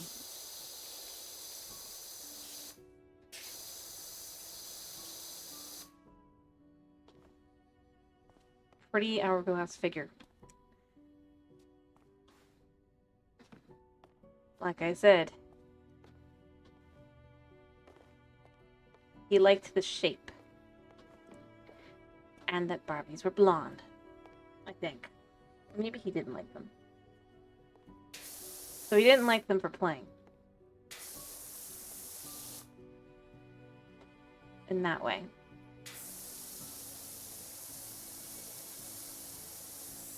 It's cute.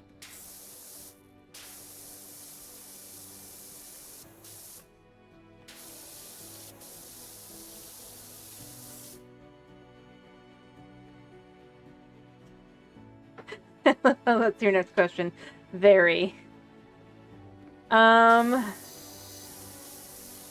He's got full-on, Whereas, like, me and my sister have Asperger's. I love how you immediately knew that from that. Huh. Good to know. But no, he mostly didn't care for them. He liked Hot Wheels.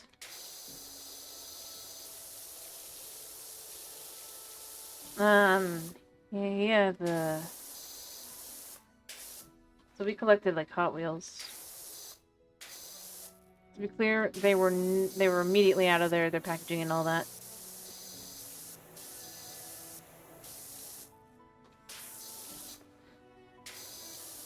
Just between Polly Pockets and Barbies, he preferred Barbie.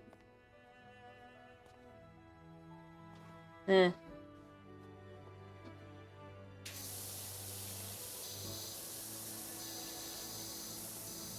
But that doesn't mean he wanted to play with Barbies. I feel like I need to specify.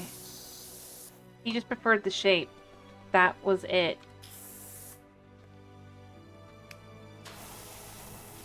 I feel like that's the biggest thing to specify. Shape.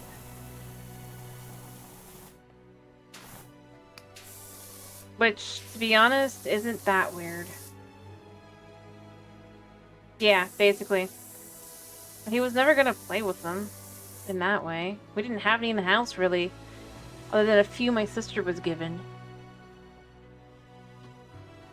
Like I said, we're mostly a Polly Pocket house.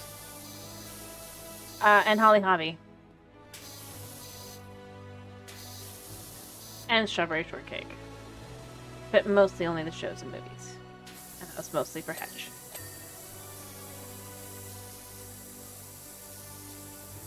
Anyway, the real answer is he mostly liked... We didn't have a cat. He mostly liked Hot Wheels. I also liked Hot Wheels, so it worked well because we mostly just got Hot Wheels.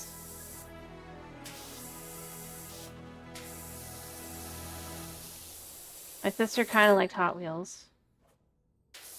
She liked them enough.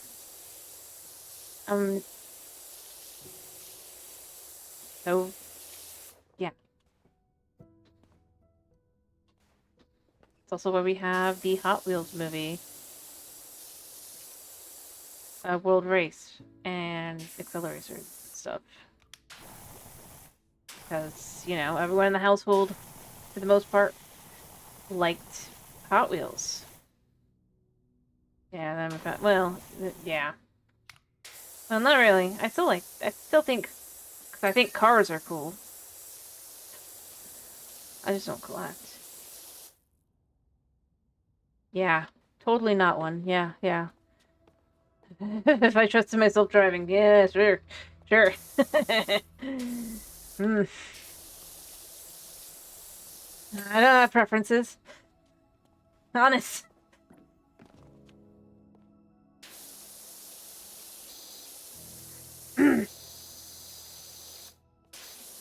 Yeah, we'll go with that. Not like I like Mustangs or other muscle cars and the like. Yeah, no, totally not.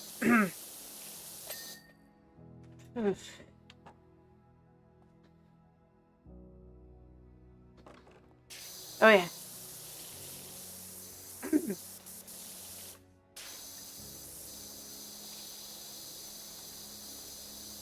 Anyway.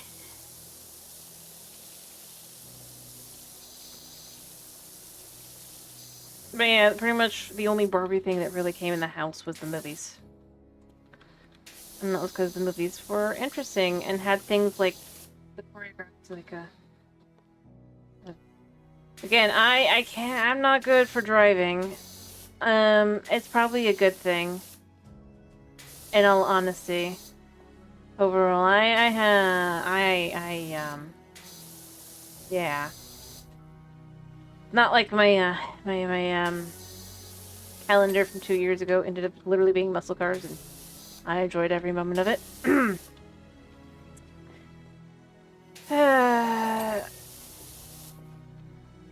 Anyway, like I said, it was...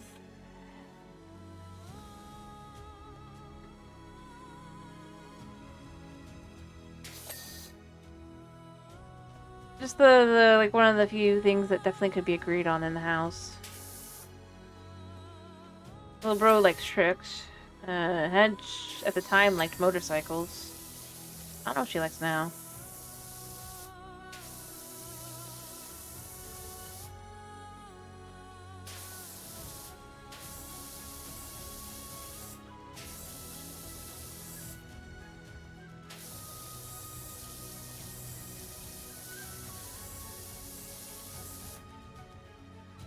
Anyway.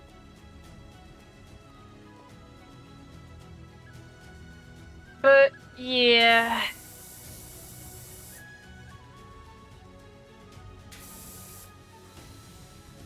Sure.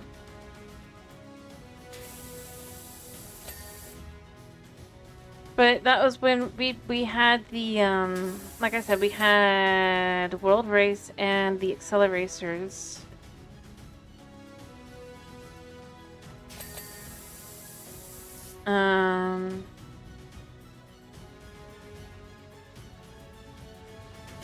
Yeah, more likely. Mom's more likely to answer that question than Hedge.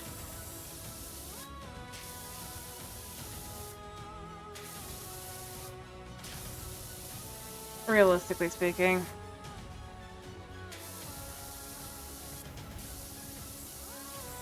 I remember I also had a rabbit toy thing. I don't think we have that. And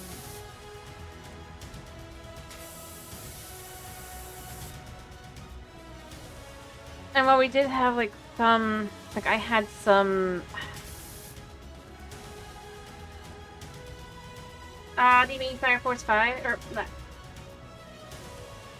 Battle Force 5? I literally said this earlier properly several times, and now I can't say it right. Okay, Battle Force 5.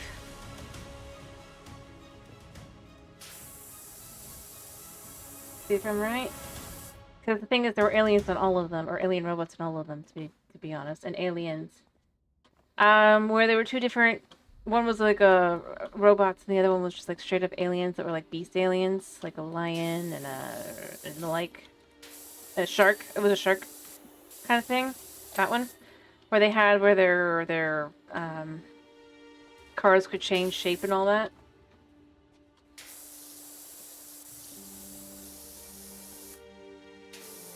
For some reason.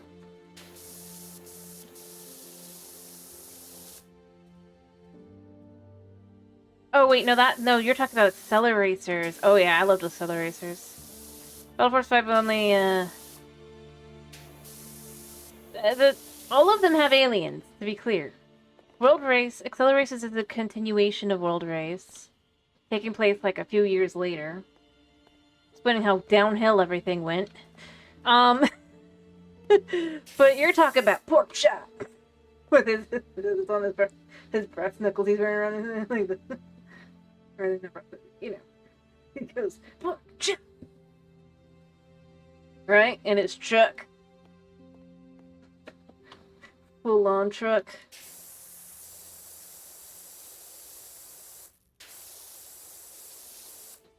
See, I knew which one it was, didn't I?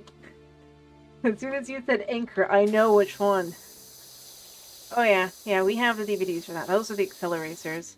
That is the sequel. Basically, it's a series of movies that's a sequel to World Race. Dang, those movies were dark, actually, if you think about it.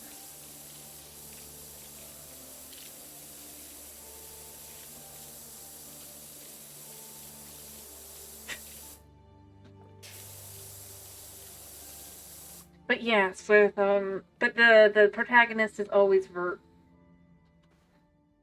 Well, I mean, basically it starts with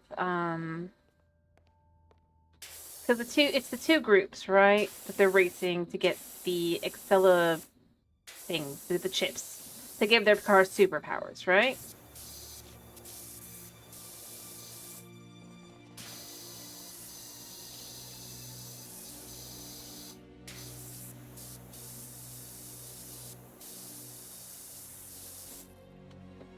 Um,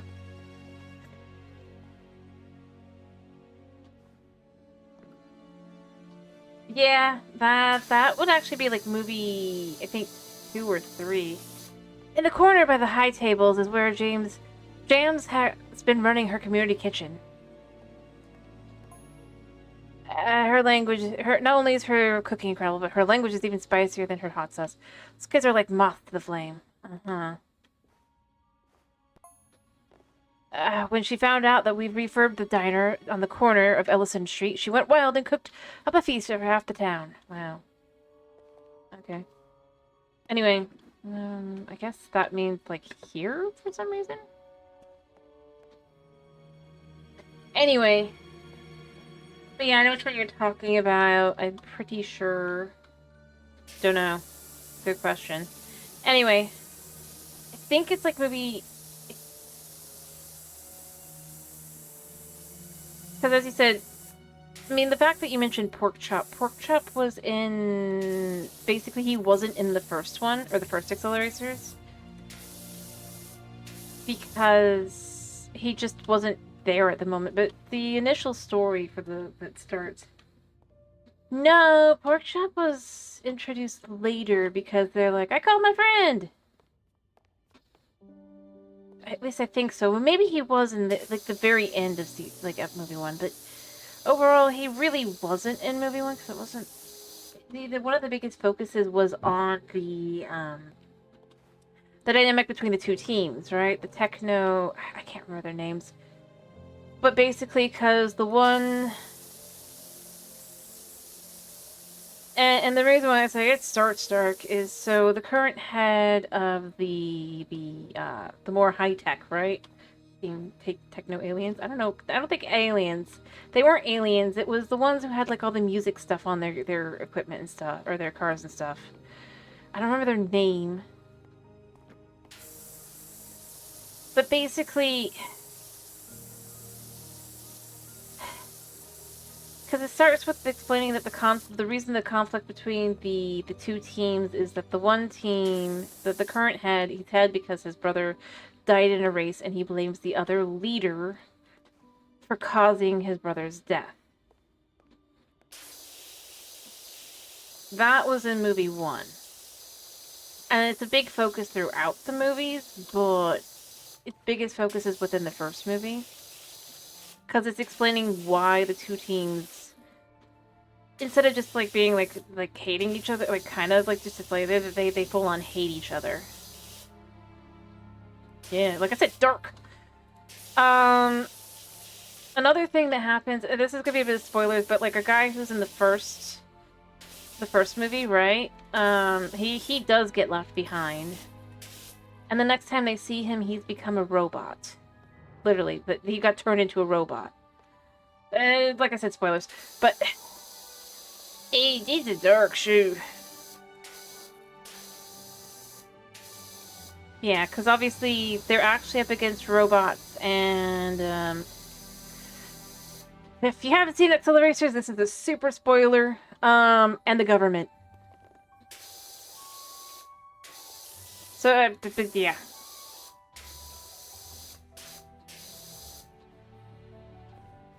That's the other entity. No aliens.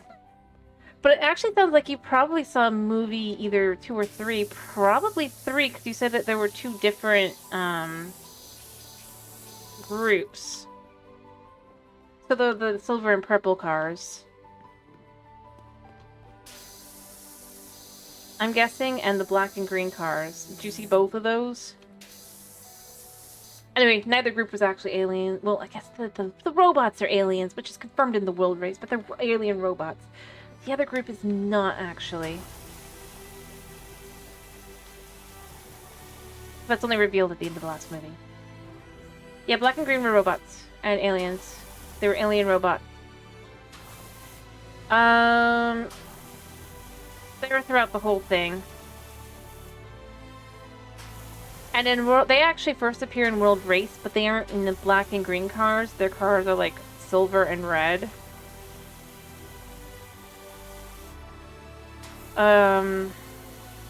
Or something like that, or black and red. Anyway, the whole point is that they are evil robots that were originally designed to race. So they race, and it's problematic. Anyway.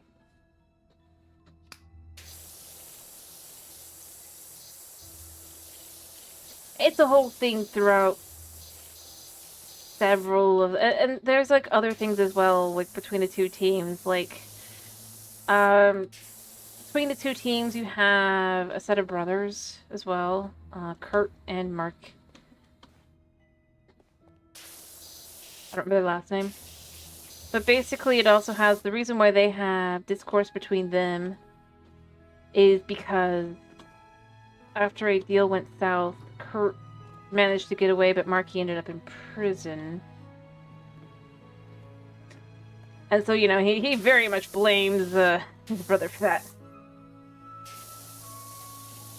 Well, then, I don't think you... Even if you saw the first one, it was probably not the beginning part. It was probably, like, second half of it, it sounds like. Because this is all established within the first 10 minutes. That's still established within that time or talked about again. So I'm kind of inclined to say I think it has to have been movie 2. Maybe 3. And again, like I said, if the silver and purple cars showed up, it would definitely be 3 for the most part, because the first one definitely doesn't have them. It's only later on that you have them. Because they're introduced as a mysterious third. Anyway, the protagonist is always Vert Wheeler, so there's that. That's why I thought with Battlefield 5 it was better. 5 was eventually somehow going to be explaining that he was like brainwashed or something, you know. And that was why he was there now. Or that this was like, he was Vert Wheeler Jr. And this was his father. His father got into the whole thing. Possibly. But it wouldn't have been the first race anyway, because like I said, Porkchop doesn't show up until later. Because, I think he's like Grease Monkey or whatever. I don't remember his actual name, but that's his nickname, is like Monkey. Right? That dude. He's like, I called somebody. And they're like, what? Because it's a secret facility. Yeah! They called a friend. And his friend is Porkchop. And they're just like, this is a secret facility. How can you tell somebody where we are? And Porkchop has his truck.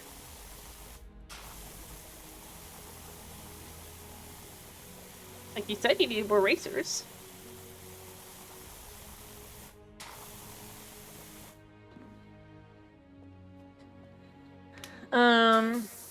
That's why I don't think it would be movie 1, because I'm pretty sure he doesn't actually, join a race in his truck, which is what needs the, or even the other one, which is what needs the anchor. Or no, maybe it wasn't the, it was the other.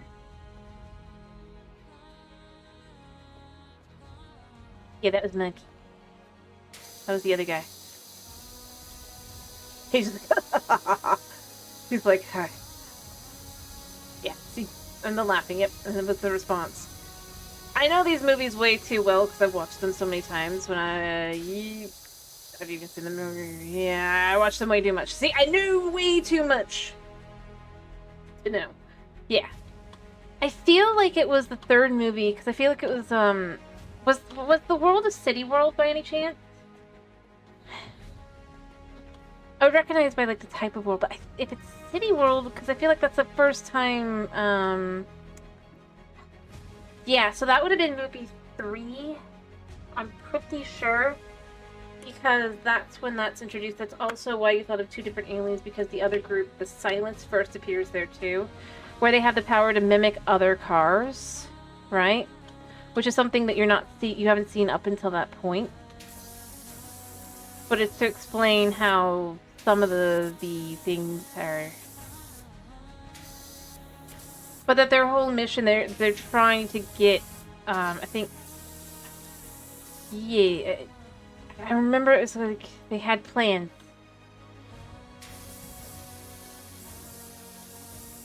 I think it was their rescue plan. Yeah, I know too much.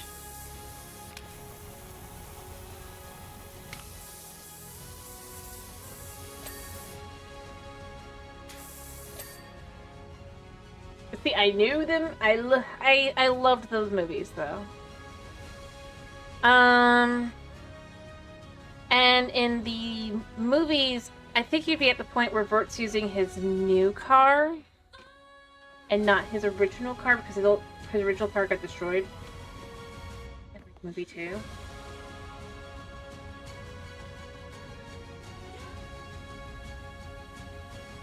Yeah, I think that's like movie 3 potentially, but it might be movie 2. There was a blonde-haired character. Did the blonde-haired character have a car, or was it in a van, like a van with surfboards on? Would have had surfboards, but now had like, yeah, hits the brakes and then destroys, causes a bunch of trouble. Yep, I know what you're talking about. I actually do. Yes. The thing is, I'm just not sure if it's movie 2 or 3, but I'm pretty sure it's gotta be one of those two. Yeah, well, that's the main character of the whole franchise. Wow. Of those movies. You just can't tell because it doesn't just focus on him. He's always the ultimate winner. Ish.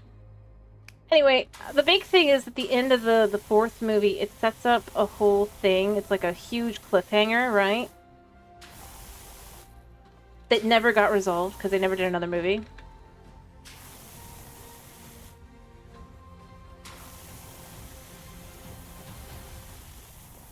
So you're just left wondering, so what happened there?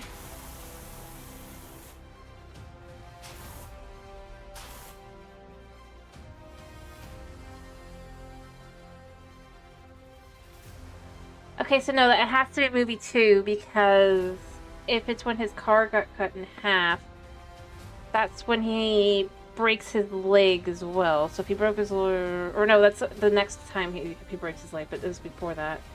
He ends up breaking his leg later on a motorcycle accident, but I think that has to be movie 2 because that's when his car goes kablooey. I'm pretty sure. And he ends up on a motorcycle, but you don't actually have any of the worlds in that case because of the cut. So then he's basically just kind of sitting there, other than like maybe one time. And he eventually gets a new car and this whole thing where he's... Yeah, it's a whole thing. Maybe. But if it was the blonde character and his car got cut up, that would be movie 2. I'm pretty sure because that... I don't know. That's like where his, he starts feeling unsure of himself kind of thing, and the whole thing. It's the kind of thing where I'd be like, was there a water world? Was there a city world? Was there...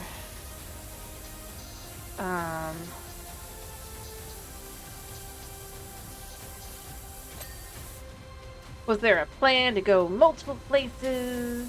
Or to be sneaking into a place? See, Techno City screams the 3rd movie, I'm pretty sure. Because like I said, that was when it was a city.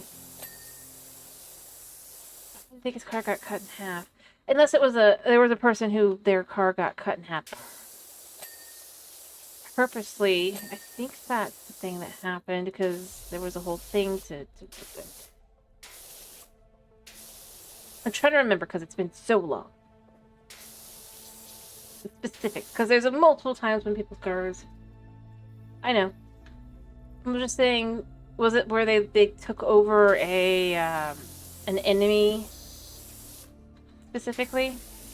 Or an enemy truck?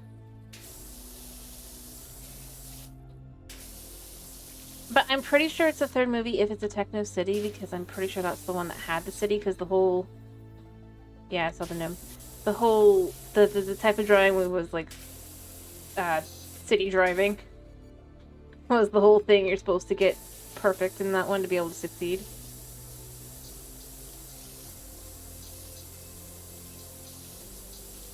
Because there was a type of driving thing for each one.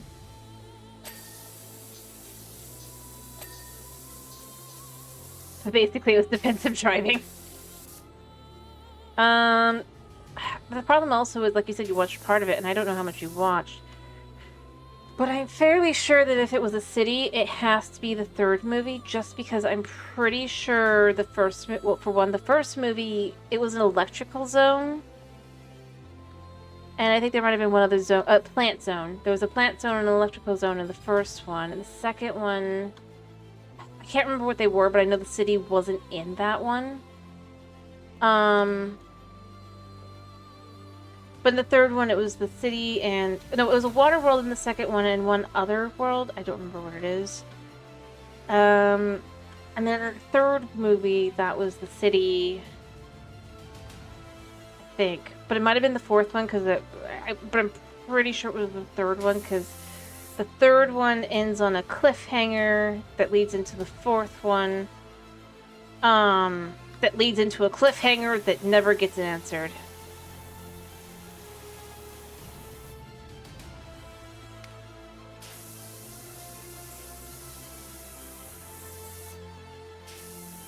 And then the next series that they did, Battle Force 5, has Burt Wheeler as the main character again, except nothing is connected to the movies. He's Burt Wheeler, but he's not Burt Wheeler.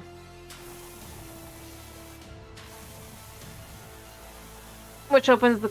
And the thing that's horrible is because of the way the end was, you could assume that he... There's two ways to... Yeah.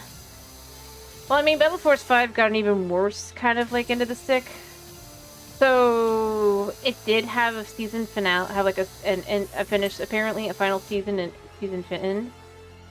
But not in English-speaking country. It's only in, I think, Spanish.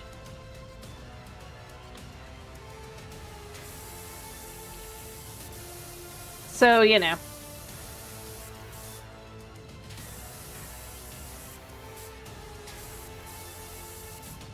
It's the same with Generator X, apparently. Yeah. In other words, if you want to watch it, you have to watch it in Spanish with English dub. Or sub. Yeah, not even French. It's like one of several different series that they did that to. Apparently at the time. I only learned this because I like watching like history of shows that I've enjoyed. Yeah, we're learning Spanish. But it just was like...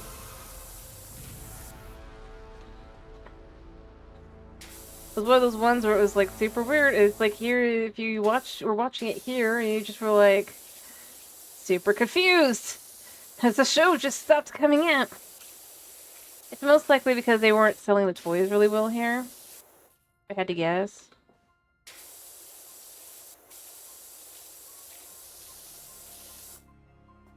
Could be wrong, but that's what I would guess.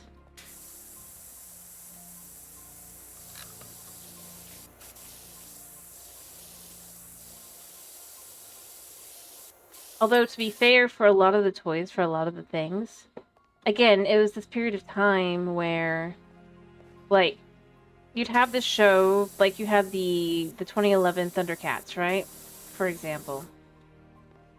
And basically, its toys only came out after the series got canceled. So who knows if the toy sales would have been good or not, because they didn't come out with the show. And there were a lot that kind of did that.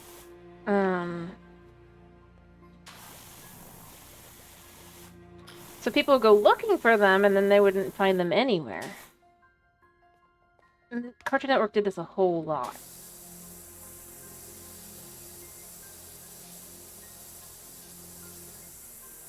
It was like... It seemed to be their way to be like, well, we didn't actually want to make this show, but we made it.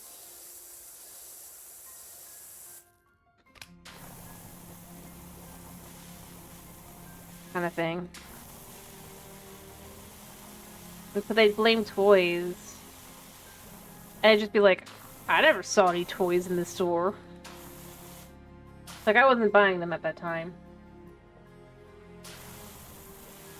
Timo was very different, to be honest. It certainly had similar elements, but I'm not convinced that it would have been... I really think it was its own thing. I still have trouble believing that it was cheaper to make that, realistically speaking.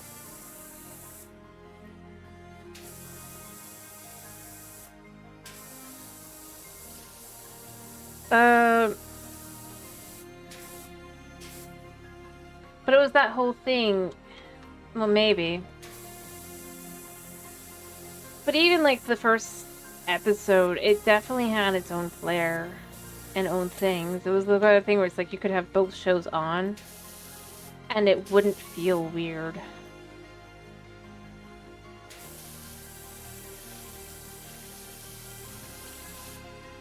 Because they were different enough. And ironically, that means that Chyna got a worse rep than it necessarily should have either, because it didn't do it in a way that would be like, take away the whole...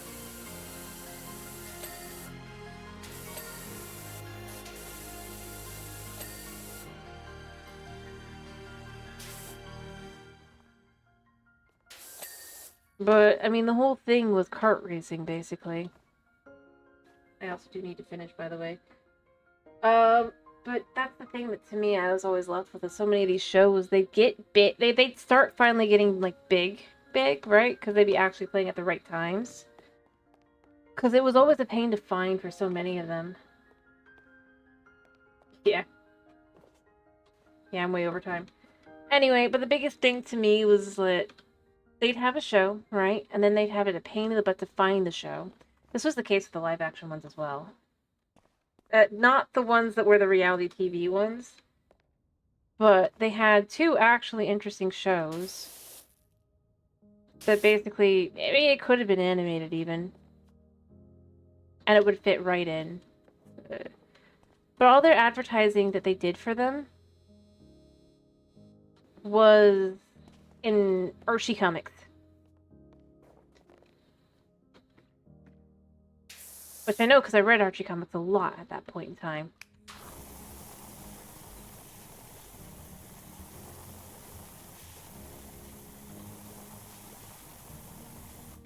Also a lot of ads for... Yeah, Young Justice is another one that they... Well, I mean, they had other issues with that one, but... Yeah. Again, it's that whole... They finally have people who actually know it exists and start watching and wanting the stuff and everything. And then they would cancel it for... It wasn't even a cheaper show.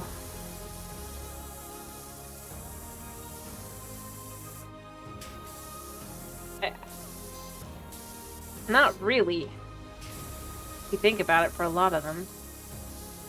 Because they just replace it with another action show or whatever. The other thing that was probably be more expensive was the two live action, which was Unnatural History and Tower Prep. Yeah, they did. So, like, with Unnatural History and Tower Prep, I don't think most people even remember either of these series. Because they were so pain in the butt to find, but I ended up really liking them at the time. Because it felt like a cartoon, but live action.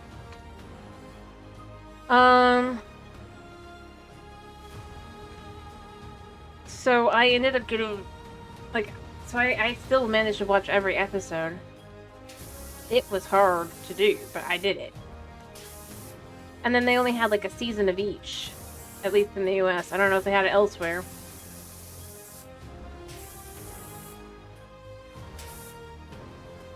I believe it.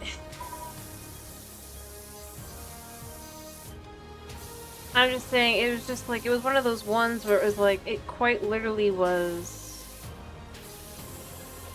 For me, at least for one of them, True. But it was a bit... But basically, I think Tower Prep had a huge cliffhanger at the end. Yeah. And what I was going to say is that Tower Prep, that's when I think it was called Tower Prep. I can't remember if it was actually Tower Prep.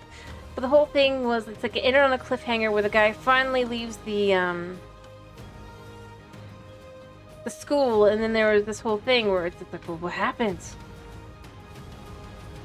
And the closest I've ever gotten was there was a book series that, like, for beat by beat, basically wrote the exact same story, but it was a book, and it came out after.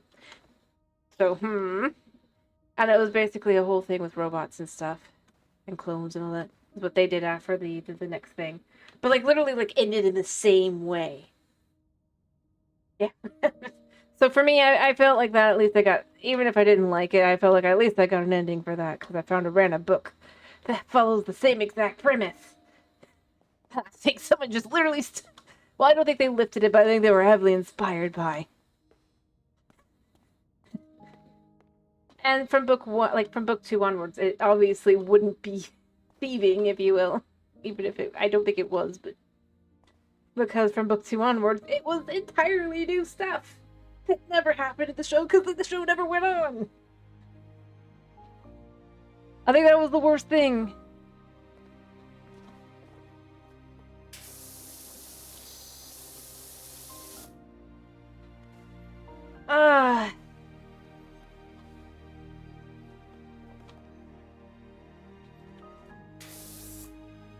About that one, it was just like, come on. Because I think like a natural history at least ended on a good-ish note. I don't remember though, because it's been years. But yeah. So many of these series, they would literally have a cliffhanger and then they would never get any more, and it'd just be like, so what happens next? Let me at least finish.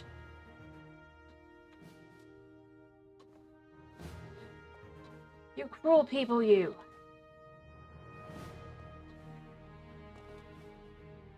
I'm invested now, like at this point.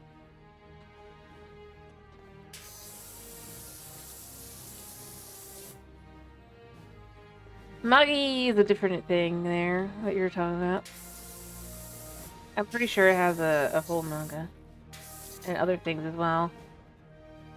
So... I'm just saying, like, for these shows where it'd be like, oh, well, you want to know now. And it's just like, yeah, I do. So give it.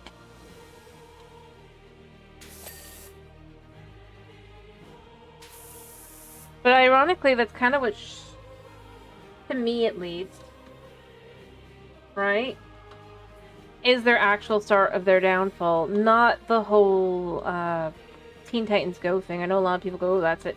But I don't think so. I think that the real start was that they'd start a show, and then they basically cancel it if it didn't. And then obviously you got a few that people like still, like Adventure Time and stuff, but in reality, they basically probably only got away with it because their show seemed so episodic. If their show had seemed like it wasn't, I guarantee, or ended Mr. Way, that the show would have been nuked.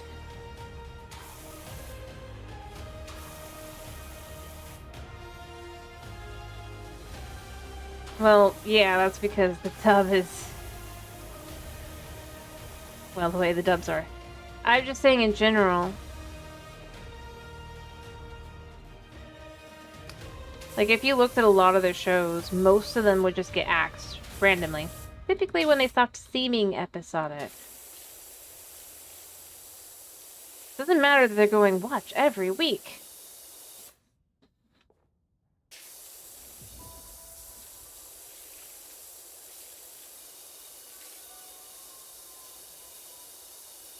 Like, well, what's the point in watching every week if it's the same show?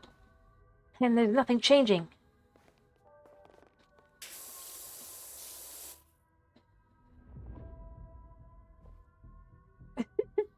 Yeah. It does feel that way.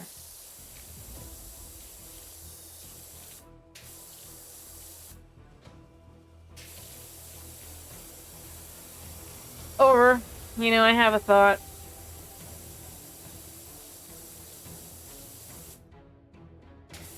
I'd rather have thoughts.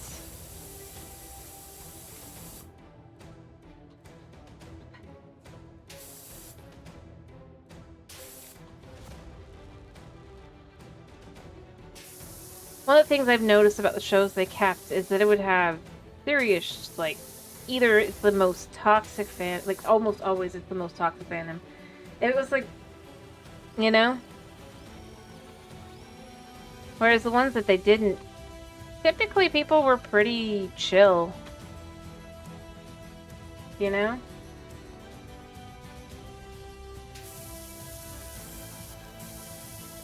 That's one of the things that I kind of, if you think back at and look at.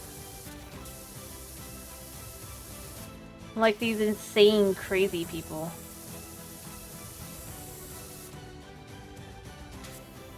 If the show attracted them, the show tended to stay, but like...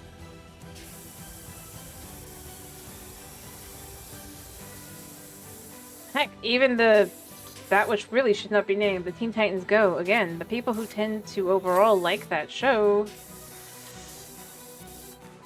Well, I mean, they like it in spite of their stuff, but it's just like... It's not even kids that like it, typically. You know?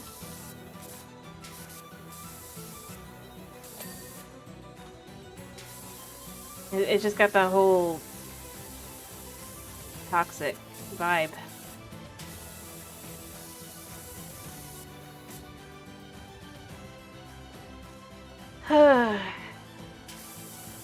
You know?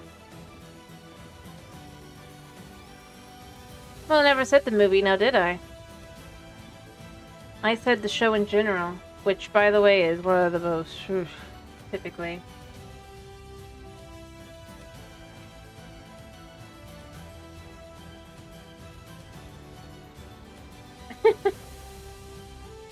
Fair enough. I'm just saying in general, like, if you stop and you think about it, it is... I didn't even really, I just stopped it, I'm like, it's so common. It's weirdly common.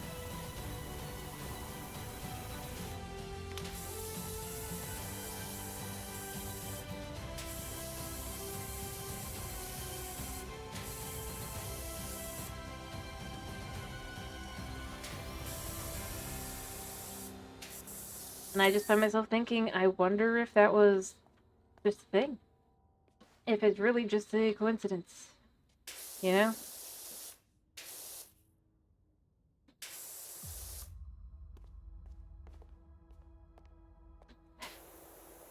Yeah. If I had to guess,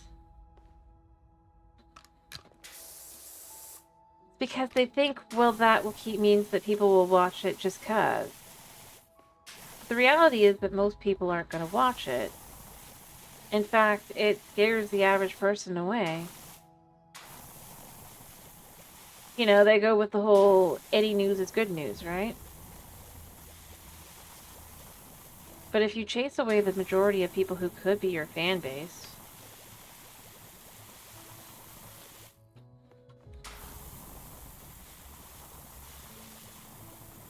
like, what's the point in having the show?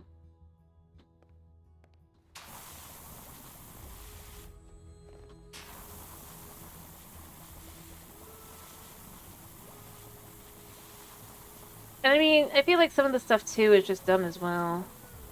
Like the Steven Universe thing. You know?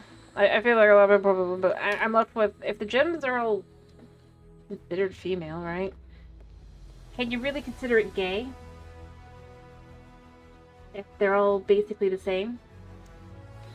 Isn't it weirder?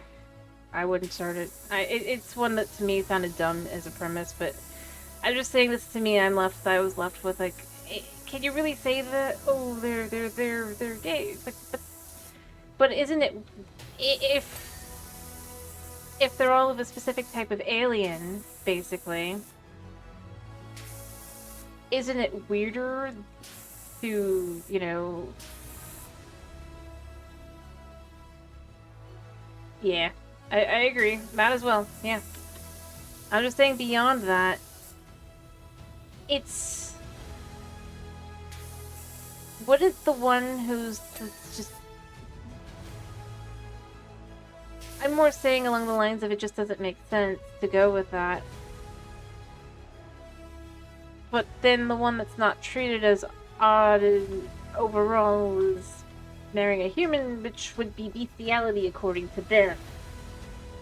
So that's kind of where I end up going with the whole, I feel it's odd choice.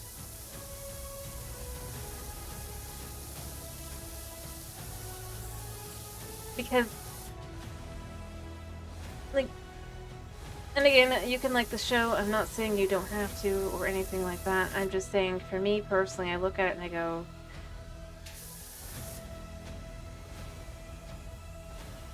if you want to indicate that, can you have at least some masculine rocks? Like, actually? Just to be like, yeah, no, it is. Otherwise, it just kind of can't be that.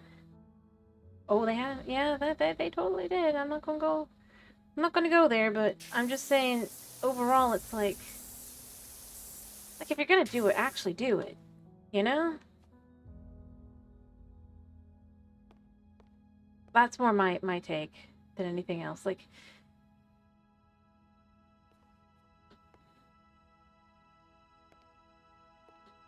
yeah.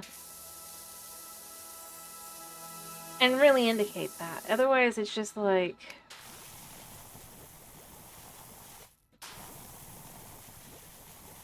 doesn't that fall apart? That's just kind of how I end up feeling, though, Tomas. That's how I am. I look at it and I go, I sort of see their vision, but in reality, I can't. Because,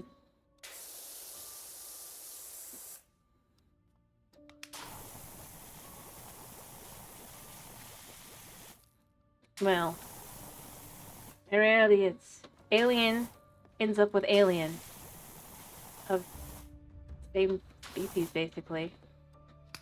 Not weird. Not really. And not really a,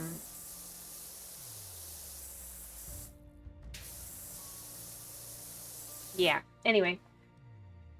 That's just kind of how I end up feeling with it. Like, I didn't say you have to like it. I didn't say you didn't. I'm just saying that's kind of where I end up feeling with it. Is it's like, if you're gonna make a choice like that, commit. I guess. But really commit, you know? Like actually have a... Yeah, exactly. Chicken ends up with chicken.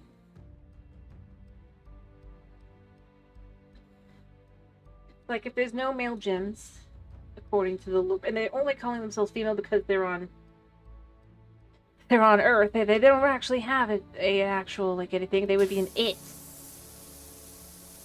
If not for, like, trying to follow Earth customs. And they're like, well, we have a feminine body, so girl. Oh, because I did this, probably.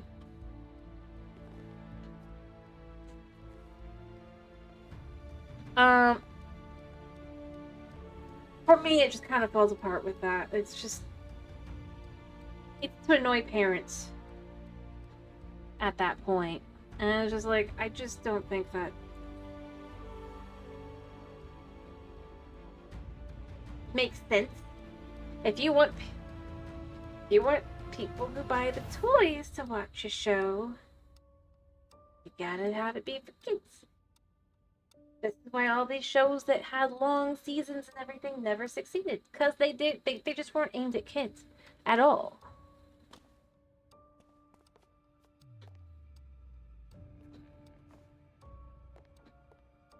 Oh, I'm not going there. I'm just saying in general, that's kind of that whole thing. You're like, well, really, it's just like...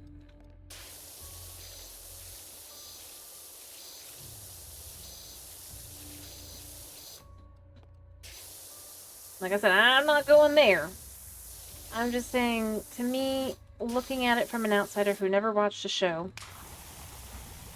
that's what I end up left with, is just... Your own thing doesn't make sense.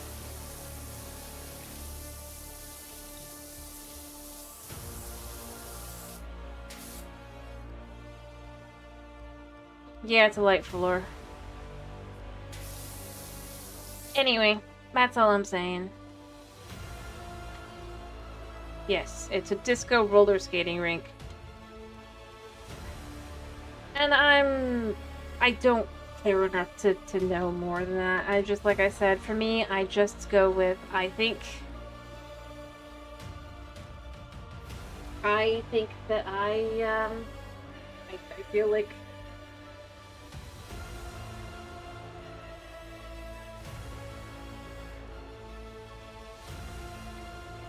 well,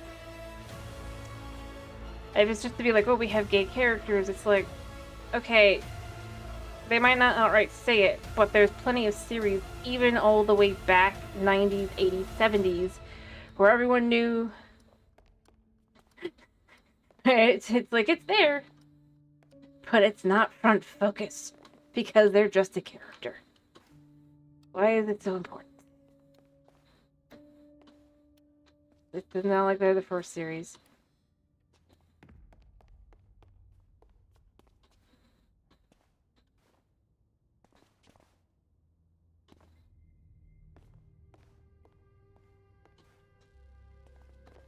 To indicate, or you know, just go there even. Like I mean, I know it's the 90s, but go to the 90s. The Babylon 5 indicating, you know. Ah, exactly. Well, nah, like by the if you go and you look, and the thing is, not for like in kids media, yeah, but once you got into older media, typically no, that they're just kind of, well, they might not specifically say it, but everyone's like, everyone knows.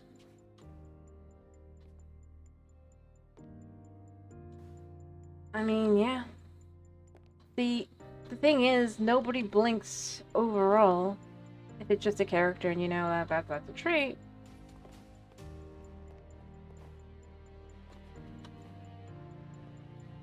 And it won't even like be, it doesn't even have to be over the top. Or heck, like I said, if you've ever seen Babylon 5, I don't know if you ever have, but, and I think it's like season 3 or 4, they have, I mean, it's two straight dudes, but basically, they're infiltrating a planet, I believe, by pretending it's their, wedding, they're going on a trip as a couple. But they're supposed to be a couple. And, you know, nobody blinks twice at it or anything like that or goes, oh. So, like I said, and that's a show from the 90s. Late 90s, early 2000s-ish. So to me, I'm left with, there's not, like, it's weird. Because the whole thing is that people, I'm gonna go here. Normal people tip them to feel like that. It's, overall, romance shouldn't necessarily be part of kids' media anyway. In that way, because that's weird. Most kids aren't thinking that way. They're thinking, ooh, Transformers. I think that's how I feel about it. No romance. They don't need that. Can I just put this back here? Okay. So, if I put this here a second, clean this, and then I'll put it back. That's really where I kind of end up going. No romance. At all.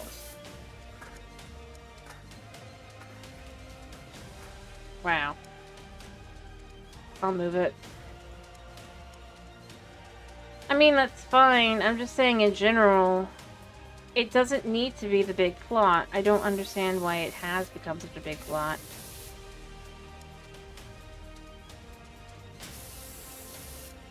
That's kind of more where I go with it. And if it has to be yes or no, I just go with overall no. Because overall, I do feel like it's not necessary.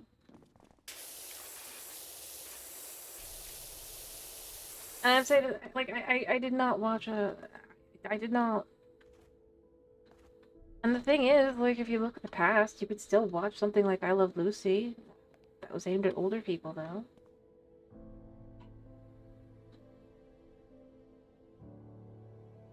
Yeah. Are they really? No, I don't think that they are, because that's just, they don't have a choice in the matter. If you will. Or even if they did, why would they? Because that wouldn't be normal. That's exactly it. I mean, that's fine. Like I said, like I said, main focus to me, I don't understand why it has become such a big focus. Right? Yeah. I think that's kind of where I end up going with it, is I'm left with, and maybe it's just because I'm too old to understand everything. I just left with, I never watched that kind of thing. Overall. Yeah. It's weird. Like, even if you were pretty sure that He-Man and Teela were gonna end up together someday, maybe, they never went there. Now, did they? No, they did not.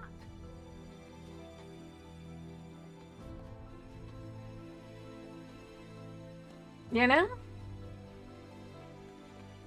Because it wasn't important.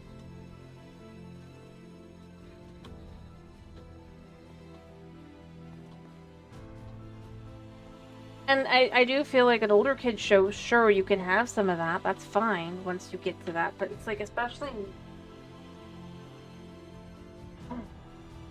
Prince Adam is He-Man.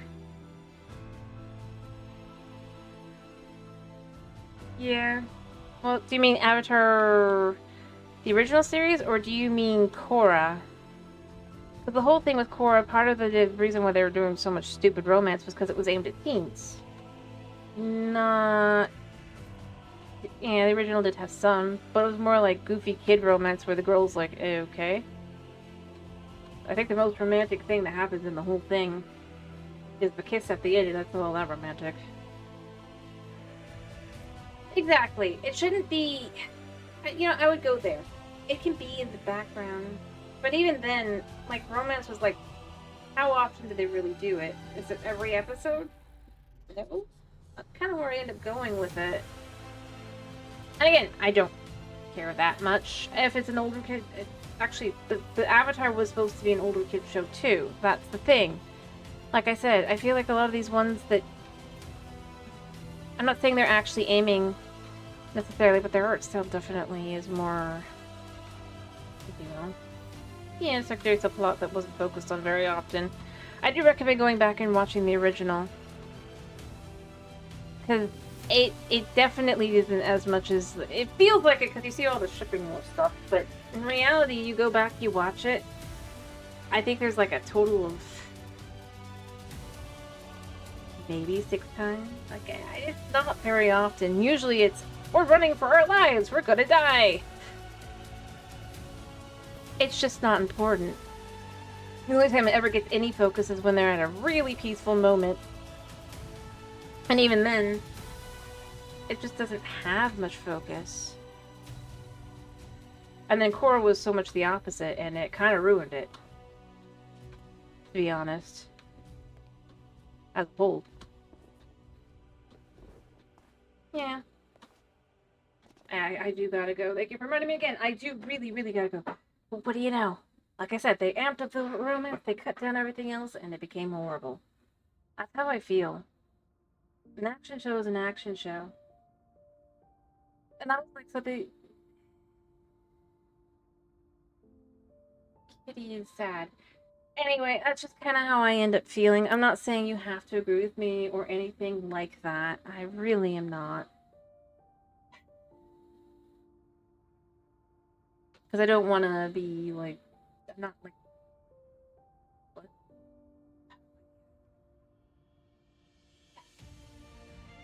I think season 1 of Korra was fine, even though it had way too much romance.